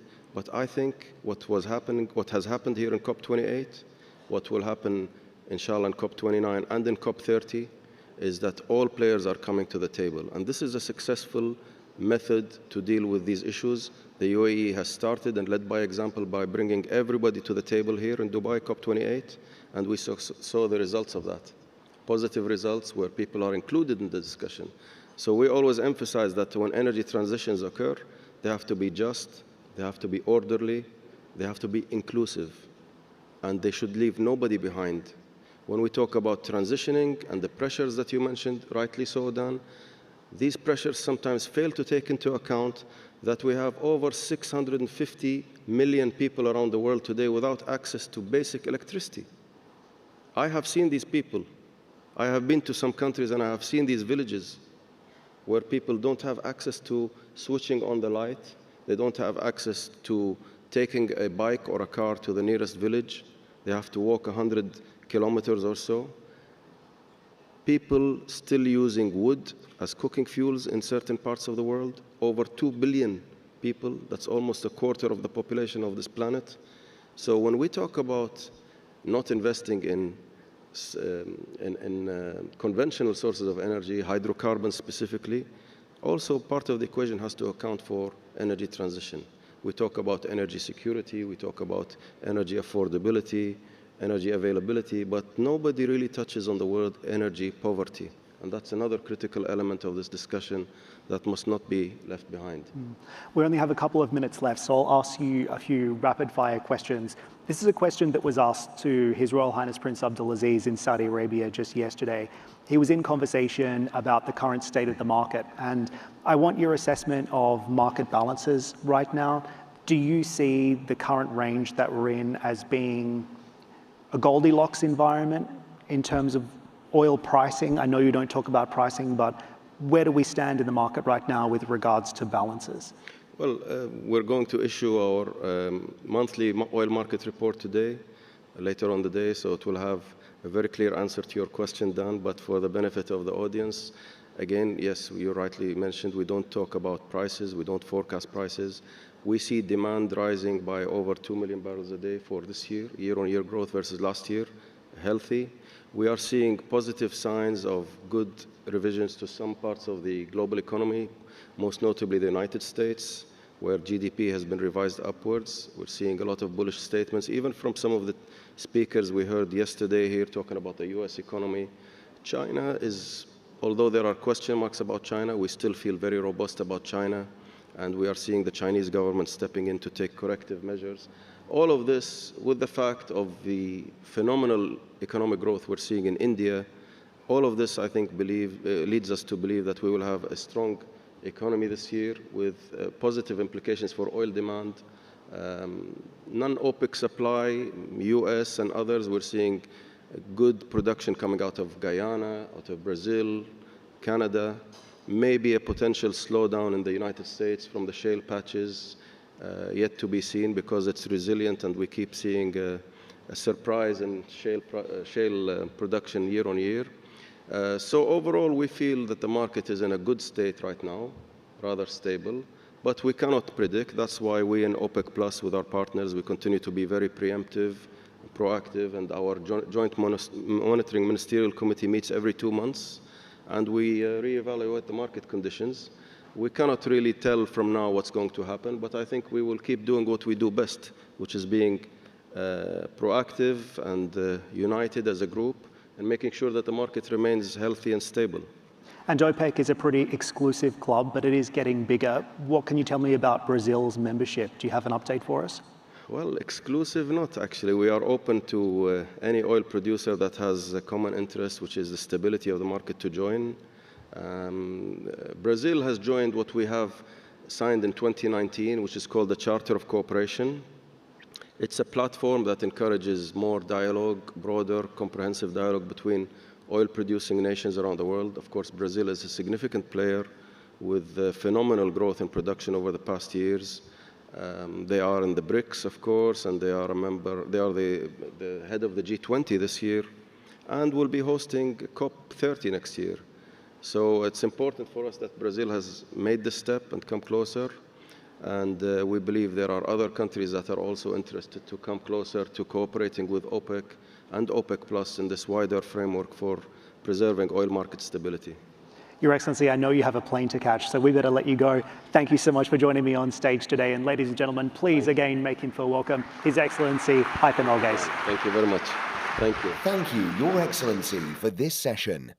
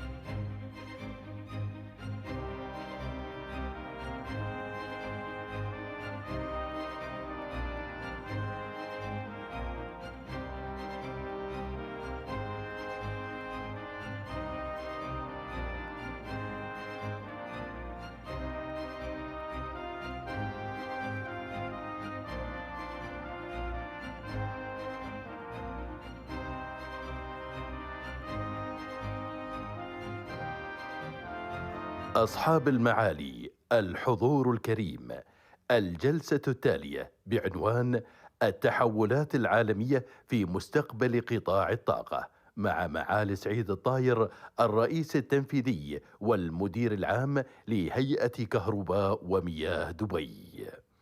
Ladies and gentlemen, our next session is titled Global Energy Transitions with His Excellency Saeed Al-Tayer, Managing Director and CEO of Dubai Electricity and Water Authority.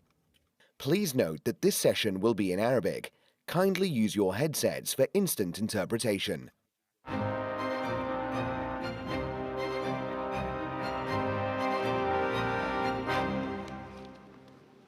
أصحاب السمو، أصحاب المعالي والسعادة، السلام عليكم ورحمة الله وبركاته.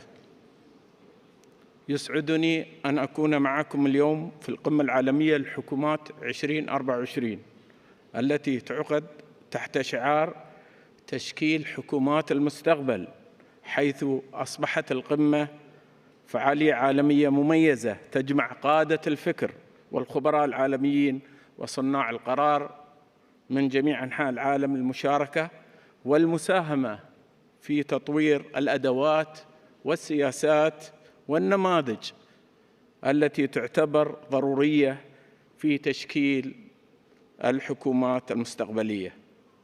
وتعقد القمة هذا العام تحت الرعاية الكريمة لسيدي صاحب السمو الشيخ محمد بن زايد آل نهيان رئيس الدولة حفظه الله، وتوجيهات سيدي صاحب السمو الشيخ محمد بن راشد آل مكتوم نائب رئيس الدولة رئيس مجلس الوزراء حاكم دبي رعاه الله، حيث استشراف المستقبل حاضر في فكر القيادة الرشيدة ومكون أساسي في الخطط والاستراتيجيات الحكومية.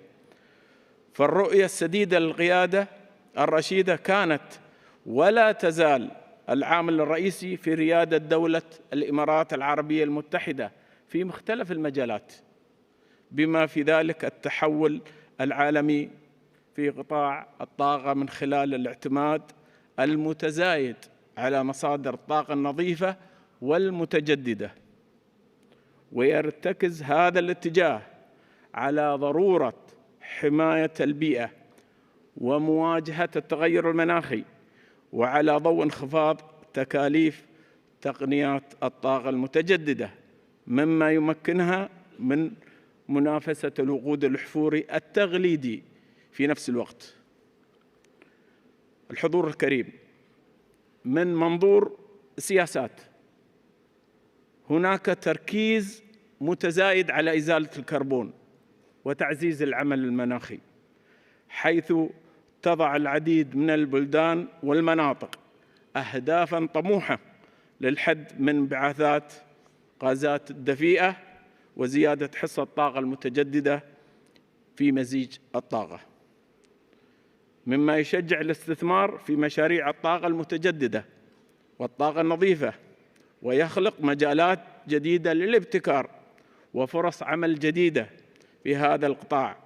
ومن منظور بيئي يعد التحول إلى الطاقة المتجددة خطوة حاسمة في الحد من انبعاثات الكربون والتصدي لتغير المناخ، ويساعد التحول على الوقود الأحفوري في التخفيف من تأثير ظاهرة الاحتباس الحراري والحد من تلوث البيئة. من المهم ملاحظة أن تحول الطاقة لا يخلو من التحديات، حيث تمثل الطبيعة المتقطعة لمصادر الطاقة المتجددة تحديات أمام إنتاج وتخزين الطاقة، هذا بالإضافة إلى عدد من التحديات الرئيسية الأخرى كضمان استدامة التعاون الدولي وتوفير التمويل الأخضر وتحسين سلاسل التوريد والتغلب على احتكار التقنيات والالتزام بالحوكمة الرشيدة والتأكد من التحول الأخضر الجميع وغيرها من التحديات.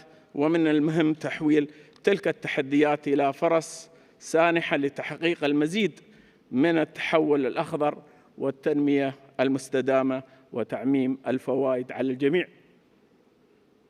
ومن الناحية الجيوسياسية فإن الحرب الروسية الأوكرانية آثار بعيدة المدى على كلا البلدين وعلى المشهد الجيوسياسي الأوسع، وللحرب تأثير عميق على أسواق الطاقة وخاصة في أوروبا، حيث تعتبر روسيا مورداً رئيسياً للغاز والنفط إلى أوروبا، وأدت الحرب إلى عقوبات اقتصادية متبادلة مع روسيا في مختلف المجالات بما في ذلك قطاع الطاقة، حيث أدى الصراع عملياً إلى وقف معظم إمدادات الطاقة، كما أدى إلى بذل الجهود لتنويع مصادر الطاقة في أوروبا. ومثال على ذلك فبعد أن كانت أوروبا بعض الدول الأوروبية رائدة في التخلص من مصادر الطاقة الأحفورية والحد من انبعاثات الكربون، فإنها تراجعت بسبب وقف إمدادات الطاقة الروسية والسياسات الأوروبية بإقفال وإعادة تشغيل بعض محطات الطاقة النووية والفحم الحجري القديمة.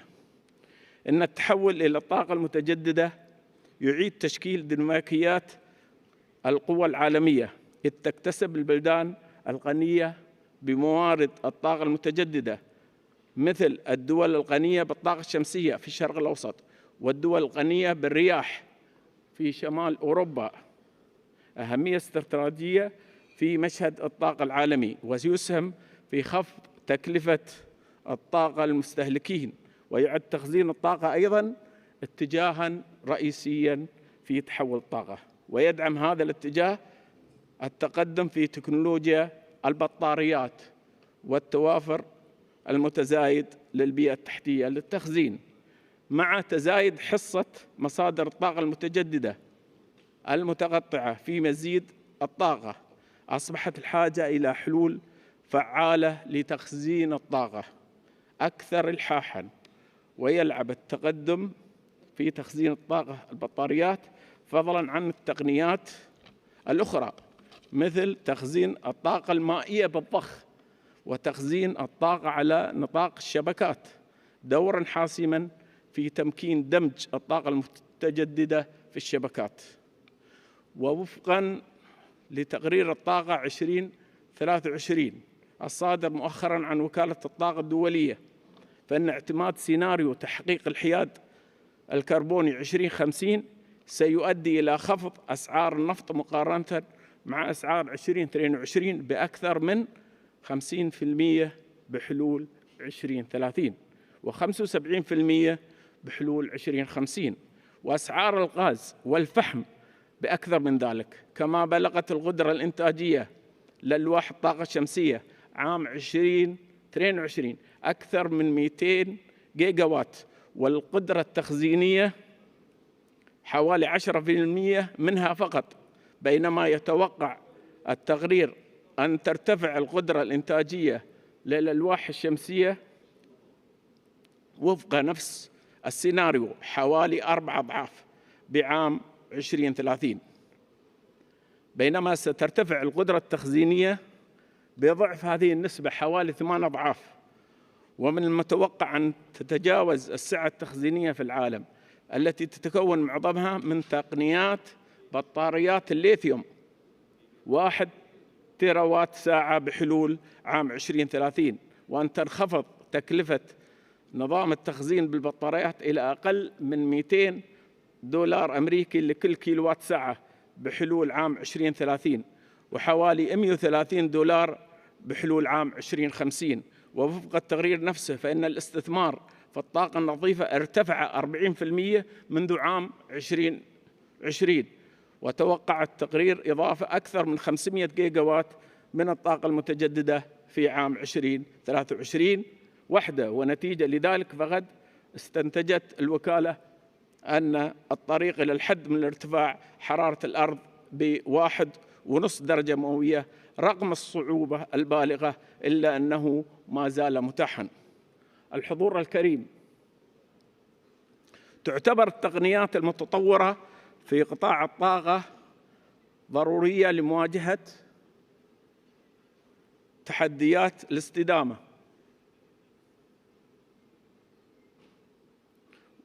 والاعتماد على البحوث والتطوير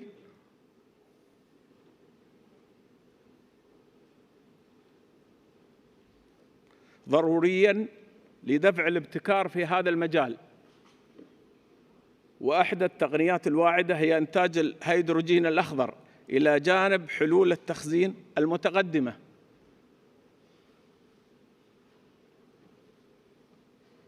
حيث يتمتع الهيدروجين الأخضر الذي يتم إنتاجه باستخدام مصادر الطاقة المتجددة بالقدرة على لعب دور مهم في إزالة الكربون من مختلف القطاعات، بما في ذلك النقل والعمليات الصناعية، ويصفه البعض بأنه وقود المستقبل. علاوة على ذلك تعد تقنيات التخزين الفاعلة أمراً حيوياً لضمان التوافر المستمر للهيدروجين، مما يجعله ناقلاً موثوقاً للطاقة. وقد حظي قطاع الهيدروجين الأخضر باهتمام كبير، حيث تقدر وكالة الطاقة الدولية أن قدرة إنتاج الهيدروجين الأخضر يمكن أن تصل إلى أكثر 170 جيجا وات بحلول عام 2030، وهو ما يمثل زيادة كبيرة عن القدرة الحالية، ومن المتوقع أن يكون للصناعات المختلفة. ومن المتوقع أن تنخفض التكلفة المرتفعة حالياً لإنتاج الهيدروجين الأخضر بشكل كبير في السنوات المقبلة. ووفقاً لمجلس الهيدروجين من المحتمل أن تنخفض تكلفة الهيدروجين بنسبة 50% عن عام 2030، كما تؤكد نشرة الهيدروجين العالمية لعام 2023 الصادرة عن وكالة الطاقة النووية أنه يمكن إنتاج الهيدروجين الأخضر مقابل $1 للكيلوغرام بحلول عام 2030، مما يجعله أكثر تنافسية مع طرق إنتاجه حالياً، حيث تتراوح تكلفة الإنتاج بين $3 و$6.5 للكيلوغرام. فيما يتعلق بالتخزين، يجري تطوير تقنيات متقدمة مثل تسييل الهيدروجين والتخزين في الكهوف الملحية ومواد تخزين الهيدروجين الصلبة المبتكرة، مما يضمن تخزين الهيدروجين بكفاءة وموثوقة. وتعتبر هذه التطورات حاسمة لتمكين اعتماد الهيدروجين الأخضر على نطاق واسع كناقل للطاقة. وتؤكد الأرقام والتوقعات على الأهمية المتزايدة للهيدروجين الأخضر مع الاستثمارات الكبيرة والتقدم التكنولوجي الذي يقود تطوره السريع ونشره. وفي ذلك السياق يعد الاندماج النووي من المصادر الواعدة باعتبار مصادر الطاقة النظيفة غير المحدودة تقريباً، على الرغم من التحديات التكنولوجية الكبيرة التي لا يزال البعض يتعين التغلب عليها. وفي حين كان الانشطار النووي مصدراً مؤكداً للطاقة المنخفضة الكربون لعقود من الزمن، فإن جهود البحث والتطوير الجارية تركز على تعزيز السلامة وإدارة التخلص من النفايات المشعة وفعالية التكلفة. الحضور الكريم، أعلن سيدي صاحب السمو الشيخ محمد بن زايد آل نهيان رئيس الدولة حفظه الله تمديد مبادرة عام الاستدامة لتشمل عام 2024 بهدف البناء على ما تحقق من نجاح خلال عام 2023، حيث رسخت دولة الإمارات مكانتها الريادية على المستوى العالمي في مجال الاستدامة بأبعادها الاقتصادية والاجتماعية والبيئية والتحول في قطاع الطاقة النظيفة. وأطلقت الدولة المبادرة الاستراتيجية للحياد المناخي 2050 لتسريع وتيرة تحول الطاقة إلى اقتصاد أخضر ودائري مستدام. وفي هيئة كهرباء مياه دبي شريك الطاقة المستدامة للقمة لدينا مشروعات خضراء رائدة على مستوى العالم، أبرزها مجمع محمد بن راشد آل مكتوم للطاقة الشمسية، أكبر مجمع للطاقة الشمسية في العالم وفق المنتج المستقل بقدرة 5000 ميجاوات بحلول عام 2030، بالإضافة إلى عدد من المشاريع الرائدة كمشروع إنتاج الهيدروجين الأخضر ومحطة حتى الكهرومائية بتقنية الضخ والتخزين وغيرها. وقد أوقفنا منذ عدة أعوام إطلاق أي مشاريع جديدة لإنتاج الطاقة من الوقود الأحفوري، وقمنا بحصر المشاريع الجديدة لتحلية المياه على تقنية التناضح العكسي باستخدام الطاقة النظيفة. وخلال العقد الماضي انخفضت تكلفة الطاقة الشمسية في مشاريع الهيئة من 11 سنت لكل كيلووات إلى 1.6 سنتا فقط، وتضاعفت كفاءتها من 11 إلى 24%. كما حققنا نتائج عالمية رائدة في مختلف جوانب أعمالنا، حيث تتصدر الهيئة الأولى عالميا في أكثر من 10 مؤشرات أداء رئيسية في مجال عملها، كخفض نسبة الفاقد في شبكة الكهرباء إلى 2% وفاقد شبكة المياه إلى 4.6%، ومتوسط انقطاع الكهرباء لكل مشترك سنويا دقيقة فقط. مع تحقيق هذه الإنجازات الهامة فإننا مستمرون في رحلة الريادة والاستدامة. فكما قال سيدي صاحب السمو الشيخ محمد بن راشد آل مكتوم رعاه الله، أن دولة الإمارات تراهن على المستقبل وتعمل على تسخير الجهود والعقول والموارد والإمكانات لاستشرافه وتصميمه وصنعه. الحضور الكريم، ندرك بأن التوقعات المستقبلية تتفاوت بطبيعتها وأهدافها وأرقامها ودقتها، وهي قابلة للتغيير مع مرور الوقت، لكن الثابت هو أمل البشرية الراسخ أن تبقى الحكومات والشعوب متعاونة وملتزمة بالتصدي لمختلف التحديات والمخاطر المصيرية التي تهدد البشرية، والحفاظ على كوكب الأرض لتحقيق الازدهار المستدام لنا ولأجيالنا القادمة. وأخيراً أود أن أشكر القائمين على تنظيم القمة وأتمنى للجميع التوفيق، والسلام عليكم ورحمة الله وبركاته. Thank you, Your Excellency, for this main address.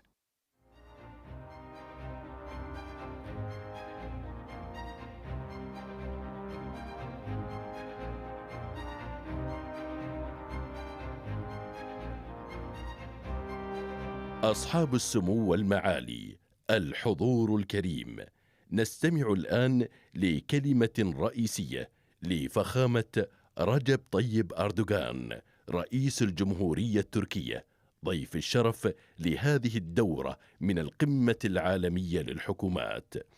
يرجى ملاحظة أن هذه الجلسة ستكون باللغة التركية، يرجى استخدام السماعات للترجمة الفورية.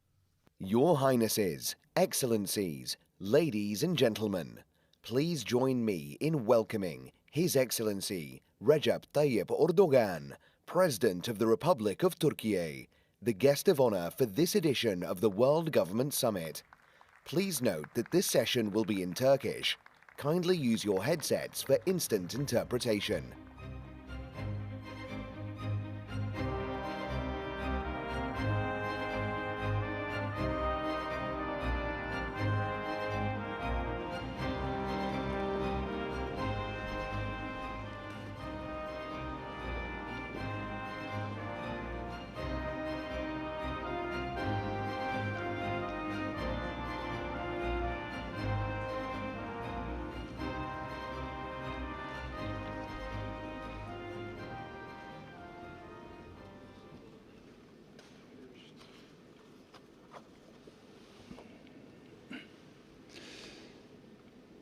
Bismillahirrahmanirrahim.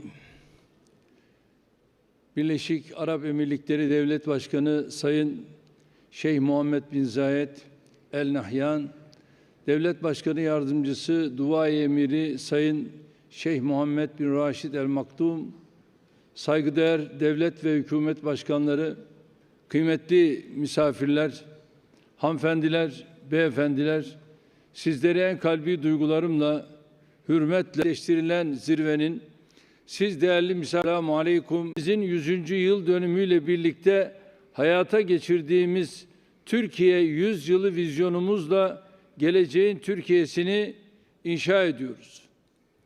Doğru değerlerle yola çıkıldığında büyük dönüşümlerin nasıl başarıldığını bugüne kadar gösterdik. Özellikle son 21 yıllık iktidarlarımız döneminde Türkiye'yi her alanda 3 kat, 5 kat, 10 kat büyüterek ileriye taşıdık. 20 yıl öncesinin Türkiye'sini hatırlayanlar ile bugünün Türkiye'sini görenler, ülkemizin kısa sürede nasıl büyük bir başarı hikayesi yazdığını, nasıl sessiz bir devrim gerçekleştirdiğini kabul ve takdir ediyor. Bugün büyüyen ekonomisiyle, güçlü altyapısıyla, uluslararası alanda artan etkinliğiyle, diplomasi kulvarında elde ettiği başarılarıyla, savunma alanındaki atılımlarıyla kendinden söz ettiren bir Türkiye gerçeği var. Böyle bir Türkiye'yi inşa etmekten gurur ve heyecan duyuyoruz.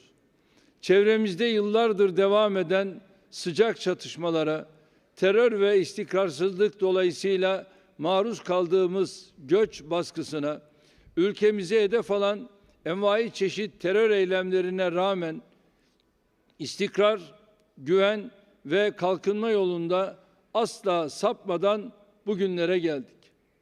Biliyorsunuz, geçen yıl 6 Şubat'ta tarihimizin en büyük doğal afetlerinden birini yaşadık. Yoğun yerleşime sahip 11 ilimizi ve 14 milyon insanımızı doğrudan sarsan depremlerde 53 binden fazla canımızı toprağa verdik. Depremi üzerinden daha bir sene bile geçmeden enkazları kaldırdık. Vatandaşlarımızın acil barınma ihtiyaçlarını giderdik. İnşası tamamlanan 31 binden fazla konutu depremzedelerimize teslim ettik. Her ay 15-20 bin konut teslim ederek yıl sonuna kadar 200 bin konutun teslimatını yapmayı hedefliyoruz. Tam bir yıl önce asrın felaketini yaşamış bir millet olarak dost ve kardeş ülkelerin de desteğiyle hamdolsun yaralarımızı süratle sarıyoruz.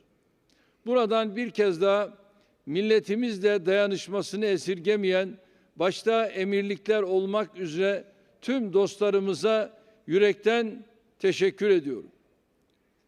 Tüm bu adımları atarken dünyanın farklı köşelerindeki milyonlarca ihtiyaç sahibine yardım elimizi uzatmayı da ihmal etmiyoruz. Yaklaşık 3,5 milyonu Suriyeli olmak üzere 4 milyonu aşkın sığınmacıya yıllardır ev sahipliği yapıyoruz. Kıymetli misafirler, etrafı adeta ateş çemberiyle kuşatılmış olan ülkemizin bugünkü konumuna gelmesi şüphesiz kolay olmadı. Türkiye'nin son çeyrek asrına mührünü vurmuş bir hükümet olarak hiçbir zaman dikensiz bir gül bahçesinde yürümedik. Elde ettiğimiz her bir başarının, kazandığımız her bir zaferin, hayata geçirdiğimiz her reformun arka planında çok büyük bir emek, sabır, gayret, tecrübe ve dirayet vardır. Türkiye'yi takip edenler bu zorlu sürecin kilometre taşlarını çok iyi biliyor. Önümüzdeki engeller ne kadar büyük olursa olsun, yılmadan, yorulmadan Türkiye'yi hedefleriyle buluşturma mücadelemizi azimle sürdürdük. Bugün de sarsılmaz bir inanç ve kararlılıkla yürüyüşümüz devam ediyor. Burada çok samimi bir hissiyatımı sizlerle paylaşmak istiyorum. Şahsen 40 yılı aşkın bir süredir siyasetin içinde olan, halkına siyaset yoluyla hizmet etmeye çabalayan bir kardeşinizim. İlk gençlik yıllarımızda sivil toplumda başladığımız mücadelemizi, daha sonra siyasetin çok farklı kademelerinde görev üstlenerek yürüttük. 1994 senesinde henüz 40 yaşında bir siyasetçiyken Türkiye'nin en büyük şehri olan İstanbul'un Büyükşehir Belediye Başkanlığı'na seçildim. Yaklaşık 4,5 yıl sürdürdüğümüz bu vazifemiz sırasında bugün bile takdirle konuşulan çok önemli hizmetlere, eserlere ve yatırımlara imza attık. Okuduğumuz bir şiir nedeniyle hapse atılmamız sonucu siyasi hayatımız bir süre kesintiye uğradı. Ama buna rağmen İstanbul'daki başarımız önümüzde yeni kapıların açılmasına, çok daha büyük bir başarı hikayesinin yazılmasına vesile oldu. 2001 senesinde artık hiçbir şey eskisi gibi olmayacak şiarıyla bugün genel başkanlığını yürüttüğümüz AK Parti'mizi kurduk. Partimizin kuruluşundan sadece 15 ay sonra girdiğimiz ilk seçimlerden açık ara birinci çıkarak Türkiye'yi yönetme sorumluluğunu üstlendik. Hapse girdiğimizde kimi gazeteler muhtar bile olamaz manşetleri atmıştı.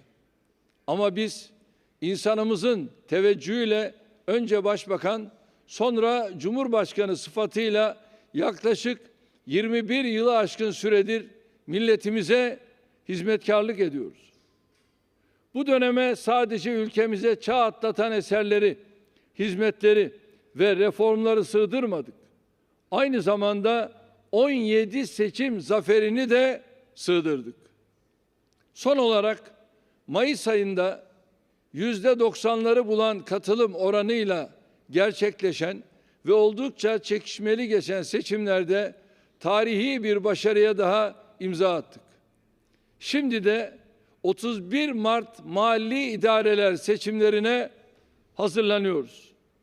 48 gün sonra Allah'ın izniyle bu seçimlerde 18. zaferimizi elde edeceğiz. Çünkü biz geçmişte olduğu gibi şimdi de insan için ancak emeğinin karşılığı vardır inancıyla çalışmalarımızı çok yoğun ve çok sıkı bir şekilde sürdürüyoruz. Burada bir noktayı da özellikle vurgulamam gerekiyor. Tüm bu süreçler boyunca hükümet işlerinde daima insanı yaşat ki devlet yaşasın prensibini kendimize rehber edindik.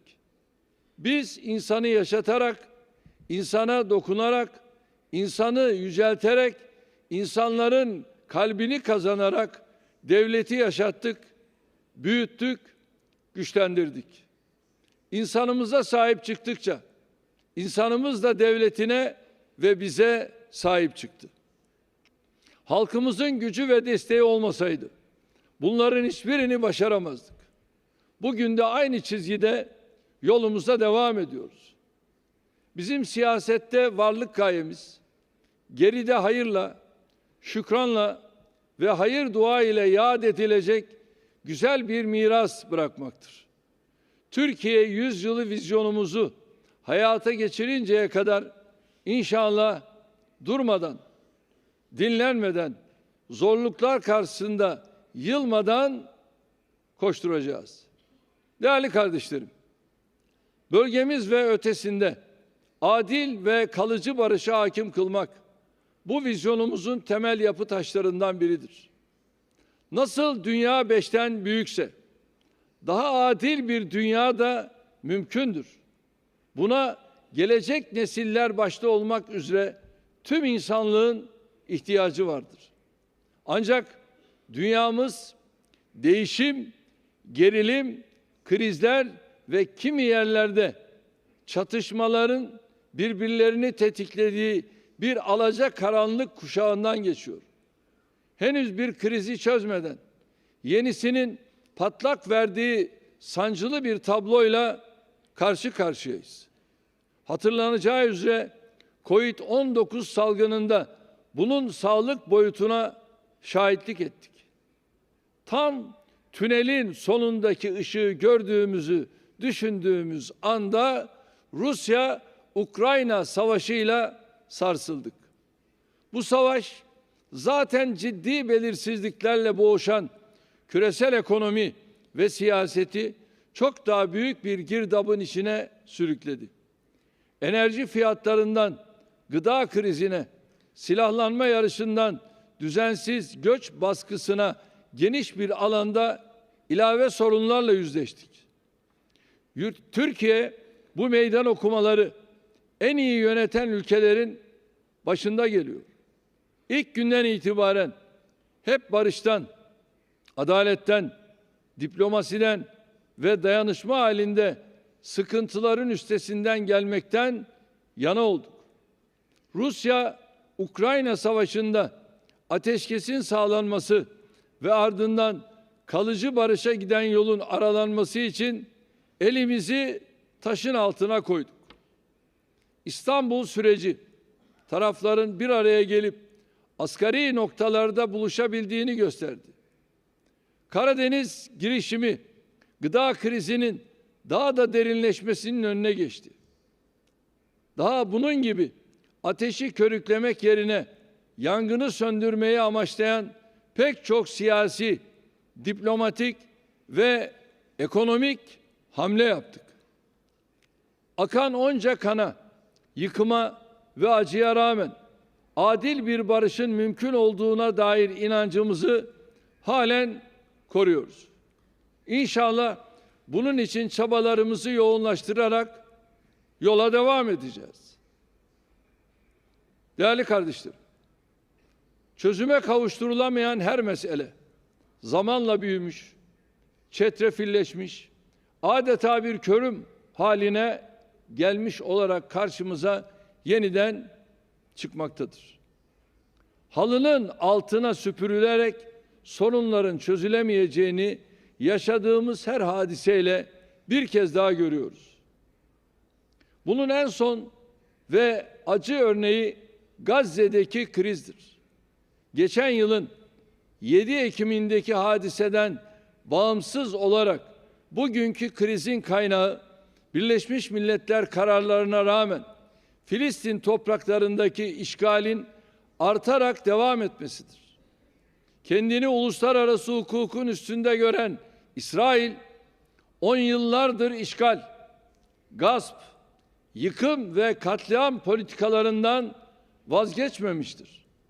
Filistin halkının nasıl bir adaletsizlikle karşı karşıya kaldığını anlamak için çok uzağa gitmeye gerek yok.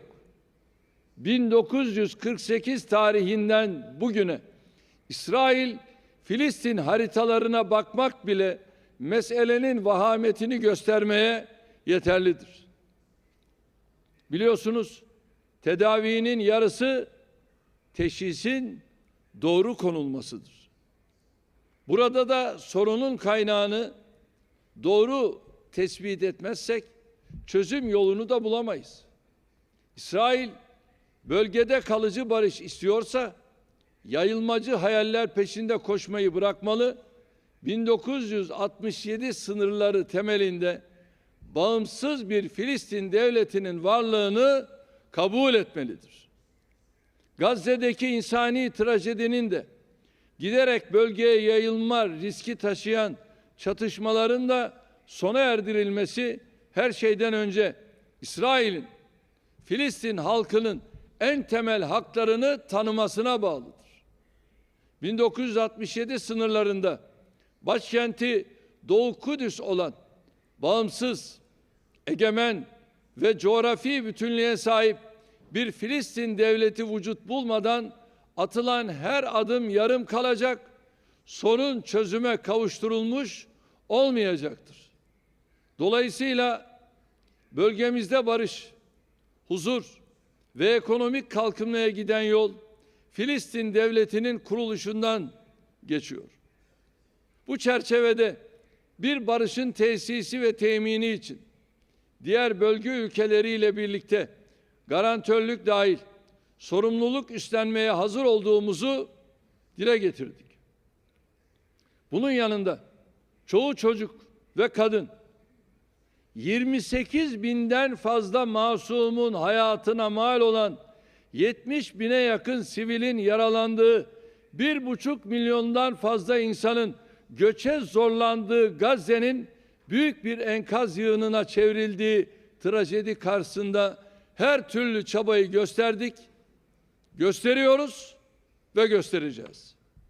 Şimdiye kadar 34 bin tonluk insani yardım malzemesini Gazze'ye ulaştırılmak üzere bölgeye gönderdik. Toplam 380 hasta ile 344 refakatçi Türkiye'de misafir ediyor, tedavilerini sağlıyoruz. Gazze'li kardeşlerimize yönelik işlenen savaş ve insanlık suçlarının takibi için uluslararası hukuk kulvarında atılan adımlara destek veriyoruz. Güney Afrika Cumhuriyeti nezdinde hak ve adaletin tecellisi için inisiyatif alan tüm ülkelere, özellikle de Afrikalı kardeşlerimize teşekkür ediyorum. Aynı şekilde Ekim ve Aralık aylarında Birleşmiş Milletler Genel Kurulu'nda kabul edilen kararlara destek veren ülkelere şahsım, milletim adına şükranlarımı sunuyorum. Filistinli kardeşlerimizi asla sahipsiz, çaresiz ve yalnız bırakmayacağız. Son dönemde Birleşmiş Milletler Filistinli Mülteciler Ajansı'na yönelik dozu artan itibar suikastlerini de esefle karşıladığımızı belirtmek isterim. Bu kritik dönemde ajansa yaptığımız katkıları artırmamız önemlidir. Vicdan sahibi tüm ülkeleri, Ürdün, Suriye, Lübnan ve işgal altındaki Filistin topraklarında yaşayan 6 milyon mülteci için can damarı olan ajansa sahip çıkmaya davet ediyorum. Bakınız, tüm bunları sadece nüfusu Müslüman bir ülkenin cumhurbaşkanı olarak söylemiyorum. Aynı zamanda 5 asır önce Engizisyon zulmüne maruz kalan Musevilere kapısını açmış, 4 asır boyunca İbrahim Halilullah düsturuyla Kudüs-ü Şerif'e hizmet etmiş bir milletin evladı olarak ifade ediyorum. Mevcut İsrail yönetiminin sorumsuz, pervasız ve acımasız politikalarının tüm dünyada antisemitizmi körüklediğini görüyor, bundan rahatsız oluyor, insanlık adına gerçekten endişe duyuyoruz.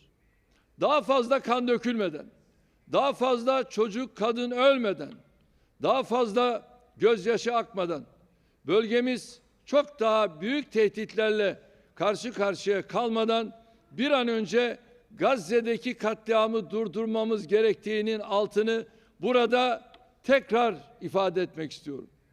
Değerli dostlarım, mevcut tehditler karşısında etkin küresel yönetişim, etkin işbirliği ve dayanışma dünyamızın geleceği bakımından belirleyici olacaktır. Sürdürülebilir kalkınma hedeflerinin hayata geçirilmesi de bu sürecin önemli bir parçasıdır. Bu hedefleri ulusal kalkınma plan, strateji ve vizyonumuzun ana unsurlarından biri olarak değerlendiriyoruz.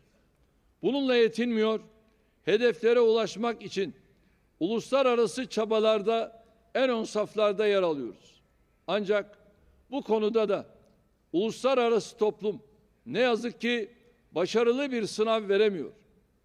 2030 itibariyle sıfır açlığa ulaşma hedefinden giderek uzaklaşılmaktadır. Kapsayıcı ve sürdürülebilir bir kalkınma için yeşil dönüşümün gerekliliğini gün geçtikçe daha net görebiliyoruz.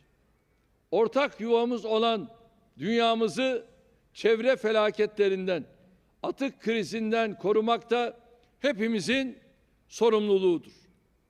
Aralık ayında Birleşik Arap Emirlikleri'nin ev sahipliğinde düzenlenen COP28 Dünya İklim Eylemi Zirvesi'ne bu bilinçle katkı verdik. Türkiye olarak belirlediğimiz 2053 yılı itibariyle net sıfır emisyon hedefimiz ve eşim Emine Erdoğan'ın himayesinde başlatılarak yürütülen sıfır atık projesiyle bu alandaki mesuliyetimizi yerine getiriyoruz. 2026 yılında düzenlenecek Birleşmiş Milletler İklim Değişikliği 31. Taraflar Konferansı'na ev sahipliği için adaylığımızı açıkladık. Sizlerin de adaylığımızı destekleyeceğinizden şüphe duymuyorum. Değerli kardeşlerim, yapay zeka gibi çığır açan teknolojiler çalışma hayatında ekonomiye, bilgiye erişimden uluslararası siyasete her alanı dönüştürüyor. Türkiye olarak dijitalleşmenin sunduğu fırsatlardan yararlanırken beraberinde getirdiği riskleri de başarıyla yönetmenin çabası içindeyiz. Adımlarımızı dijital Türkiye vizyonu temelinde atmaktayız. Teknoparkları yaygınlaştırarak, üniversite sanayi işbirliğini destekleyerek, Ar-Ge çalışmalarını, bilimsel faaliyetleri, genç girişimcileri teşvik ederek ülkemizde güçlü bir yenilikçilik ekosistemi kurduk. Yenilikçiliğin mimarı ve taşıyıcısı olan Teknofest gençliğinin yetişmesi için tüm imkanlarımızı seferber etmiş durumdayız. Elektronik devlet kapısıyla 65 milyona yakın kullanıcının 8 bine yakın kamu hizmetine ulaşmasını sağlıyoruz. Oluşturmakta olduğumuz Türkiye Dijital Devlet Stratejisiyle de devletin dijitalleşmesi için ana yol haritasını belirlemiş olacağız. Yapay zekanın gayri safi yurt içi hasılaya katkısını %5'e, bu alandaki istihdamı ise 50 bin kişiye çıkarmayı hedefliyoruz. Birleşik Arap Emirlikleri dahil Körfez ülkelerinin dijital dönüşüm, teknoloji ve yenilikçilik alanlarında gerçekleştirdikleri hamleleri de takip ediyoruz. Bu alanlarda işbirliği ve ortaklıklarımızı geliştirmemizde fayda görüyoruz. Kıymetli dostlarım, Türkiye'nin uluslararası barışın teorisine ve pratiğine katkısını pekiştirmek misyonuyla hayata geçirdiğimiz Antalya Diplomasi Forumu'nun 3.'sünü 1 ila 3 Mart tarihlerinde düzenleyeceğiz. Krizler döneminde diplomasiyi öne çıkarmak temasıyla gerçekleştireceğimiz forum vesilesiyle sizleri turizmimizin başkenti Antalya'da misafir etmekten büyük bir memnuniyet duyacağız. Dünya Hükümetler Zirvesi'nin başarıyla icra edilmesinde emeği geçen emirliklerdeki tüm kardeşlerime bir kez daha teşekkür ediyorum. Zirvenin ülkelerimiz ve tüm insanlık için hayırlara vesile olmasını diliyorum. Hepinizi şahsım ve milletim adına sevgiyle, saygıyla selamlıyorum. Allah'a emanet olunuz. Thank you, Your Excellency, for this main address.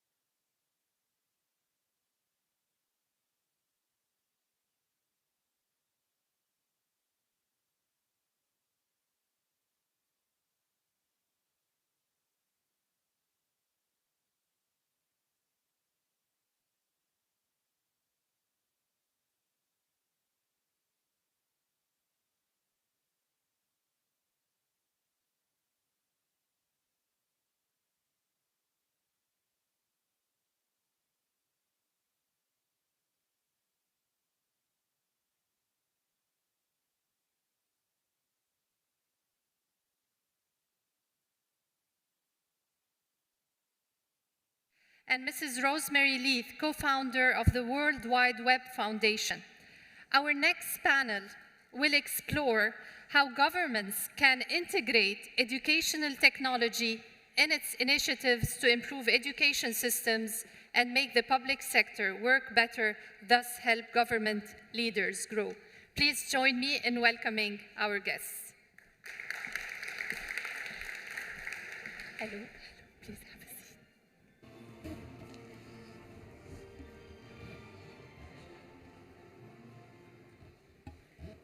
Thank you both for being with us today. Dr. Kai, let me start this discussion with you. We know that Udacity is an online platform that offers courses in mainly data science and technology focused. And you offer something that is called Nano Degrees. Can you tell us more about your platform? Yeah, no, happy to do so. So Udacity is now more than a decade old and was one of the early pioneers in the field of education technology. And as you described, we train many of the typical Silicon Valley skills, AI, data analytics, etc. We do this for individuals, we do this for companies, but we also do it for governments to upskill entire populations. So we've been here in the Middle East since 2017. We actually have 1/3 of our entire staff based here in the Middle East.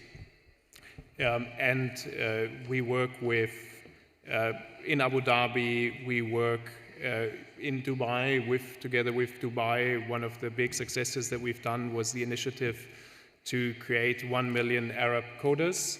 And we're also very proud to work with Jahiz. So you collaborate with the governments for the students and even for the government employees? Exactly. So we do both the upskilling of government employees and we do the upskilling of entire populations. So that can have different forms and different strategic goals that a country can have. For example, in Egypt, we have a large program where we train freelancers with the goal of especially bringing foreign currency into Egypt. So, for example, we've trained more than 200,000 Egyptians, which now has brought more than $250 million foreign currency into Egypt by these people becoming freelancers and then working for international corporations. In other countries, here in Dubai, also in Saudi Arabia, the goal is more focused on building a local industry and really bringing the talent here and using that to attract companies and to build ecosystems around it. So it's a little bit different the way the goals are for different countries, but it's a very important sector for us. We can't have EdTech without having the internet. So tell us more about your foundation. What's the purpose of this foundation? Thank you. I co-founded the Web Foundation 14 or 15 years ago with my husband, Tim Berners-Lee, who's the inventor of the web. And at that time, we felt that the web was getting stronger, but not more widely distributed. I think at that point, there was 20% of the world was on the web. Now the number is about 62% or greater than 6 billion people. And I guess in some way we could claim victory and go home, but the web has become a very complicated place with a lot of its challenges. Where is your focus of work? Thanks. So we focus on 3 specific areas. We do a lot of work on gender rights on the web. We convene civil society, victims, corporates. And in fact, the year before last, we were able to get social media to change their behavior. So specifically, Twitter, Instagram, and one other, we were able to convene and put pressure on the companies to change the way they do technology. So, for example, on Strava, women were going for a run in Central Park, they would be followed because the data was open. We got them to close it. On Instagram, young women in perhaps developing countries, we have some specific cases where they posted pictures of themselves online without education and had serious impact to their life with 10,000 negative messages of feedback. And then Twitter, both politicians, high-profile women, I think the statistic is 85% of women either have or know people who've been abused online. So trying to switch that based on the technical specification, and the companies were very forthcoming, and we managed to get them to switch it. You're an AI expert, and when you look at the services and the courses that are offered by companies like Udacity, do you think that they fill the gap when it comes to the skills that are needed by the workforce? Well, I'm not specifically familiar with Udacity, but I think these courses are critical because government transformations then give rise to societal transformation. And I've spent a lot of time over this past day or two meeting with digital government leaders who all are interested in upskilling. AI courses can be short. I mean, one of the challenges, the technology is moving so quickly that the challenge is to keep updated. So it's very important that the courses are short and engaging. I think 87% of employees will stay longer if they're educated. So in fact, it's the reverse that you would think. They're very interested in having these online courses. But the speed of change is the biggest challenge. Dr. Kai, the question is always, we are seeing a growing number of the big tech companies. They are accepting people and they are accepting workers without an actual university degree. So do you think that a platform like Udacity can replace a university degree? I think you have to look at this from two different perspectives. One is the education that we provide is very focused on the exact practical skills and capabilities that people need to be successful in a job. And those can be in addition to university degrees, or they can replace a university degree. IBM recently stated, and this is very much in line with what you just said, that the average time that you stay current with a skill is 2.5 years. Well, how does it work if you have a 4 or 5 year degree that you're doing? So kind of a number of those skills that you've learned might already be expired. So it's about making sure you build those skills, but then also you need to stay current as you move through your career. But there's also another challenge I want to highlight. If you look at open positions in the United States and job offers that are out, 80% of them require a college degree. 30% of people in the United States have a college degree. So what we also have to think about is we have to think about how do we close that gap of people that don't have a college degree but that want to get into a career. And I think that's also where we want to do our part in helping people fill that gap, get those exact skills they need to be successful in their career, and then get those jobs. But the students that are taking your courses, are they accepted in the big tech companies? Can you give us examples? Yeah, so our content is generally developed together with industry experts. So some of our content we're developing directly with large tech companies. You've mentioned Google, Amazon, and others. And some of our content, we use experts from those organizations that are really top in their field, who we develop the content for.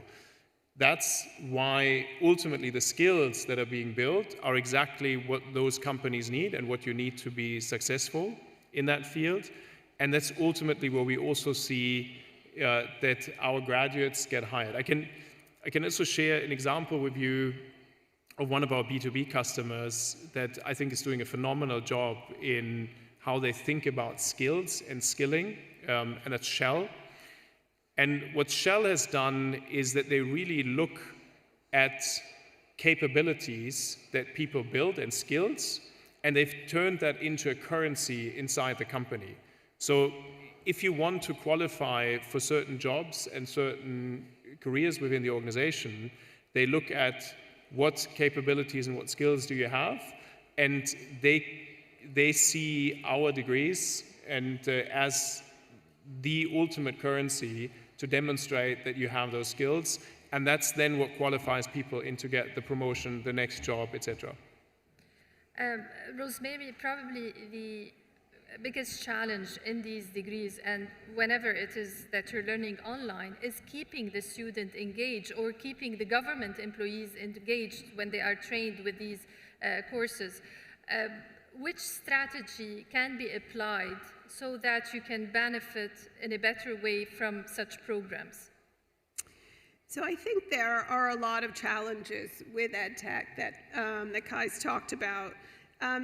Sort of lack of familiarity with tech is one of them, comprehensive training and support. Hallucinations are also a big issue when you're using AI in training. And I think hallucinations, as you know, when you have large language models, you might have some data. For example, if you ask a large education model, how many people live on Mars, it might say 2 billion because it's read a science fiction book that says there are 2 billion people on Mars. So I work for a company called Sandbox AQ, which spun out of Google about 18 months ago. It's an independent company. Chaired by Eric Schmidt and Jack Hidary, the CEO. We do a lot of AI and quantum. We also have an education piece where we do some ed tech. It's pro bono work. We've created something called RAGs that go on top of large learning models for education. So a RAG is a retrieval augmented generator. And it basically, instead of when you have a large language model that searches the web, you can feed it 1,000 textbooks. So we've created for nurses and doctors specific training based on, with the copyright approval, actually this data, because you can't afford to have mistakes in some of these training models. So RAGs are a new technology that actually help focus for education. You can't afford to have doctors and nurses learning pieces of information that are similar to the Mars experiment. I want to hear from you, Dr. Kai. How does a successful implementation strategy look like at a government level? Yeah, no, that's a very good question, and that's a key, and I think it's very closely connected to the question that you just asked about how you get learners through these programs. I strongly believe that education is not it's a means to an end, but it's not the end goal. So I think the key, what you have to do is you really have to look at what is the why for the learner. Why is the learner coming to you? Why is the learner learning? And what drives that person? So if you design a program, it's not enough to just say, I'm going to open my doors and here's a whole bunch of content, and it's, in the worst scenario, it's just purely passive content, some videos to watch. You're not going to get good outcomes out of that. But if you create content that's not only engaging and that's interactive, that's all table stakes. Everyone needs to do that. But the key is, how do you connect this now to what the learner is looking for? So if the learner is looking, I mentioned the Egypt example, right? Those are people that are looking for an income. They're looking for, this might be a woman in rural Egypt that's looking for a job that she can do from home, which then kind of showing that pathway into this freelancing career and how that works, helping to set them up and showing the examples and guiding them along that way is key. In other scenarios where it's about building ecosystem, building jobs, how do you connect this with jobs? Or in the example that I brought with Shell, how do you turn those skills that people acquire into a currency that then holds value for the learner, because it then gives them these projects, these ideas that they want to get into? I have maybe one example from a government organization. We work with the Department of Defense in the United States. And they had exactly this challenge. That they came to us and said, hey, we have all these learning programs, but like, how do we get people engaged? How do we do it? So what our team came up with is they came up with the idea of having basically like a Shark Tank type of setting. So I hope everyone knows that, that TV show. I'm seeing a lot of people nodding, that's good. So where the learners then could go ahead and they had a conference where they could pitch ideas to senior leaders at the DoD. And what happened is they got exposure to senior leadership. They also were driving a ton of innovation because they came up with great ideas.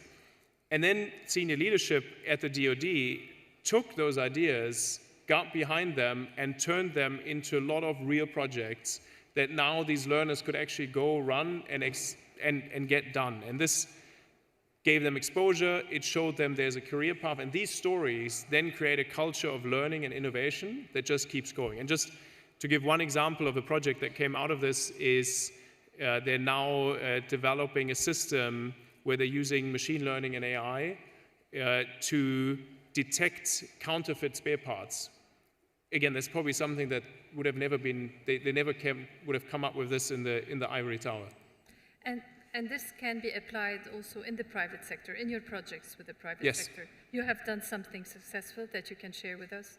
Yes, we've done this many times, and I just shared the example of Shell, with whom we've done many projects. And the key for us is always when we work with an organization is it's not to come in and say, okay, you have learning needs, here's the capabilities, that's it. But we try to understand what is the strategic problem that our partner is trying to solve, and how can then these capabilities pay into solving these problems. And that connection is really what from my perspective is key, both to drive value in an organization, to be strategic, but also to drive that value for an individual. So, and we've done projects where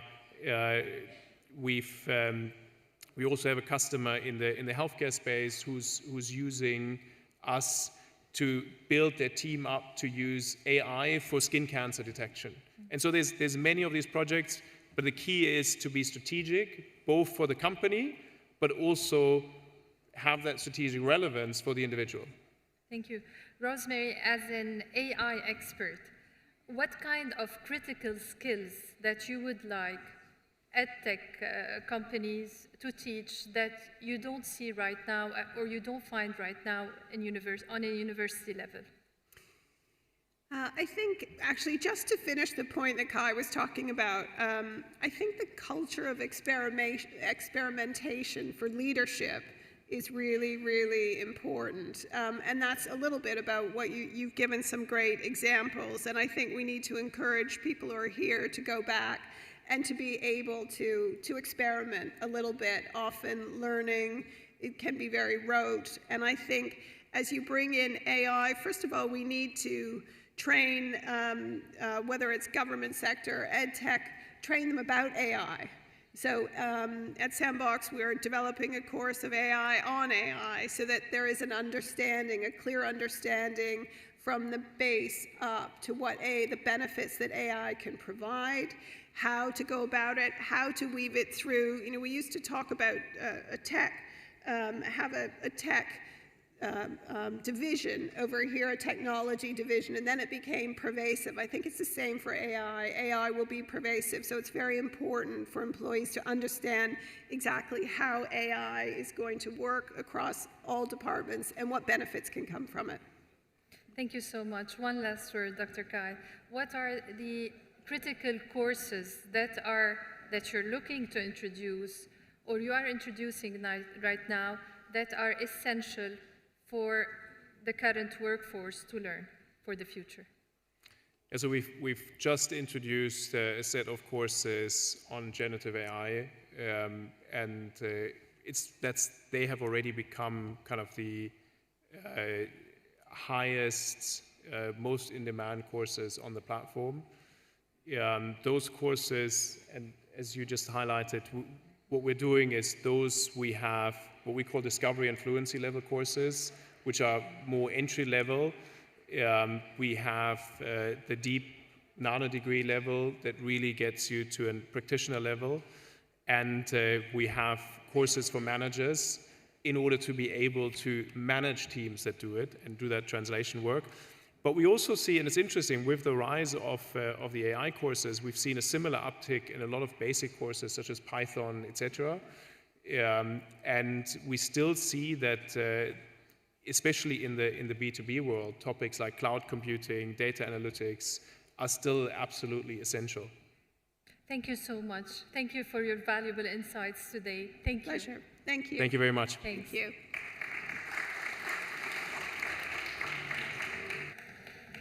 Thank you.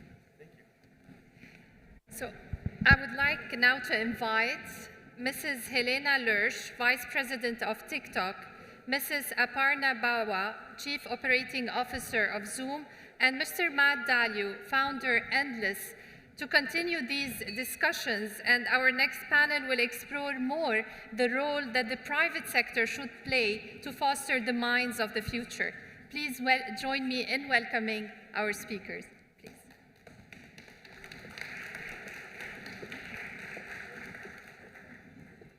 Hi, I think, yeah.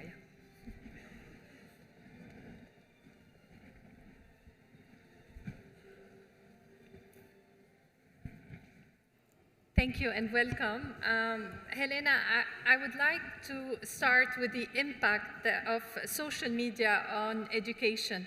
When our kids are spending a lot of time on social media, what role is TikTok playing in pushing educational content to our kids? And what can you tell us about the educational content present on TikTok? Yeah. First of all, thank you so much for inviting me and having me. I love coming to Dubai. I think people come to TikTok for very different reasons. Some come to TikTok to learn a language, some come to TikTok to learn how to cook, some come to TikTok to be entertained. I think there are a lot of different reasons to spend time on TikTok. But what I'm personally very excited to see is that there is a whole community on TikTok now, which you can find on a hashtag called Learn on TikTok, where we're seeing a lot of educational content that's created really organically. And I think on TikTok, you really can consume content in a very snappy, very short video, which helps you to memorize something or to helps you prepare for an exam maybe. And I think we can absolutely play a role in sort of fostering this type of content. And if I may, I want to share one example of how we do that. In Pakistan, we recently partnered with a nonprofit called Edkaza, as well as Lahore University. And we partnered on a project called Exam Ready. And so we worked on 500 videos with the university together. I think what's very important is we are not an educator. We really rely on experts to help us. And so we worked on these 500 videos to help students prepare for the year-end exams, which are really important. And then we saw the community in Pakistan develop 500,000 videos on this hashtag, on TikTok, to really help each other on how to prepare for the exams, how to prepare for tricky questions. And then we also, as part of this whole campaign, we actually gave out 20,000 scholarships to, again, help students be successful and finish the exam. So I do think we have a role to play. I also think that we are seeing a lot of positive educational content on TikTok, and again, we're very excited about. But how are the views on educational content versus entertainment content, for instance? I think it depends on what you come to the app to. I think if you want to use the search tool, you can actually very proactively look for this educational content or whatever you are interested in. I think we're an app that works on interest-based recommendations, so you're not getting the content just from your friends, but you can actually really deliberately also look proactively for this type of educational content. Aparna, let's discuss Zoom now. We know Zoom was a major enabler to the education system during the pandemic. What can you tell us about the usage of Zoom post-pandemic in the education sector? Thank you for having me. It is such an honor and a privilege to be here at the World Government Summit. Obviously, we have done a lot since 2019, since the pandemic, and education, people may not know, but education has always been a key critical value and a pillar for us at Zoom. In fact, some of the first customers at Zoom when we launched in 2015 were universities in the United States. That has always been our operating model. Education has been a key focused vertical for us. So during the pandemic, it did become a no-brainer for us. I remember when we turned on K through 12 schools for free. I'd started in the East, traveled with the pandemic, of course, and then landed in the United States around March timeframe. And I think at that point in time, I know my own kids went home, and my own kids, friends, mothers, and fathers were finding like, oh, we know what you do now. You know, before that, Zoom was really focused on workplaces, but it became a commonplace verb with parents through the pandemic. Well, since then, we've gone back to school, but our focus on education remains. We've always felt that it is a key contributor for us to society. It also makes good business sense. So about 46 out of the top 50 universities across the globe still use Zoom actively in their education delivery model. We also have the top 25 US school districts around the country in the United States using Zoom as part of their active delivery model. I would say for us, it is really important to stay a part of that education vertical. There are so many ways in which education is delivered. You know, I'll tell you, part of the value system of Zoom, our own employee base, you know, you talk about Silicon Valley companies, you hear a lot of folklore about all the benefits, the crazy benefits you get. At Zoom, one of the key benefits we get is we get unlimited books. Like, I can buy and read for me and my family unlimited books. So I'm telling you, it's a key pillar of value of Zoom.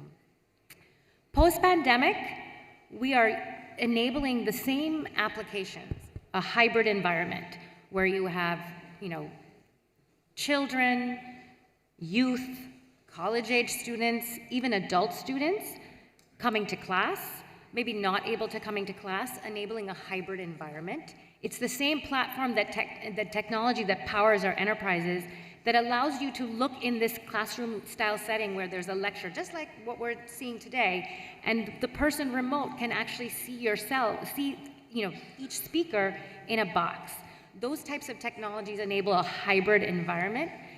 We also enable a lot of schools to reach you know, kids that might not be a part of the system. For example, in the situation in Ukraine, we've enabled about 180,000 licenses for free to the Ukrainian government so that they can continue to provide school for Ukrainian children displaced all across the globe. We continue to make inroads like this. It's a key vertical for us. We focus on universities, but also K through 12. And provide an environment that fosters education. Thank you. Matt, I would like to understand more about Endless. So you founded Endless 10 years ago with the aim of giving students laptops and making laptops more accessible, and also with the aim of teaching coding to students through games. Tell us more about that. Yeah, thank you. So Endless has a vision, which is that every kid in the world has access to the skills and tools to live a better life. And we began on the premise that the smartphone supply chain was going to unlock the power of cheap computers for everyone in the world if you were able to use that same supply chain. Why computers? You know, if I were to ask everyone here who has a computer, everyone would raise their hand. It's the tool of work and study. If you just have a smartphone and your classmate has a computer, I'll tell you who's going to get better grades and who's going to get a better job, and therefore life opportunity. So I believe everyone in the world should have computers. And we went and we tried to build cheap computers. We built the cheapest computer in the world. The Wall Street Journal said the computers are now dirt cheap. And what we discovered was that even at that cheap price point, people needed financing. But the moment you unlocked financing, all of a sudden people would buy nice laptops. And we realized that the key to making computers available to everyone in the world is to make credit easily available.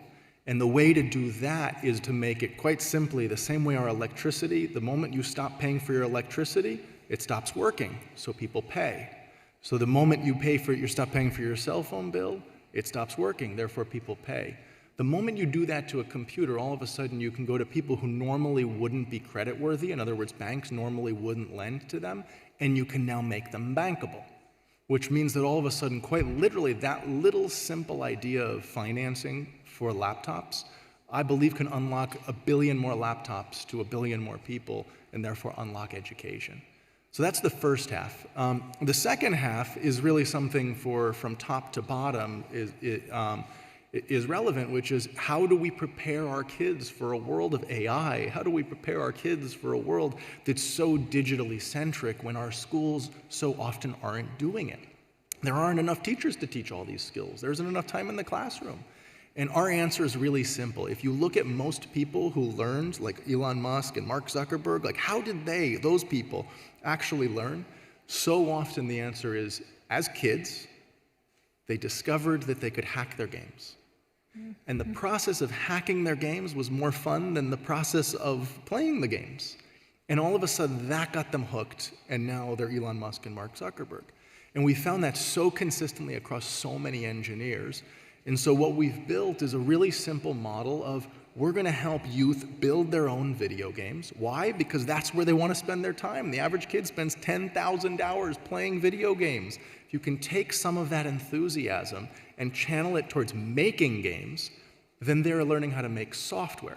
And if they know how to make one kind of software, whether they're a designer, a digital artist, an engineer, a manager, or they're taking it to market, the skills of entrepreneurship, they can learn those at a young enough age that they can then take that forward with them into their jobs and careers. And I was just having almost a spiritual moment a moment ago in the audience, because the president of the Central African Republic just spoke, and I had seen him at COP28, and I did some research on it, and the country is rated the worst country in the world to be youth, the worst country in the world for youth. And I got to speak to him afterwards, and there's a chance that we may be able to deploy laptops across his country and deliver this education that can upskill their youth. And you imagine if every kid in a country now had access to the skills to be able to create software, that creates jobs, that can lift up entire economies. Absolutely. And I believe that's as simple as finance laptops and teach kids to build games, and all of a sudden you can uplift entire countries. Absolutely. So the kids, they spend their time playing games. They love to do that. And also they love to spend time on social media. So my question, in your opinion, do you think that governments should embrace social media in the education of kids, or on the contrary, they should limit social media? I have a 2-year-old and a 3-year-old, so I will probably have different opinions in the future. Our kids don't touch screens at all. I believe that when you get close to jobs, you need to know the skills and tools of jobs, and so that's why we mostly teach college and high school students. My opinion will be controversial on this stage, I'm sorry, but my understanding is that the CEO of TikTok doesn't let his kids use TikTok. And I think that's all I need to say. I want to hear your opinion, Helena. Do you think that governments should embrace social media platforms?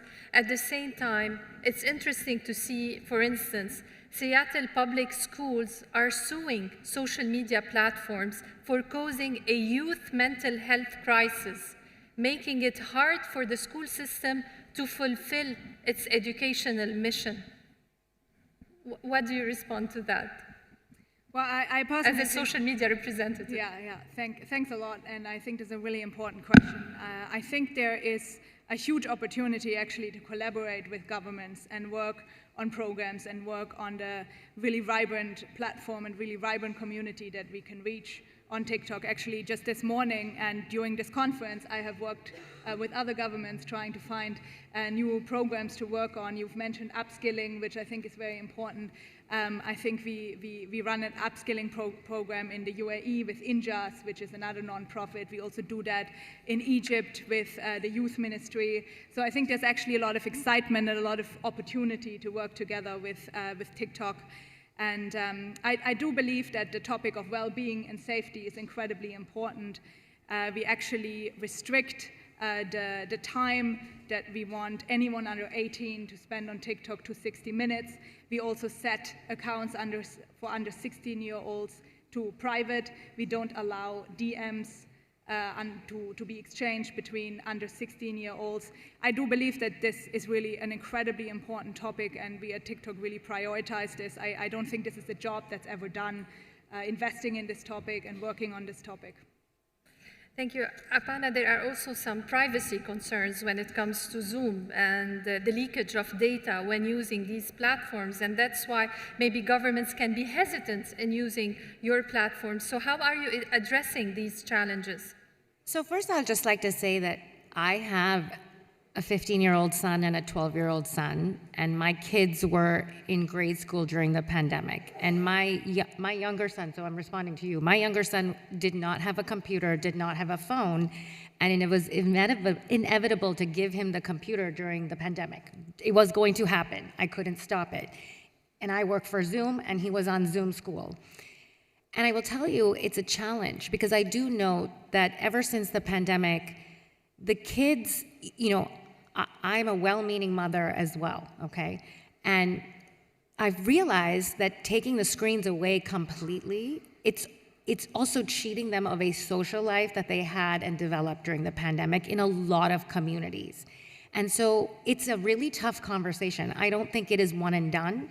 What I do think, and in answer to your question about privacy, we struggled with this a lot at Zoom. So we were created for workplaces and university students. We weren't anticipating that K through 12 schools were going to go on for free, where teachers were administering classes by themselves and, you know, turning off passcodes and taking away the waiting room to make it easier for their kids to join. Well, what we realized is we had to become the IT department of the world. And I think when you are a technology vendor approaching a delivery for children, you have to change the way you approach. Number one is you have to work to educate the educators. So we created pre-configured settings, a configuration package. Then we just went on the offensive to train teachers to say, look, we know you want to turn off the waiting room so that Johnny can come to class when he's 5 minutes late and can make it even though his parents don't know how to get him in and he's bugging the other kids, but don't do it because it's safe and it, you know, promotes safety for the classroom.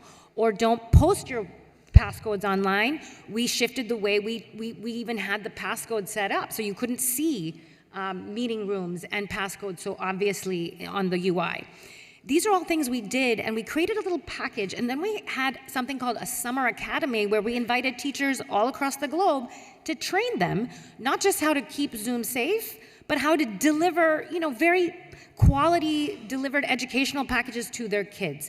I will tell you, as a mom of a 5th grader going through Zoom school, it drove me crazy because, you know, half the time you're wondering if the child is actually absorbing while you're spending your time on Zoom work. So, you know, working with the educators to create an environment that is flexible and allows for multivariate delivery models for education, super important, whether you're the content provider or you're the mechanism for delivery. And then I would say involving governments and getting feedback. You know, once we instituted some of these security and privacy safeguards, look, they're not enterprises. Commercial enterprises want to dial up the usability and reconfigure privacy security based on their own needs. For schools, you have to provide more assistance and you have to provide more education. And working with governments across the world, whether it's Singapore, whether it's the Middle East, whether it's the United States, to, you know, enable what they want in that educational delivery system is super important, and you have to put the work in to do it right. And now you're going to introduce AI on your platform. So what kind of opportunities that would offer to the education system? It is amazing. I mean, obviously, you have to have the right privacy and security safeguards. You are dealing with children who may not know, you know, the last speaker talked about hallucinations. My 12-year-old son may not understand some of these things about hallucinations and probably believes what he sees, and those are the kinds of safeguards you have to have. But if you look at the use of AI to make the teacher more productive, more efficient, and in turn, you know, enable the students to absorb more, whether it's Zoom, it's our whiteboard capability and embedding AI in the whiteboard capability. It's even in the meetings, the ability to take notes, to provide meeting summaries. If you're late for a class, how many times did you go to college and you were 5 minutes late for the class, you missed the first 5 minutes and you're sort of trying to catch up? If you can ask the technology provider to catch me up so you can get a summary of what you missed, you don't skip a beat and you're back in to the class as if you never missed that 5 minutes. Those are the kinds of innovations that we see helping. We can also see, teachers absorbing some of, you can assess whether, based on polling, based on questions to the audience, whether the kids are actually absorbing that material. And you can use sort of generative AI to help them, to respond back to them and adjust your lesson planning on the go. These are the kinds of ideas that we have, and we're actually creating a sort of a verticalized solution for the education vertical. But again, it is a partnership with educators and with government. It is not by yourselves because, pre-pandemic, as a mom of little kids that were kind of adolescents, I would have said no screens, no screens, no screens. That's not a reality when your kids are socializing on screens nowadays. And you don't want them to be depressed and sad and feel like they don't have friends, but at the same time, you want to use technology for good. One last word. We have 1 minute. Should governments, because that would be some of the topic that I will be discussing in the next panel, should governments, in your opinion, Matt, embrace AI in the education, generative AI? There's no choice. If you don't know how to use AI in the future, your job is going to be replaced by someone who knows how to use AI. So the real question is, how do you teach it? Traditionally, AI teaching is like same tests, it's just that now AI can do it better than you can do it, or same essay, now AI can do it better than you can do it. If you reconfigure it and say, we are making something together, so we are a youth game making studio, youth make games together, and if you use AI to create, whether it's on the art side, the narrative side, on the coding side, and you use these incredibly powerful tools to make the best possible products you can, just like the real working world, then measure people based on the quality of the product that they've created. Measure students the way that real companies are measured, which is what have you done with the same tools. But if you don't teach the tools, they won't have jobs. So you have to teach the tools.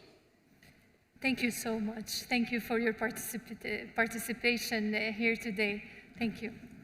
Thank you.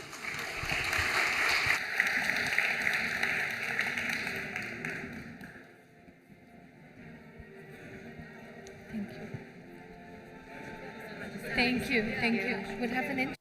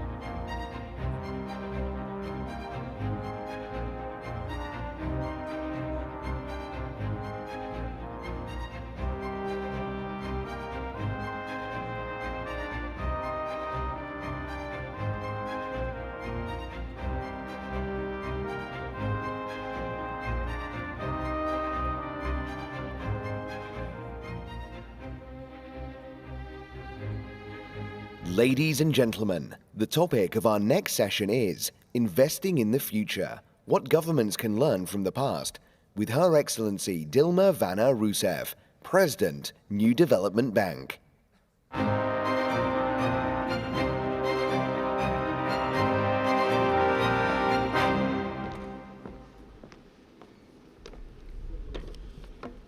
Good afternoon.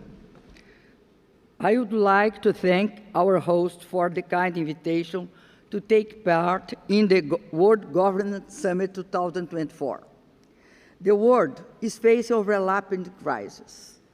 Developed countries deal with persistent poverty, food insecurity, fragility, conflicts, and the growing existential threat of climate change. This is why the central theme of Invest in the Future, the role of financing for sustainability, and the rise of multilateralism is most timely. The issue of development is crucial for the future of any country to be sustainable and contemplate simultaneously actions against inequalities and climate change.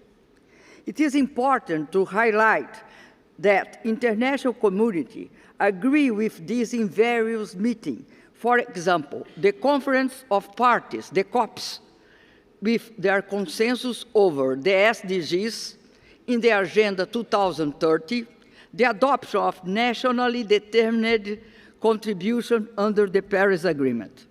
More recently, COP28 here in Dubai and also G20 in India stressed the importance to increase the level of financial resources in an effective, timely, and easily accessible manner as a condition to overcome these challenges. The overlapping crises we face require to understand the trends and the facts that could impact our capacity to access sufficient financial resources to overcome inequalities and prevent the rise of temperature over 1.5 degrees.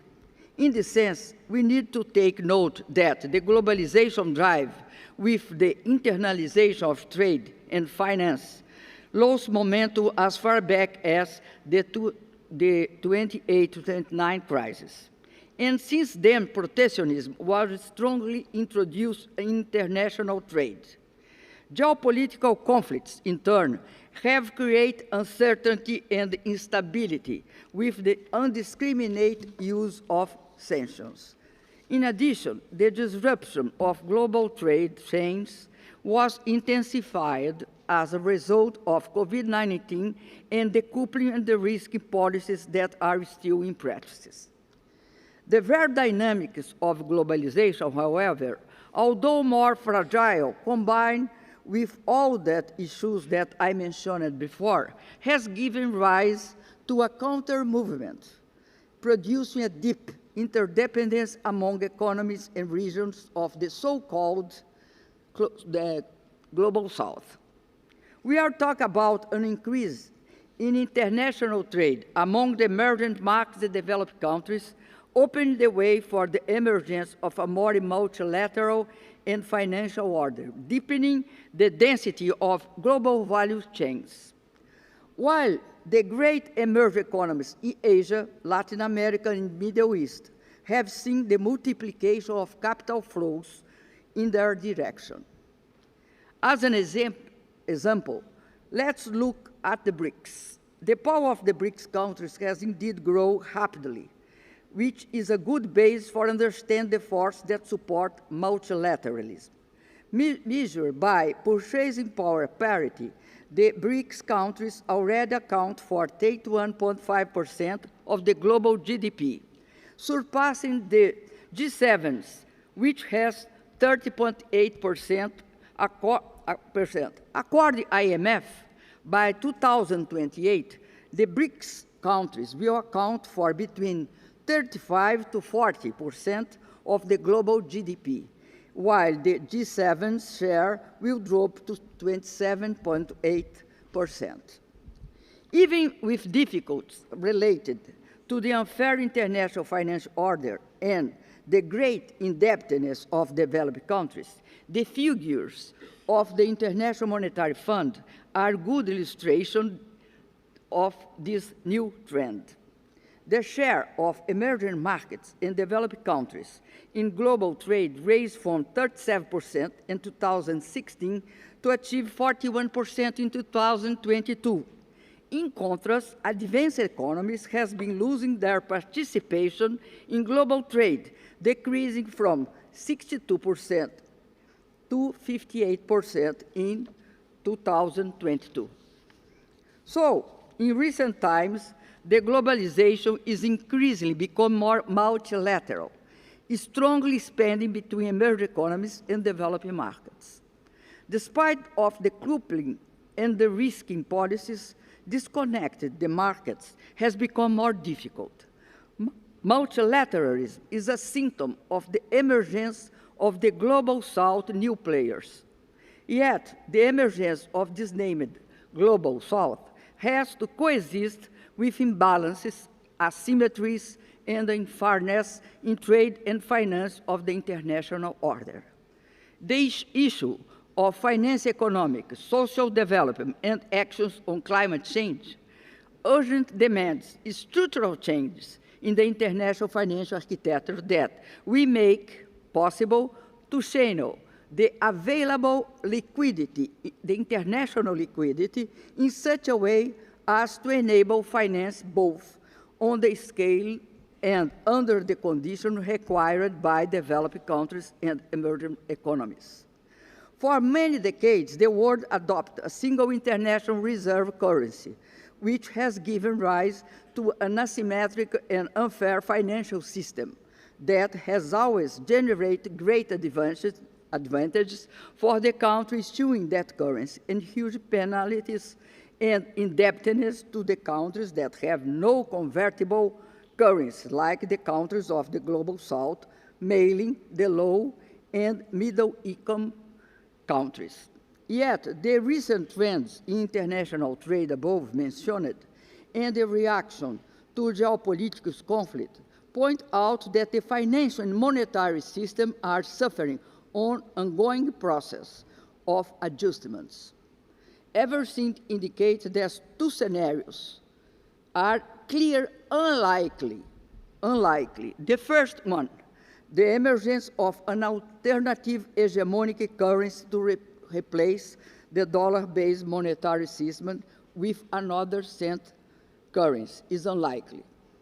The second, the creation of a global currency, like as Keynes wanted, the Bancor, because then, as now, the necessary condition to sustain such a currency, that is global geopolitical unity, doesn't exist. The most likely outcome is the emergence of a new monetary system better adapted and more multipolar, resulting from some factors. First, from the steady tendency towards growing bilateral trade, which gives rise to increased returns of scale in the use of their respective currencies, the local currency, to the detriment of those obtained with another currencies.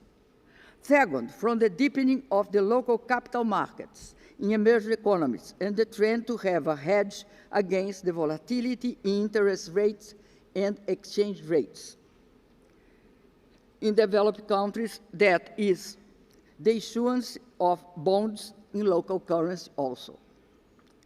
Another possibility is the CBDC, Central Bank Digital Currency, that could promote the central banks of emerging market and developed countries as a clearing house. So the predominance of one single currency will diminish further, make the global monetary system more diverse and multipolar, with the currencies of major developing countries and regional markets gain in importance, without any adjustment that is not necessary.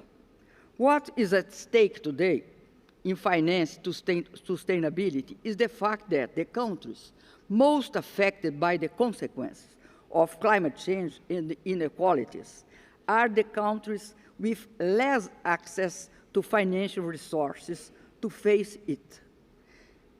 They are the least developed countries. Not mention that these countries are also the most indebted ones. According to the United Nations, 1/3 of all developing countries and 2/3 of poor countries have a high level of indebtedness, which is due to the asymmetrical architecture of the current financial system. If we don't tackle the burden of indebtedness of these countries, it is impossible to solve the problem of financing them. Besides that, when they have access to financing, they pay much higher interest rates compared to the rates of developed countries. The current architecture should change to channel the available liquidity, international liquidity, to enable finance on the scale and under the conditions required by the Global South. This is essential to achieve the SDGs, the compromise of countries' climate objectives signed in the Paris Agreement, and fundamentally to develop them. The G20 Independent Expert Group reasoned that emerging markets and developing countries need an additional investment of about $3 trillion US. For that, they need to receive investment from all the financial players in the world. Certainly, multilateral development banks have a role to play, but this role is just complementary. And in the Article 2.1, item C of the Paris Agreement is clearly stated that governments have to make financial flows consistent with a pathway towards low greenhouse gas emission and climate-resilient development. Multilateral financial platforms, such as the NDB, the Bank of BRICS, can improve the capacity of their member countries to face the challenge to accomplish their NDCs, or nationally determined contributions, assuming in Paris Agreement. Even so, there is a huge amount of resource that is necessary and must come from the developed economies and also in some proportion from new emerging markets. In this new architecture, MDBs have a crucial role to play by promoting long-term financing, be it in dollar, be it in local currency, boosting economic growth and leading to greater opportunities for employment and income, and financing new technologies and innovations that is crucial for the development of emerging markets. So, some of the measures NDB, the Bank of BRICS, can take to support their member countries include, first of all, financing development projects in local currency to reduce dependence on foreign currency, while maintaining financing in convertible currencies in a basket of options. 2, provide guarantees and insurance to help attract private investors and reduce the perception of risk associated with this type of financing and the high cost of hedging them. 3, providing technical assistance and support, project preparation, and financial modeling. 4, establishing strategic partnership with local governments, private sector, and other developed banks in the form of co-financing to provide local currency financing and the great currencies also. To this end, NDB has the strategy of broadening its base by developing capital markets in the local currencies of its member countries, issuing bonds in different markets and currencies, and also expand its capital base by attracting other countries of the Global South to be partners and shareholders. When dealing with goals of this magnitude, it is clear that only a multilateral vision and action can make the difference and not leave any country behind. For that, it is essential to restore an effective coordination role of the United Nations and reform the Bretton Woods institution to play a key and strategic role. The NDB, the Bank of BRICS, is ready to join hands with all countries in the world, multilateral development banks, international institutions, and other stakeholders, in order to work together addressing developed challenges, provide avenues for the global South to access finance for development that must be sustainable, inclusive, and resilient. And it is important to reiterate that it is necessary a joint effort to reduce the reliance on established and limited traditional financial practices and create architecture that could provide effectively, timely, easy, accessible, and fair financial process. Peace, cooperation, and dialogue are essential for multilateralism and financial sustainability. I wish all a very fruitful and productive summit. Thank you very much. Thank you, Your Excellency, for this main address.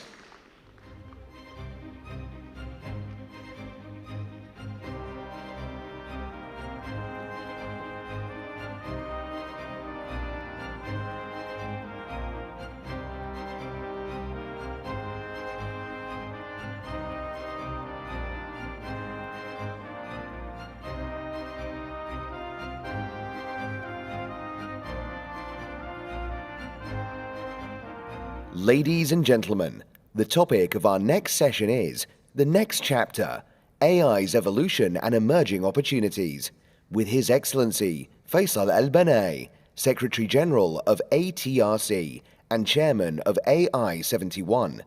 This session is moderated by Anna Stewart from CNN.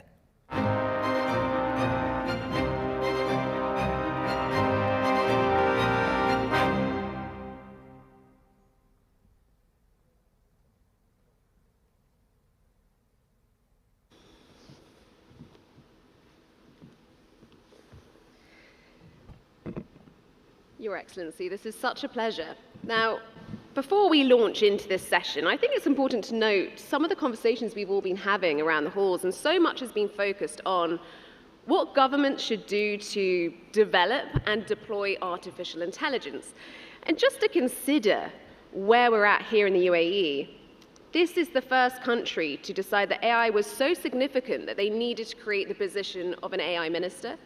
It is also the country that created the ATRC in 2020, which is the Advanced Technology Research Council, of which His Excellency is the Secretary General. And before we start to sort of delve into the exciting pioneering work you've been doing, I think it would be important to just explain the umbrella of the ATRC, because it's got 3 pillars within it, and they've all created some really exciting ventures. Thank you for the intro. A quick background of what we do in ATRC. So we were created through a decree in the summer of 2020. So just as COVID was becoming quite interesting and revealing in how it's going to impact our lives. And ATRC has 3 key mandates.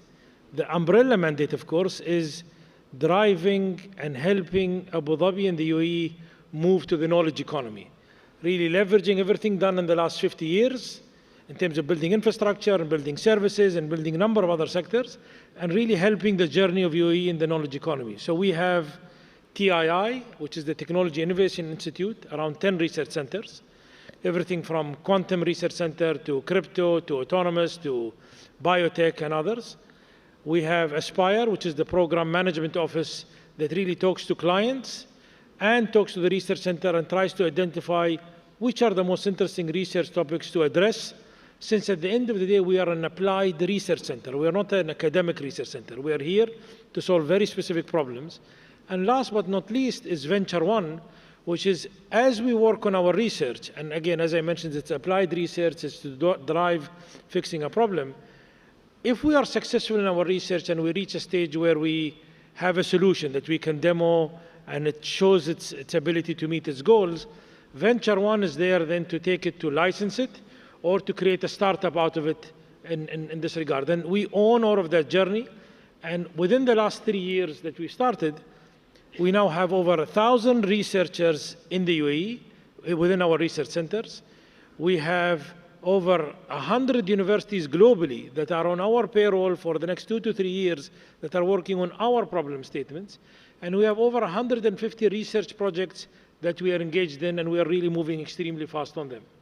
I mean, let's take the research pillar here. And one of the most well-known, I think, products from that has been Falcon, which is a huge foundation large language model. And if you consider sort of the world's biggest LLMs, the ones that we all know, they've been created by some of the biggest companies in the world, the tech companies. We're talking about Meta, Google, Microsoft, and OpenAI.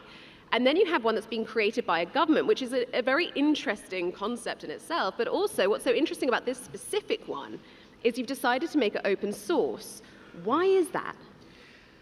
I think we had an interesting journey, and I think it starts with the point of having leadership that has a very clear vision.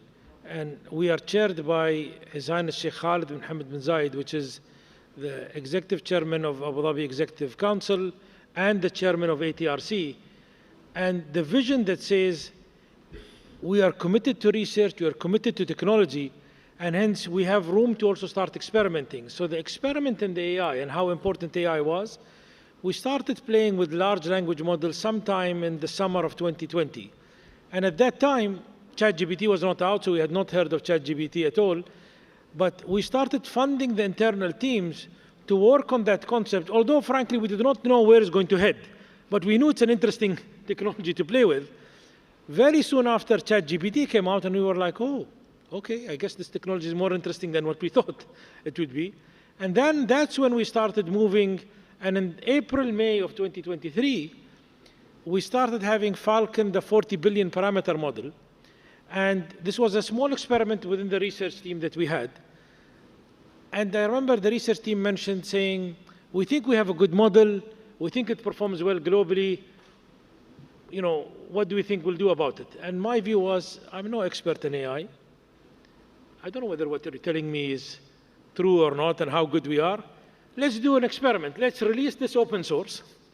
Let the world decide how good our AI is. And if it's good or somehow good, we'll probably gain some visibility to help people work with us more in the AI field. Now, 1 week later, after releasing it in open source, we were ranked by an independent site called Hugging Face as the best performing open source AI model globally, beating every other player in the market in that regard. So this was, okay, I guess we can build something over here. That's when we started further taking the journey of building the next larger model of Falcon, and that was the Falcon 180 billion model. We released it in September. Sometime in the middle, Facebook launched Llama 2, another great model. They became the #1 model. In September, we again surpassed every other open source model globally with Falcon 180 billion model. So that showed we, as a small player, we're not the US, we're not China, we're a small player, but we are a small player that is extremely focused on what we want to do and extremely determined in getting there, that we are able to play with the larger boys. And I think that set the journey, and we'll talk about that, I think, in the next questions, set the whole journey of what our journey is in AI and how credible we are in the AI space. I mean, it's an interesting concept. You're really looking at democratizing AI in a way and also encouraging other people to try and develop the technology very quickly. Talk to me about one of the new announcements you have about the Falcon Foundation, because that's going to encourage even more open source projects. Absolutely. Our view when it comes to AI is the following. I think if we look at how the internet age has evolved, and at least I'm old enough in this room that have lived before the internet and after the internet. And what we saw in the internet age and the boom that the whole internet brought in is there were a lot of technologies that very few technology players ended up controlling. And although it was great on one side because technology was concentrated with large players that can invest in technology, The downside, at least in a certain element of technology, we had to give up our entire data to these companies, where they control our data, they have access to a lot of set of our data to be able to access the technology that they're having. I think it's good, but it had a downside. In the AI space, we were concerned that if we let things move in their own trajectory, in their own momentum, do we really want to choose between leveraging advanced AI and giving out complete control of our data so that that AI can process the data? I don't know. I don't think it's the right direction. Do we want to use AI in a black box that very few players control, and like what happened in social media in the last 2 or 3 years, where if I didn't like what you're saying or what someone else was saying, someone in the social media company can wake up one day, they can turn our voice down or they can turn our voice up. I don't know whether we want this in AI, because AI is going to make much more decisions than social media app is going to do.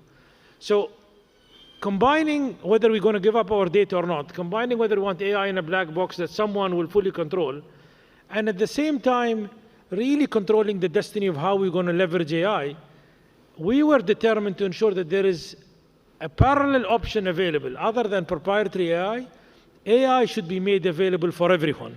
AI should be a major equalizer. And that's what drove us to release Falcon in the early days as open source.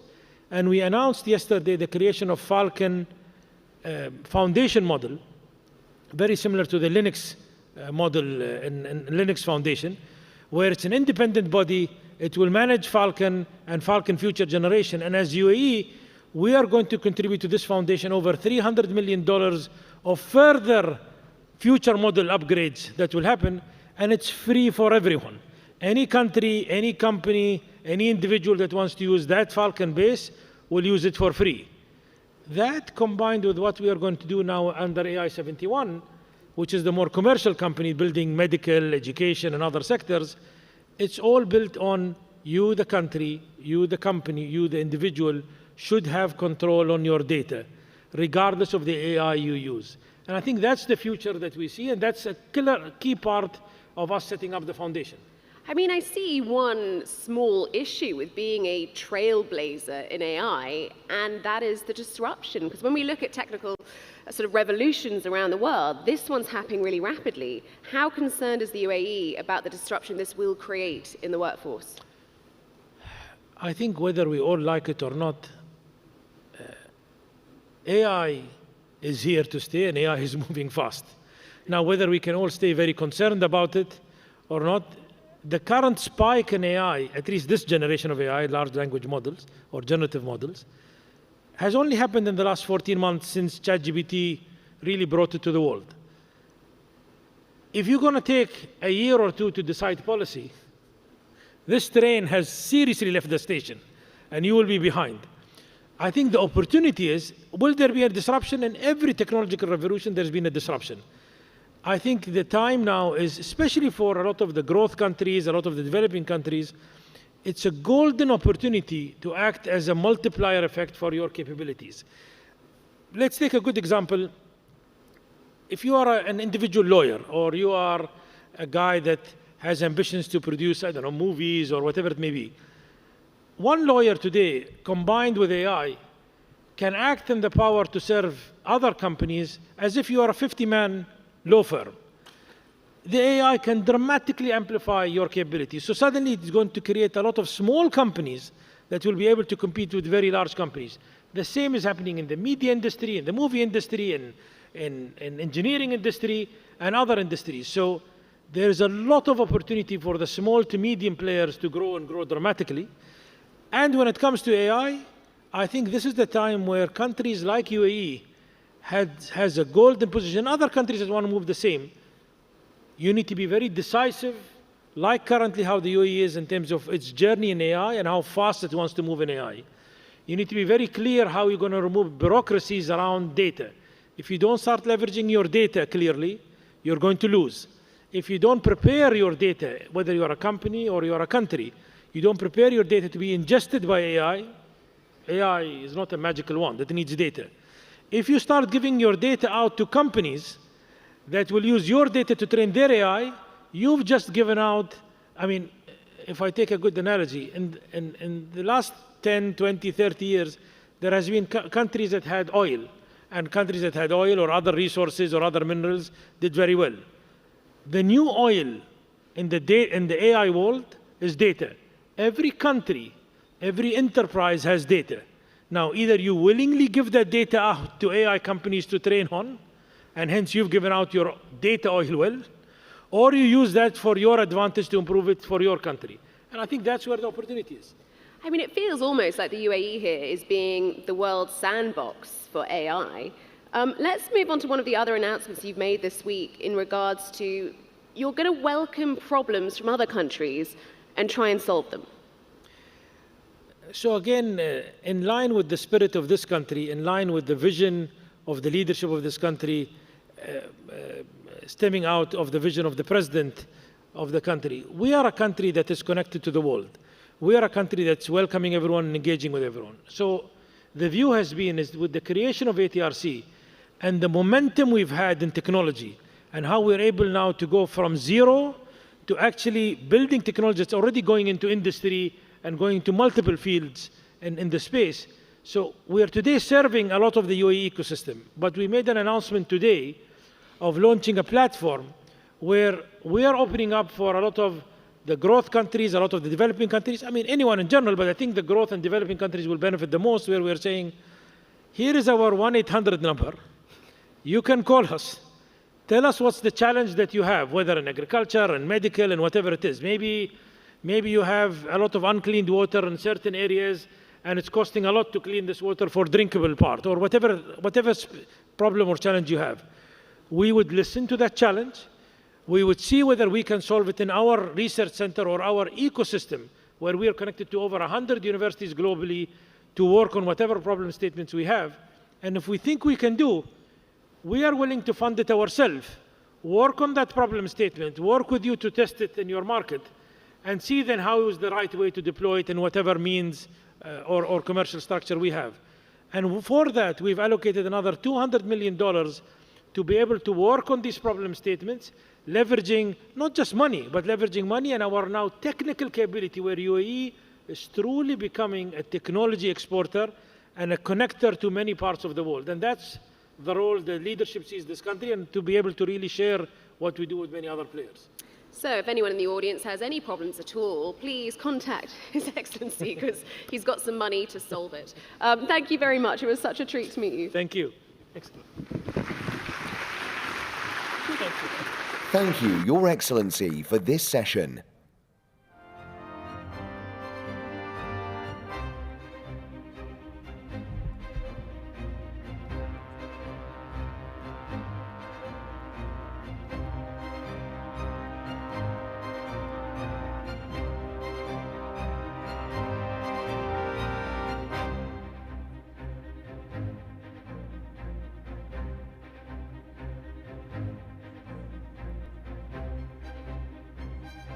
أصحاب السمو والمعالي، أيها الحضور الكريم، نستمع الآن لكلمة رئيسية لفخامة أندري راجولينا، رئيس جمهورية مدغشقر.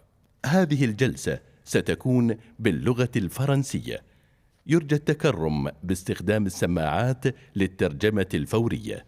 Your Highnesses, Excellencies, ladies and gentlemen, please join me in welcoming His Excellency André Rajoelina, President of the Republic of Madagascar. Please note that the following session will be in French. Please use your headsets for instant interpretation.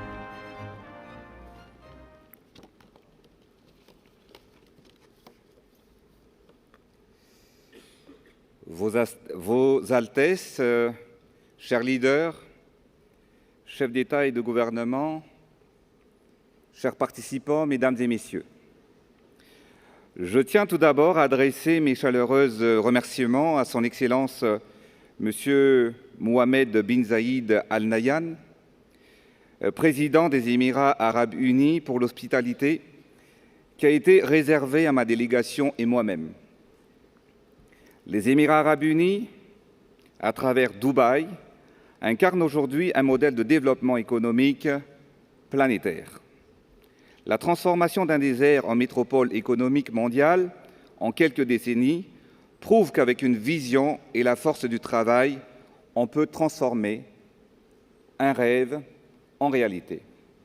Cela incarne une réussite exemplaire, une source d'inspiration universelle. Rassemblant 190 pays, Dubaï réunit aujourd'hui le monde à travers ce sommet mondial des gouvernements pour discuter de la transformation et l'accélération du développement au niveau global. Et c'est avec fierté que je suis ici pour représenter Madagascar, mon pays. Ce sommet est devenu un espace incontournable pour discuter des priorités, des visions futures, pour favoriser la coopération internationale en échangeant sur les meilleures pratiques dans le but de trouver des solutions efficaces pour mieux servir l'humanité. C'est la raison pour laquelle la participation de Madagascar à ce sommet est primordiale, car cela nous donne l'occasion de partager notre vision afin d'atteindre nos objectifs communs. Le monde est en pleine mutation avec les avancées technologiques et il convient à chaque pays de valoriser ses atouts pour harmoniser un développement durable. En ce qui concerne Madagascar, la plus grande île du continent africain, avec ses 5000 km de côte, se positionne comme un pont entre l'Afrique, l'Asie, le Moyen-Orient et toute la région Indienne-Océanie, car il faut savoir que nous abritons aujourd'hui 5% de la biodiversité mondiale. La richesse du pays ne demande qu'à être exploitée pour atteindre le développement tant attendu depuis des décennies. Face aux défis rencontrés et au vu de rattraper le retard de développement accumulé depuis 60 ans, Madagascar s'est penché sur plusieurs secteurs essentiels. Avec 80% de sa population vivant dans les zones rurales, l'agriculture fait partie de nos secteurs prioritaires. Le riz étant la base de l'alimentation de la population malgache, malgré une production de près de 4 millions de tonnes annuelles, nous sommes encore contraints d'en importer. L'objectif que nous nous sommes fixés est de redevenir le grenier rizicole de l'océan Indien dans les années à venir. Pour atteindre cet objectif, l'accessibilité à la terre est une condition indispensable pour pouvoir développer une agriculture pérenne.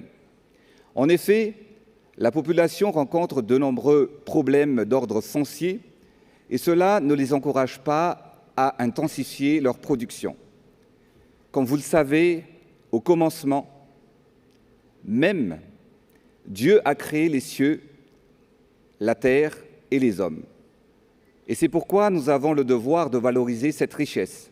C'est l'essence même de notre mission, cultiver et exploiter la terre pour ainsi nourrir les hommes. C'est la raison pour laquelle nous avons priorisé la distribution de plus de 2 millions de certificats fonciers qui permettra à plus de 36% des familles malagasy d'être propriétaires de leur terrain. Car la terre est sacrée et c'est même notre identité. Outre ces défis du foncier, nous allons construire des usines de production d'engrais et nous allons vulgariser des semences abordables pour rendre accessibles les intrants afin d'augmenter le rendement de la production à l'hectare. Par ailleurs, nous allons aussi développer l'agriculture ou l'agribusiness à grande échelle en augmentant les surfaces cultivables de 100 000 hectares, qui permettra d'atteindre l'autosuffisance alimentaire. Je suis convaincu que dans les prochaines années, Madagascar deviendra le grenier rizicole de l'océan Indien. Le secteur de l'énergie est également un des piliers essentiels du développement. En effet, notre production énergétique actuellement est essentiellement produite par des groupes thermiques. Le coût élevé du kilowattheure rend inaccessible l'énergie et ralentit le développement car seulement 23% de la population ont accès à l'énergie. Nous allons donc accélérer la transition énergétique à Madagascar en installant dans les prochains mois 60 parcs solaires sur 119 districts à travers toute l'île. C'est un grand pas vers une énergie verte, renouvelable et propre. La majorité des populations africaines et 75% des familles malagasy n'ont pas d'accès à l'électricité domestique et s'éclairent encore avec des bougies ou de pétrole lampant. Notre défi est donc de donner un accès à l'électricité à ces familles. Pour cela, nous avons lancé un plan national de distribution massive de kits solaires à travers un programme que nous avons nommé Azavana Uwano, ou la lumière pour tous ou pour chaque foyer, que nous allons donc distribuer près de 4 millions de ménages qui vont économiser entre 2 et 4 dollars par mois pour chaque foyer. Cela constituerait près de 960 millions de dollars d'économies en 5 ans, engendrant ainsi l'amélioration du quotidien de chaque famille, entraînant alors une croissance économique pour le pays.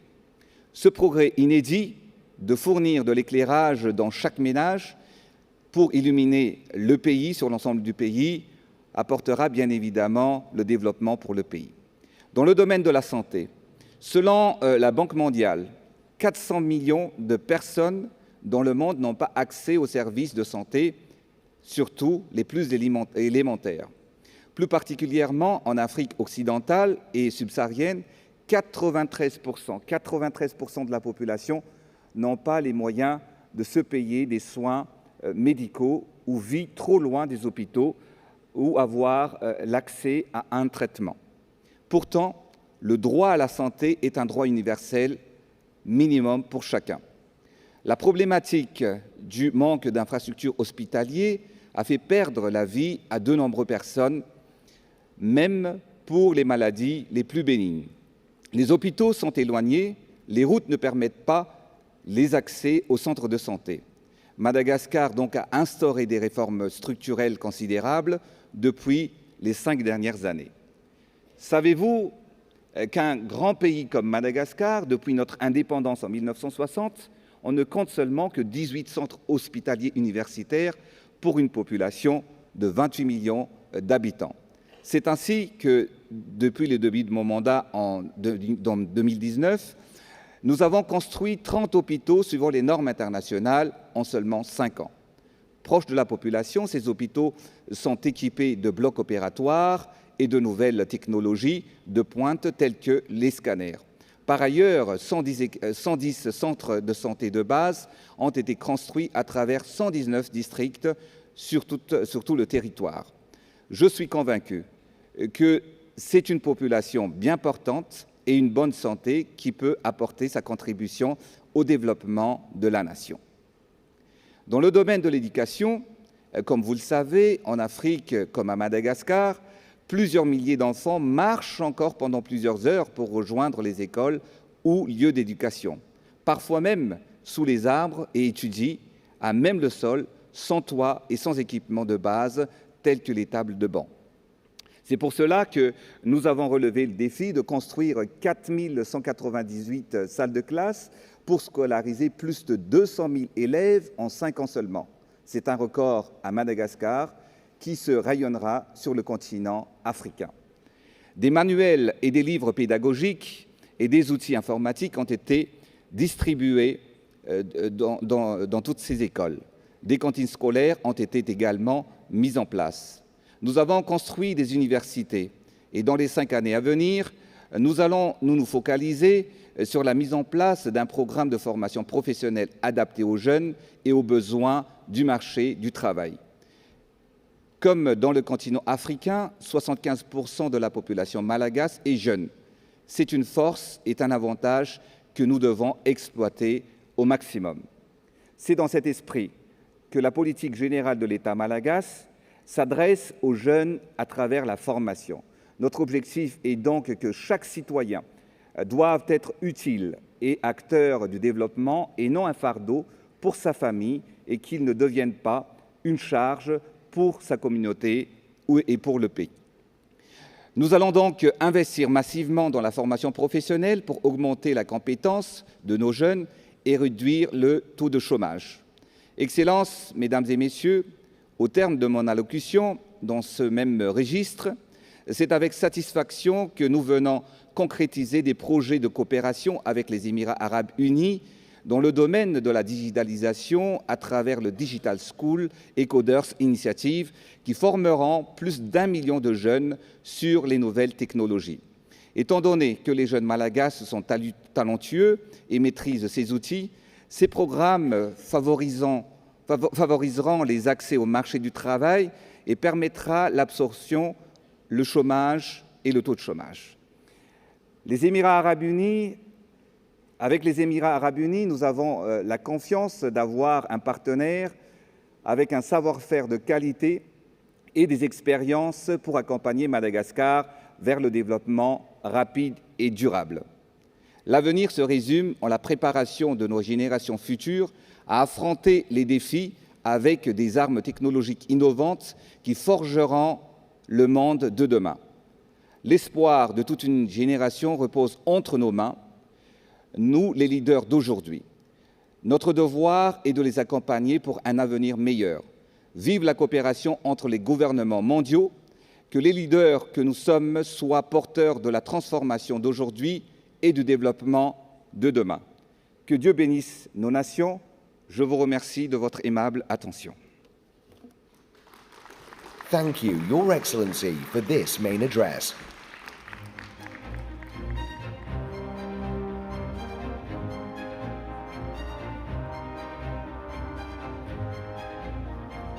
أصحاب السمو والمعالي، أيها الحضور الكريم، نستمع الآن لكلمة رئيسية لفخامة محمد مويزو رئيس جمهورية المالديف.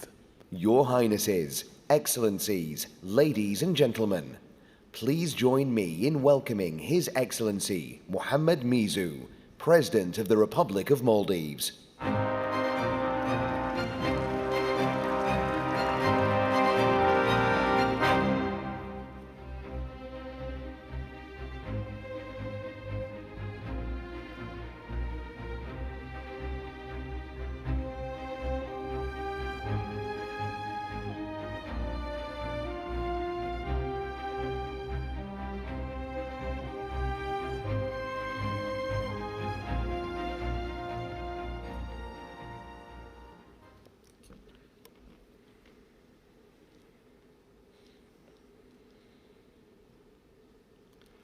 Bismillahirrahmanirrahim. Distinguished heads of states and governments, Excellencies, ladies and gentlemen. Assalamu alaikum and a very good afternoon. It's an honor to be here at the World Government Summit 2024 in the Emirate of Dubai. I extend my gratitude to the government of UAE for the warm welcome and exceptional hospitality extended to my delegation and me. While I extend my good wishes for a successful summit, may I also commend the UAE leadership and government for continuing to lead the way in promoting inclusive, strong leadership, governance, and partnership. Dubai stands as a global testimonial for impressive progress over a few short decades, highlighting some of the best governance practices and most innovative citizency services. This summit, hosted by the visionary leadership of the UAE, serves as a unique platform for global leaders to discuss and shape the future of governments. Excellencies, I stand before you today to celebrate the remarkable journey of innovation and development in the Maldives. Nestled in the heart of the Indian Ocean, the Maldives has not only been a haven of natural beauty, but also has embraced a visionary approach to progress. My vision for the Maldives is to capitalize on this resilience and the vast opportunities our strategic geographic position opens up. It is to reimagine a Maldives that is forward-looking and inclusive, innovative, and embracing sustainable development. I want every Maldivian, especially our women and youth, to realize their dreams and be assured that their government will continue to support them to help them unleash their power of creativity, entrepreneurship, and innovation. My administration is committed to implementing a bold development agenda aimed at transforming the Maldivian economy. Towards this end, creation of strategic infrastructure assets necessary for immediate as well as long-term development and economic diversification is critical. Excellencies, with the introduction of tourism to our shores in the 1970s, the Maldives has experienced a very fast pace of economic development, quickly moving from a least developed country to an upper middle income country. The outlook for 2024 looks promising, with tourism arrival having shown a growth of 11% in the first month compared to the same period last year. The country is set to achieve 2 million tourist arrivals this year. The tourism sector of the Maldives has witnessed revolutionary advancement, preserving natural wonders while redefining luxury through innovative, eco-conscious resorts, beaches, and underwater rooms and restaurants. All this is done with sustainable tourism practices, setting the Maldives as an example for responsible and forward-thinking travel. In our efforts to expand our tourism sector, we plan to introduce ecotourism, sports tourism, education tourism, and wellness tourism under the visitor economy concept. Important projects that will be pursued in this respect include the redevelopment of the central maritime port of the country, inclusive of a free zone, further expansion of the main international airport, as well as integrated maritime development in the northmost atoll of the country, which also sits along the 8-degree global maritime shipping route. Even though Maldives may be considered a small country compared to the rest of the countries, the Maldives is huge in terms of the strategic geographic position it holds and its unrivaled natural beauty and the vast ocean resources. Our fisheries sector is renowned to the world as practicing the most sustainable harvesting methods. The government is investing into expanding the cold storage and processing capacity by more than double its present amount. This will enhance value addition and maximize the benefits to our fishermen and the industry. Excellencies, innovation is pivotal to the development agenda of my administration.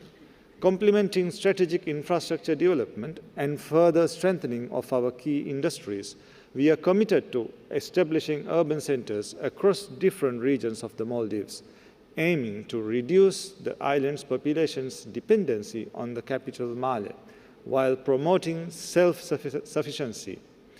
These centers will be smart and secure, making them more resilient to the impacts of climate change and fostering sustainability. In today's landscape, artificial intelligence plays a crucial role in bolstering efficiency. My vision for Maldives involves the seamless integration of technology and artificial intelligence to drive productivity and cultivate investment-friendly environments conducive to business growth. Furthermore, the Maldives has embraced innovative governance facilitated by technology to elevate public services and transparency.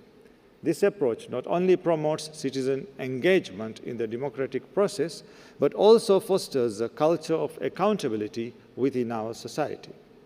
Among my presidential manifesto pledges are the promotion of paperless e-government platforms, with a focus on one-stop-shop solutions for counter services, extensive use of artificial intelligence in various services, including road traffic flow, community services, and citizenry registration documentations.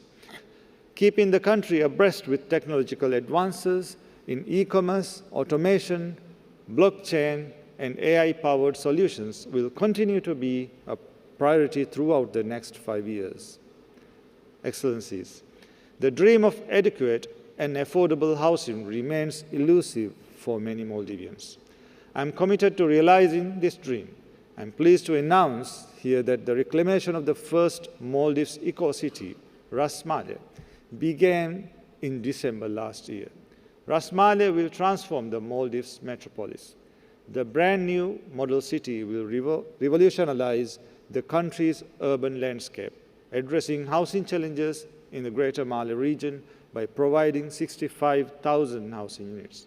This landmark project aims to redefine urban life, fostering innovation, sustainability, and inclusivity, while offering unparalleled living standards and a conducive environment for business growth. Most importantly, the Ras Maleh project will be a development based on zero-carbon safe island concept, aligning the project with international standards. More than 1,100 hectares of land is being reclaimed, making it the largest and most extensive land reclamation initiative undertaken in our history. Land will be elevated to 3 meters above sea level, making it resilient to climate change impacts. Designed for inclusive accessibility, Ras Maleh will set new benchmarks for urban sustainability, prioritizing community health, environmental protection, and work-life balance. Excellencies, in the present era, we shouldn't talk about development without considering the climate crisis and the plans to mitigate it. As a small and low-lying island nation, our vulnerabilities are inherent. Heavy rainfall and flooding cause damage to critical infrastructure, our agricultural lands and livelihoods. This directly affects food security and access to resources.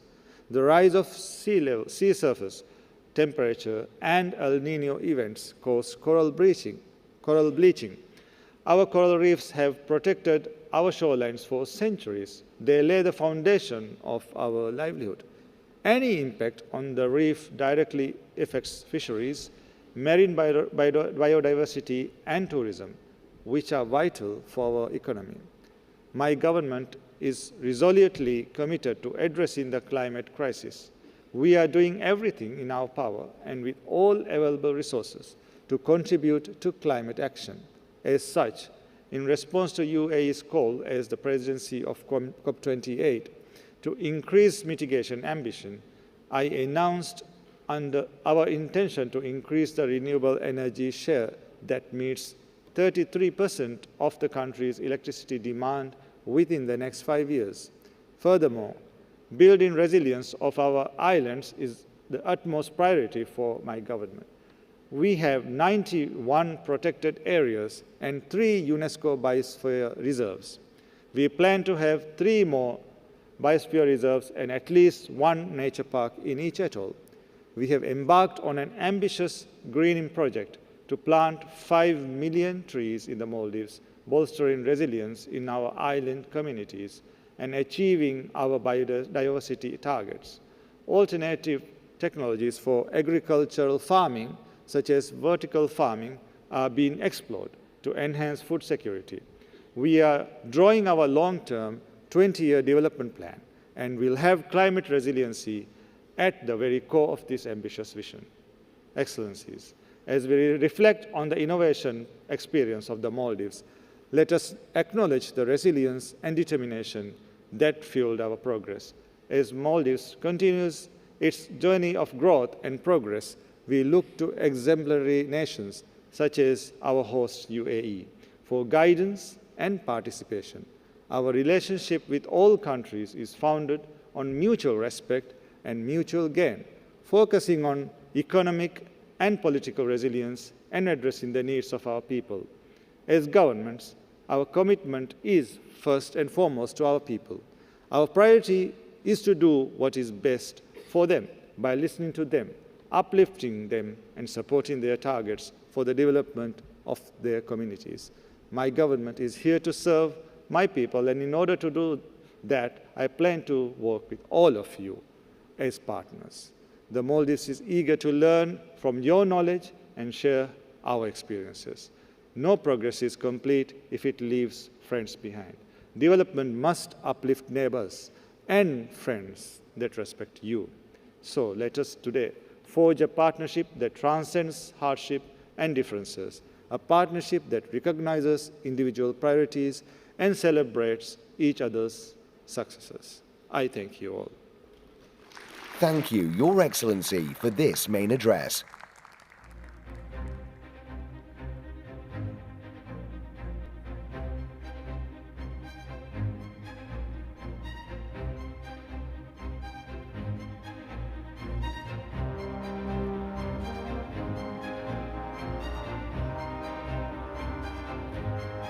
أصحاب السمو والمعالي، أيها الحضور الكريم، نستمع الآن لكلمة رئيسية لفخامة بريثفراغسين جروبن، رئيس جمهورية موريشيوس.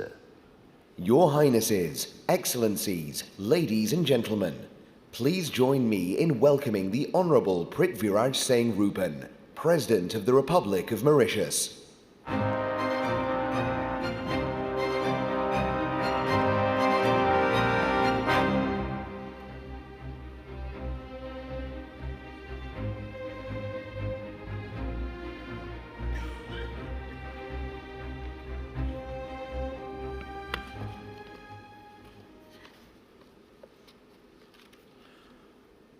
Your Highnesses, Excellencies Presidents, distinguished guests, ladies and gentlemen, salam and good afternoon. I bring to you peace and salutations from the government and people of the Republic of Mauritius. At the very outset, I wish to express my profound appreciation to His Highness Sheikh Mohammed bin Zayed Al Nahyan, UAE President and ruler of Abu Dhabi, His Highness Sheikh Mohammed bin Rashid Al Maktoum, Vice President and Prime Minister of UAE and ruler of Dubai, and the entire government of the United Arab Emirates for the gracious invitation to this esteemed World Government Summit 2024. Like all of you, I am delighted to be present in this vibrant city of Dubai, which has, under the wise guidance of its rulers, been transformed into a port city of confluence in terms of business, finance, technology, and more importantly, into a hub of innovative ideas and initiatives. We should commend UAE for its proactiveness in establishing this meaningful platform for discourse and exchange at a crucial juncture when the international community is called upon to work collectively in addressing a myriad of global interlocking challenges, including conflict in many parts of the world, with its immense human sufferings and destruction, and alarming disruptive effects globally. Climate change, which is an emergency and an existential threat for many of us, biodiversity loss, energy crisis, food security, amongst others. I am therefore honored to join in the dialogue and benefit from the sharing of knowledge, which altogether is capable of generating new ideas and initiatives. One among the major challenges faced by many developing countries is rapid urbanization caused mainly by internal migration. Currently, 58% of the world population lives in urban areas. This percentage is expected to rise to about 70% by 2050. For small islands like Mauritius, urban development represents a significant challenge of balancing economic growth, social equity, and environmental sustainability. Growing population in a small, limited space represents a daunting task in providing basic infrastructure and essential services such as decent housing, water, and energy. This puts additional pressure on already fragile ecosystems and agricultural areas, which are further exacerbated by adverse impact of climate change. The result is that many developing countries end up making little progress towards achieving the Sustainable Development Goals. This inevitable phenomenon requires a paradigm shift in our urban development strategies. And the demand for innovative solutions become even more pressing. I wish to share with you that a few weeks back, Mauritius was impacted by a cyclone which brought torrential rain and heavy flooding, causing significant damages to our public and private infrastructure and properties. Neighboring island, Île de la Réunion, was also affected with casualties and severe damage, while two other neighboring islands, last year, Seychelles and Madagascar, faced the dire consequences of powerful tropical cyclones and flash floods. Mauritius had to earmark an amount of over 1 billion in terms of repairs, assistance, and support.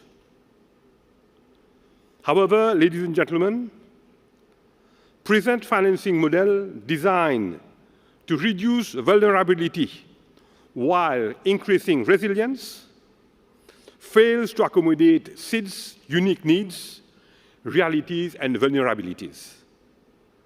Extreme weather conditions are putting immense pressure on public spending, but access to climate finance remains a big challenge. With a view to ensuring inclusivity and sustainable growth, there is need for climate justice in this time of climate emergency. Instead of GDP, it is our earnest wish that climate vulnerability becomes a criterion for concessional finance through non-climate financing mechanisms. Excellencies, ladies and gentlemen, with a view to achieving the Sustainable Development Goal on enhancing inclusive and sustainable urbanization, Mauritius has put several schemes in place to encourage private investment in the development of smart cities, revolving around the work, live, and play concept. A national regeneration program has been introduced, which provides for restoration, consolidation, and improvement of the built fabrics of towns and large villages. Smart cities would be climate neutral and generate their own energy and water resources. Additionally, the government of Mauritius has invested in a modern and innovative form of public transport, introduced electric buses, and came up with tax rebate initiatives on electric and hybrid vehicles. Our Building Act has been amended to make provisions for green building design and construction. The focus is to promote Mauritius as an intelligent, innovative, and sustainable island, offering integrated sustainable solutions, ensuring minimum wastage and maximum comfort for the long-term benefit of all citizens and future generations, irrespective of social and economic class.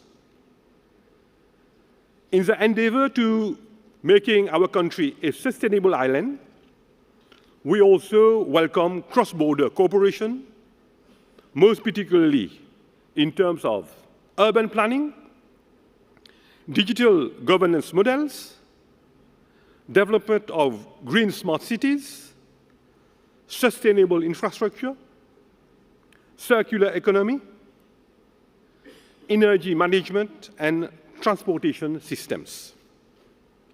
We would particularly welcome sharing of expertise, research, and experience on sustainable measures such as assessing the value of natural ecosystems as green infrastructure for enhancing climate resilience, including biodiversity conservation, coastal protection, and flood regulation, as well as waste sorting and reducing electricity and water consumption. Furthermore, Excellencies, ladies and gentlemen, for Mauritius, tourism is not just an industry. It is the lifeblood of our economy and the heartbeat of our communities. It is crucial to develop expertise in assessing the cost-effectiveness and viability of nature-based solutions, as well as appropriate land use and climate policies to achieve climate mitigation and adaptation goals geared towards sustainable tourism. Tourism represents 8% of our GDP, absorbing 13% of the total workforce. It also contributes far beyond the direct transactions made by tourists. The pandemic has reaffirmed the importance of the industry as one of the key drivers of economic prosperity and employment generation.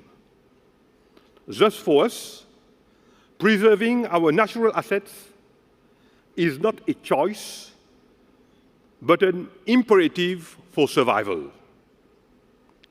And thus, building a more resilient and relevant tourism based on preserving our natural assets is not a choice, but an imperative.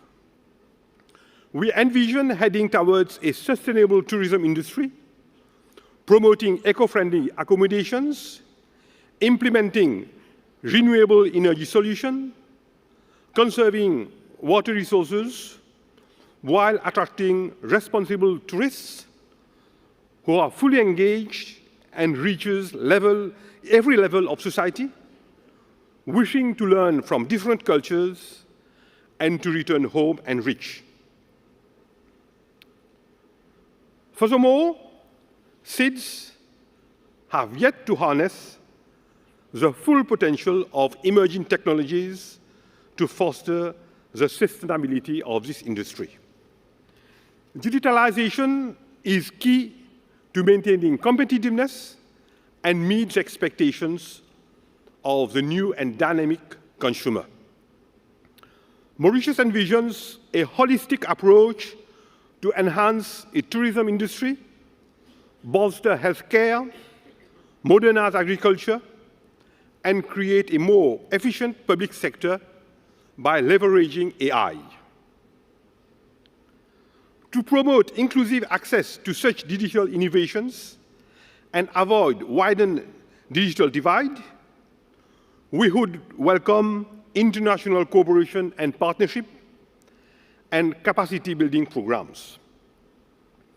We just look forward to enhancing cooperation with the UAE and other developed countries on innovative technological products such as AI and robotics, and new digital networks like digital public infrastructure, among others, which can unlock new solutions and improve end-user experiences.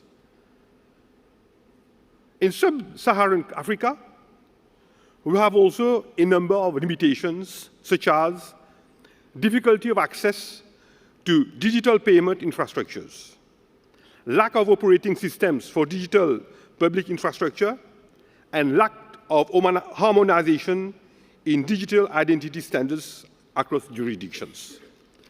This makes it difficult to operate a single digital identity system in the region, we believe that this summit could consider the challenges and help us to come up with customized policy measures and implementation recommendations. As a concluding note, Excellencies, ladies and gentlemen, it is clear that the path forward lies in sustainable practices, innovation, and collaboration. We are here today to focus not only on the challenges that we face, but also on the perspective on how we can also be part of the solutions. It is not just about economic growth, it is about shaping the future of our cities, heading towards more sustainable tourism, preserving our cultural heritage, safeguarding our natural resources for generations to come, while embracing the full benefits of technology and innovation. No country, big or small, has the ability to build a better future on its own. We need to reflect on how governments and the international community should reorganize and reimagine ourselves. To this effect, the solution would be a more collaborative approach to develop strategies and actions for the betterment and prosperity of our people. It is up to each and every one of us, leaders, policymakers, community members alike, to work together towards a shared vision for a more sustainable, inclusive, and resilient future. We should therefore partner, strengthen the means of implementation, and revitalize the global partnership for sustainable development in line with Goal 17 of the SDGs. It is only through strong partnerships and cooperation at all levels that we can achieve our objectives.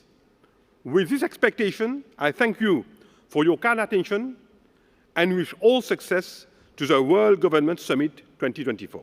Thank you very much. Thank you, Your Excellency, for this main address.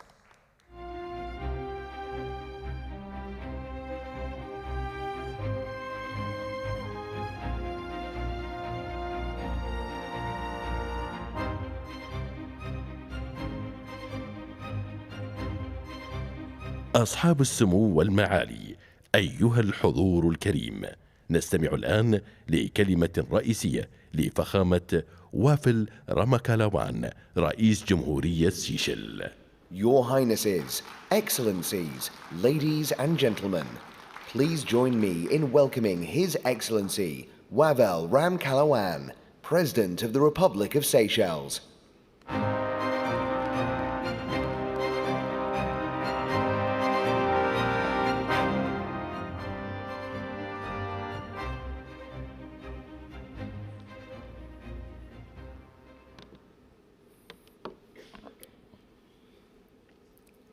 Highnesses, Excellencies, distinguished guests, ladies and gentlemen, may I first of all say a big thank you to our host, my brother President Sheikh Mohammed, and all the leadership of the UAE for the warm welcome and for such good organization. It is indeed an honor for me once again to address this august audience as the leader of the smallest country in Africa, both in terms of landmass, but also in terms of population. But at the same time, even though we are small, Seychelles on the African continent has proved that as far as governance is concerned, we are indeed a very serious nation. Together with some of our sister islands like Mauritius and Cabo Verde,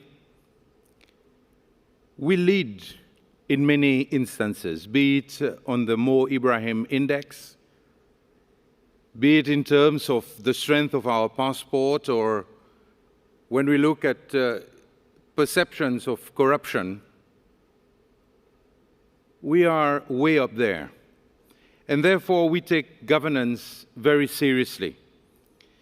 And of course, such a summit gives us the opportunity for us to speak about moving forward, gives us the great opportunity to talk about development and how we should all take our countries seriously, and whilst we do so, fight disease, ensure that peace and prosperity reign, and that our peoples, our various peoples, can indeed stand proud and be part of the new world order.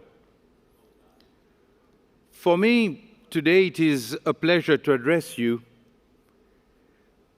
on behalf of the Seychelles, a nation renowned for its commitment to conservation and sustainability.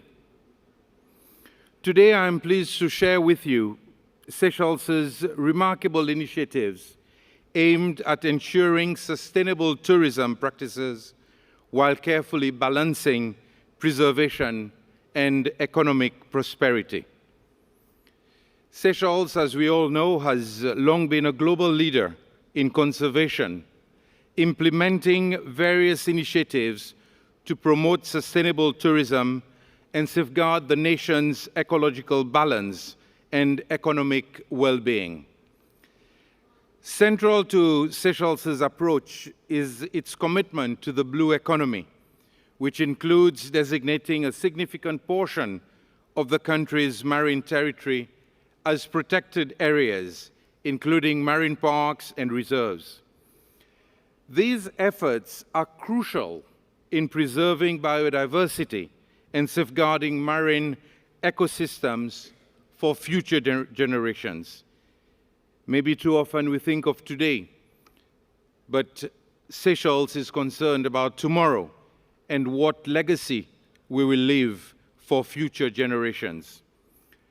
Furthermore, Seychelles has established the Seychelles Sustainable Tourism Label, a certification program that recognizes tourism accommodations, operators, and services adhering to sustainable practices such as efficient waste management, energy conservation, community engagement, and of course, environmental protection. In its endeavor to reduce reliance on fossil fuels and mitigate environmental impacts, Seychelles has invested in renewable energy sources like solar and wind power.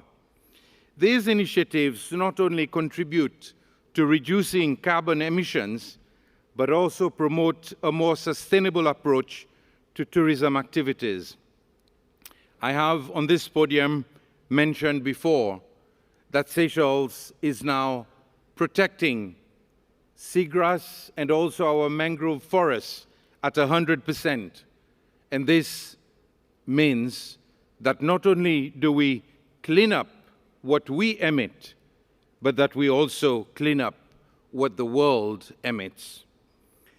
Seychelles also emphasizes community involvement and empowerment in tourism development, encouraging local participation in decision-making processes and implementing community-based tourism projects to ensure that communities benefit from tourism revenue. It should not be just about the big boys in the game, but it should be about the whole population benefiting. Moreover, Seychelles has made significant strides in protecting its unique biodiversity through habitat restoration, invasive species control, and species protection programs. Through such conservation efforts, Seychelles has achieved an enviable record of protecting 30% of its marine territory and 50% of its landmass. The nation has also implemented environmentally conscious policies such as banning single-use plastics, plastic straws, and even balloons. We are promoting glass recycling and conducting regular beach cleaning exercises to ensure that the country remains pure. Collaboration is fundamental to Seychelles' sustainability efforts with various organizations, both local and international, joining in initiatives such as tree planting campaigns. Additionally, the government has imposed moratoriums on large hotel developments and temporary restrictions on room numbers on certain islands to ensure that future developments align with sustainability goals. Seychelles also prioritizes cultural tourism through initiatives like the Creole Rendezvous Brand, offering visitors immersive experiences to appreciate local culture.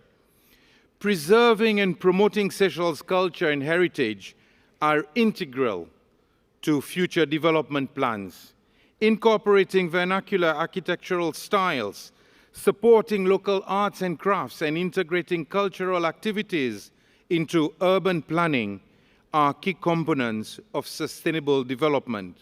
After all, we should not lose our culture. If we do so, we will lose our identity as a people. Furthermore, we put emphasis on environmental education and awareness among tourists and locals.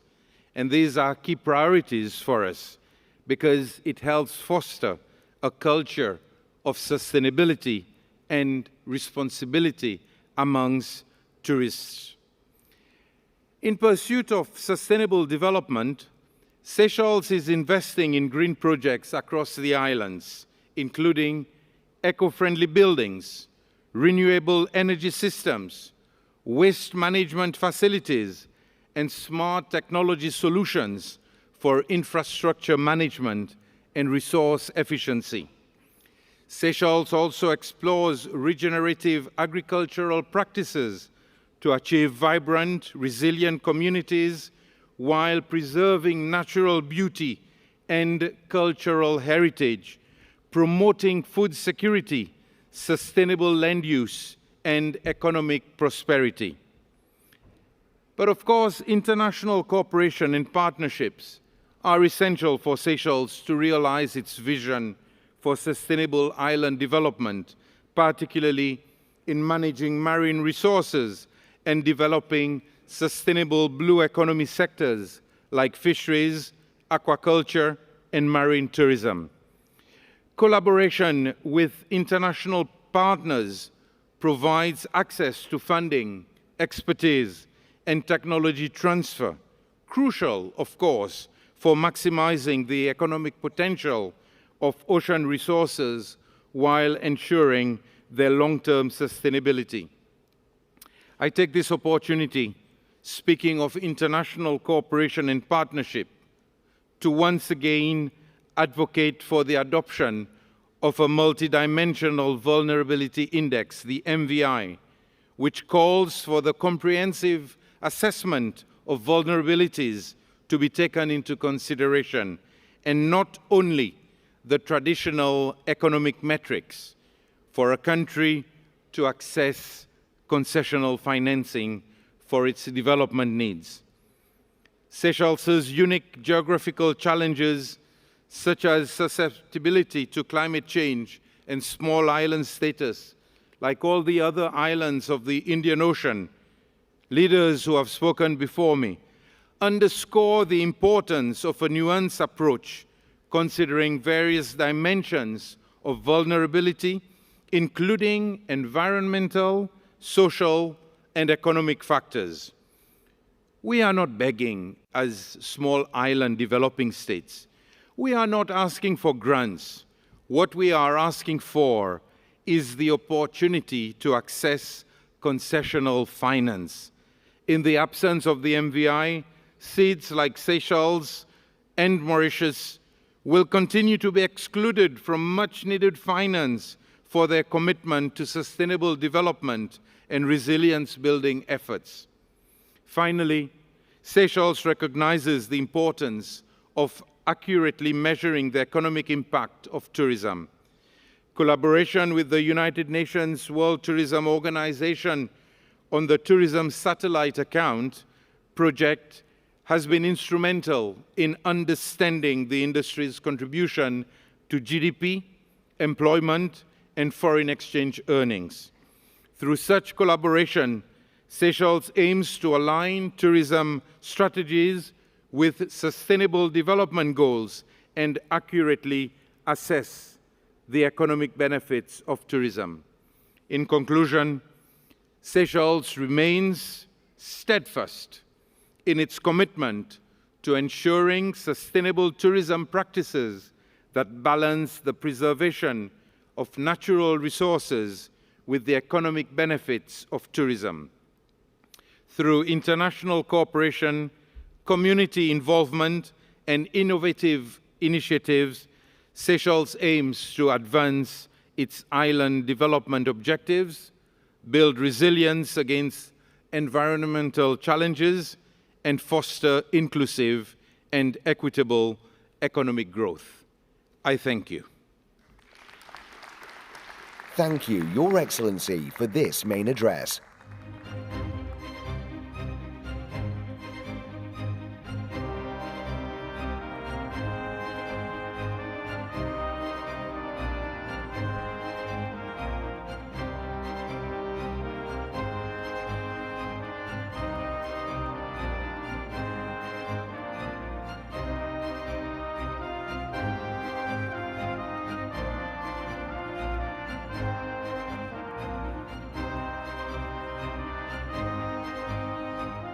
أصحاب السمو والمعالي، الحضور الكريم، الجلسة التالية بعنوان هل تستطيع التكنولوجيا تشكيل مستقبل للأمم؟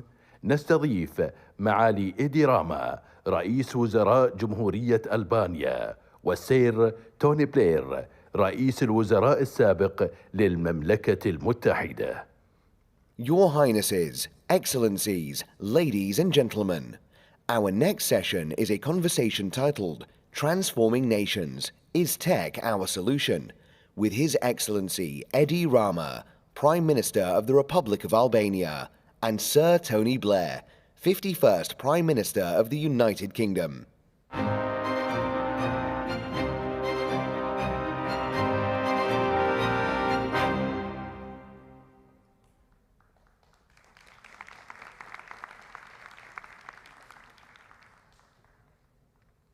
Right, hi everyone. Very good to be with you all at this World Government Summit. And I'm actually mainly today, which is unusual for me, I'm going to be doing the interviewing, actually asking the questions rather than answering them. But the context is very simple. We're living through this extraordinary technology revolution. And in my judgment, and the judgment of my institute, which now works in many different countries throughout the world, this technology revolution gives us the opportunity to do something that is not being conceived of for many, many years, and that is to reimagine the state itself. Because a 19th century state was a minimalist state. Didn't do a lot for people, didn't raise a lot of money, didn't spend a lot of money, didn't do a lot for people.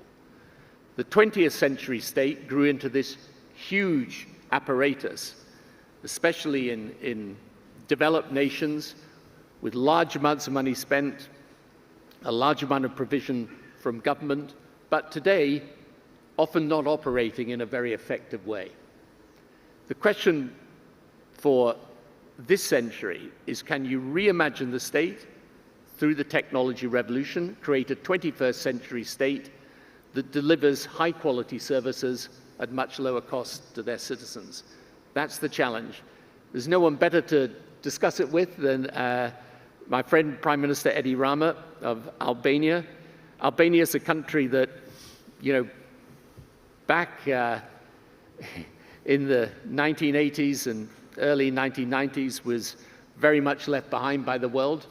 Over these past years, it's made extraordinary leaps forward. Its GDP has risen enormously just over this last 10 years or so. And Eddie, as Prime Minister, is focused very much on the technology revolution and what it can do for his country. And I actually would just wanted to start, Eddie, with an overall sort of macro question, which is, I mean, the title of our session is tech the solution? I mean, I would say, but tell me whether you agree or not, it's certainly a very major part of it. How big is this technology revolution, and how hard is it for political leaders to keep up with it? First of all, I want to correct a bit the presentator, because I was presented as the Prime Minister and Tony was presented as the 51st Prime Minister of Britain. But I want the audience to know that I would not be nor Prime Minister and either a man engaged in politics without him.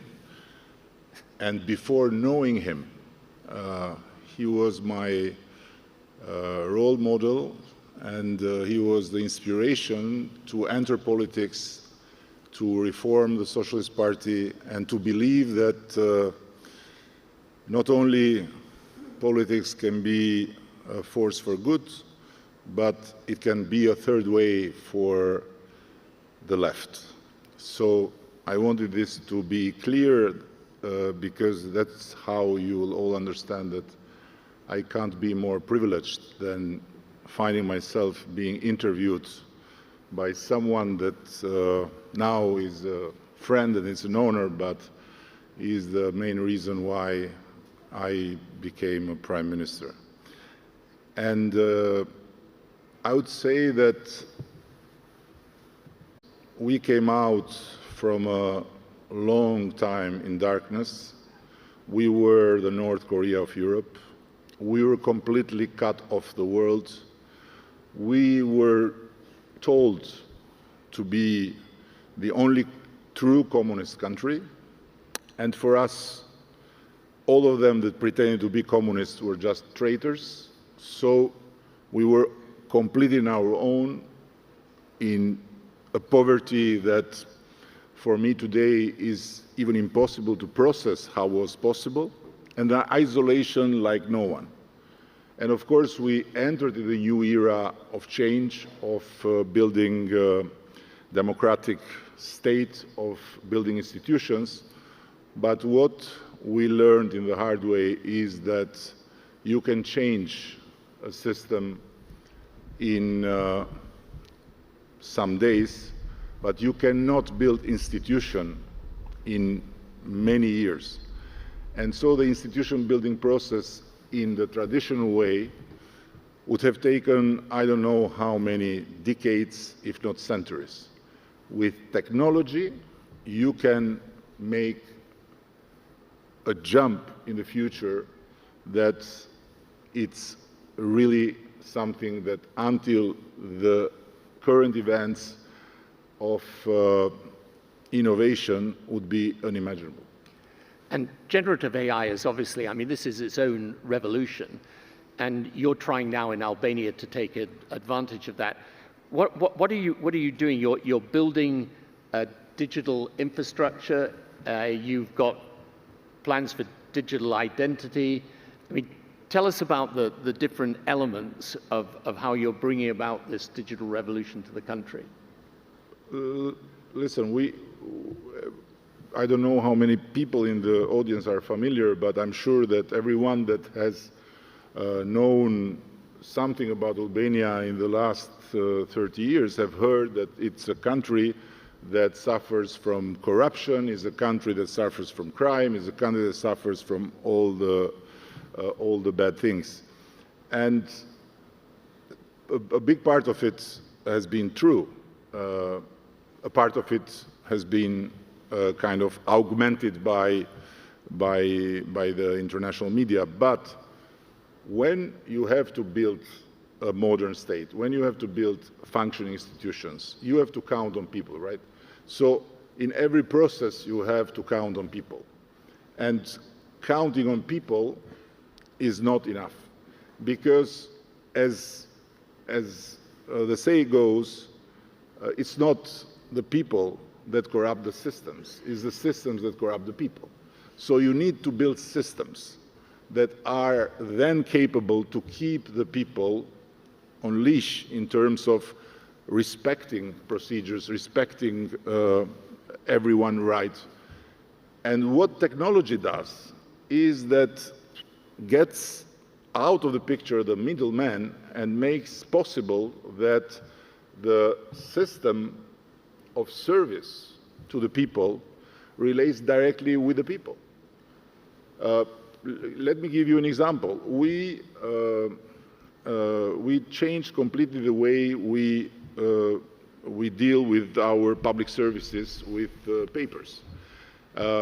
Until not many years ago, for every paper, for every certificate, for every license, for every type of document to prove things like you have never been convicted or you have never been taken off your driving license, you had to stay in line, in long lines, in front of counters, in bad conditions, and then a lot of bad things happen even to cross the line and to get the paper before. And all of that is digitized now? All is digitized. We don't have any more counters. Everything is a direct interaction between the person that need the service and his smartphone or his computer. People said at that time this will kill practically the chances for the elderly, will kill the chances for the farmers to have access. On the contrary, this gave access to all of them that in the physical relation had no chance to go and stay in the line and take the bus to go from the village to the city and so on. And I think the thing that's interesting is you can literally go through every single aspect of government and see how change can come about, right? You can do it in healthcare, you can do it in education, you can do it in the payments that are made to people, but you also have done it in terms of your move towards Europe and how you change the regulations in order to make Albania a good partner for that European part. Yes, this is another example how technology can be the bless of countries that are behind, and how technology can make countries that are behind do things that without technology would have been impossible, and even overcome countries that are far ahead of them. To enter the European Union, technically, we need to transpose all the so-called body of law of the European Union. And just to give an idea to the audience, is about more than 4,000 laws and bylaws that need to be transferred. Traditionally, this has implied for countries before us an army of translators, an army of drafters, an army of certifiers, and as a minimum, in the case of Croatia that was very successful, 7 years. So it took 7 years for Croatia. 7 years to do just this, the transfer of papers. It's mountains of papers. So luckily, one of the most prominent figures of OpenAI and ChatGPT is an Albanian lady. So I called her when ChatGPT just appeared, and I said, can you help Albania to enter faster in the European Union? She thought I was laughing. I said, no, listen, can we use this to make the transfer? She said, interesting, let's try. And our tests are telling us that we can do it as the technology is now developed in a bit more than 2 years. But seeing how the technology is improving every month, I'm sure that this time will shorten. So it's about a change that it's even impossible to get where can bring us in terms of fast arrivals in stations that otherwise would have needed generations and generations to arrive. And in terms of the infrastructure that you require to make these changes, it is about having a cloud infrastructure, so your data are held in the cloud, and then the digital identity so that each citizen can interact with government through their smartphone? So we are working with the two bigger, let's say, sources of knowledge and of technology of our time, Microsoft and Oracle, and we are trying to get the best of the one and the other. And having been attacked very viciously by Iran some time ago, and being in perpetuum a target of cyber attacks from Iran, we know, just not rationally only, but we know from our skin how important it is to have safe data. And going in an Oracle-designed cloud, it's another important reason to have the safety and the integrity of your data in a cloud that is designed for you, and is just Albania's cloud. So this is something that is developing a lot in the Oracle world. And in the meantime, with Microsoft, we are working in artificial intelligence solutions that we are very optimistic will give us an important boost to feel the future much nearer than today. And how do you find your own system with this? Because part of I mean, anyone who's ever been in government knows that the problem is that government systems, can be somewhat resistant to change, let's say. And, you've got the potential, for example, in healthcare, you can have something similar to an AI doctor sitting alongside the real doctor. In education, it's possible now. I mean, there are fantastic innovations happening where you can effectively personalize education for young people. Because you'll want to introduce all of these changes into Albania. How difficult is it to get your system to move? I believe it's more difficult in Germany and Britain because these countries, the big countries, developed countries, have also very developed machines of bureaucracy that are made in other times and that are like very big ships you have to start and turn. Ours is just a little boat, and jumping from that boat and taking the new technology as a possibility is just a bless. So practically we don't have this. So of course we have resistance, but it's more the resistance of laziness sometimes in the bureaucracy. But otherwise we can do all these things because we don't have to remove mountains that are well settled there, but we have simply to run and to run and to run forward. So I don't see this as one of the main challenges. Right. So if you take this idea that it's possible through technology to, people always talk about is the leapfrog potential. In other words, you take a country at a lesser stage of development, but they can pass a developed country by the utilization of technology. But to do that, just so that we're clear about it, because these are the changes that you've made in Albania, you're putting in place the digital infrastructure, then you'll put in place the applications on top of that, and you'll have the ability for the citizen to interact direct with government across services. I mean, this affects also every part of your economy, agriculture, for example. Yes.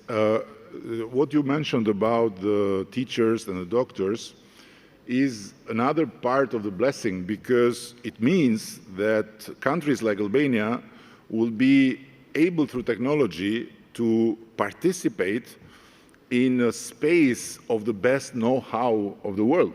So this also addresses the problem countries like ours, but also other countries in Europe, are having with staff, with teachers that are ready to go in another place to teach, or with doctors that are ready to stay for a wage that is not enough.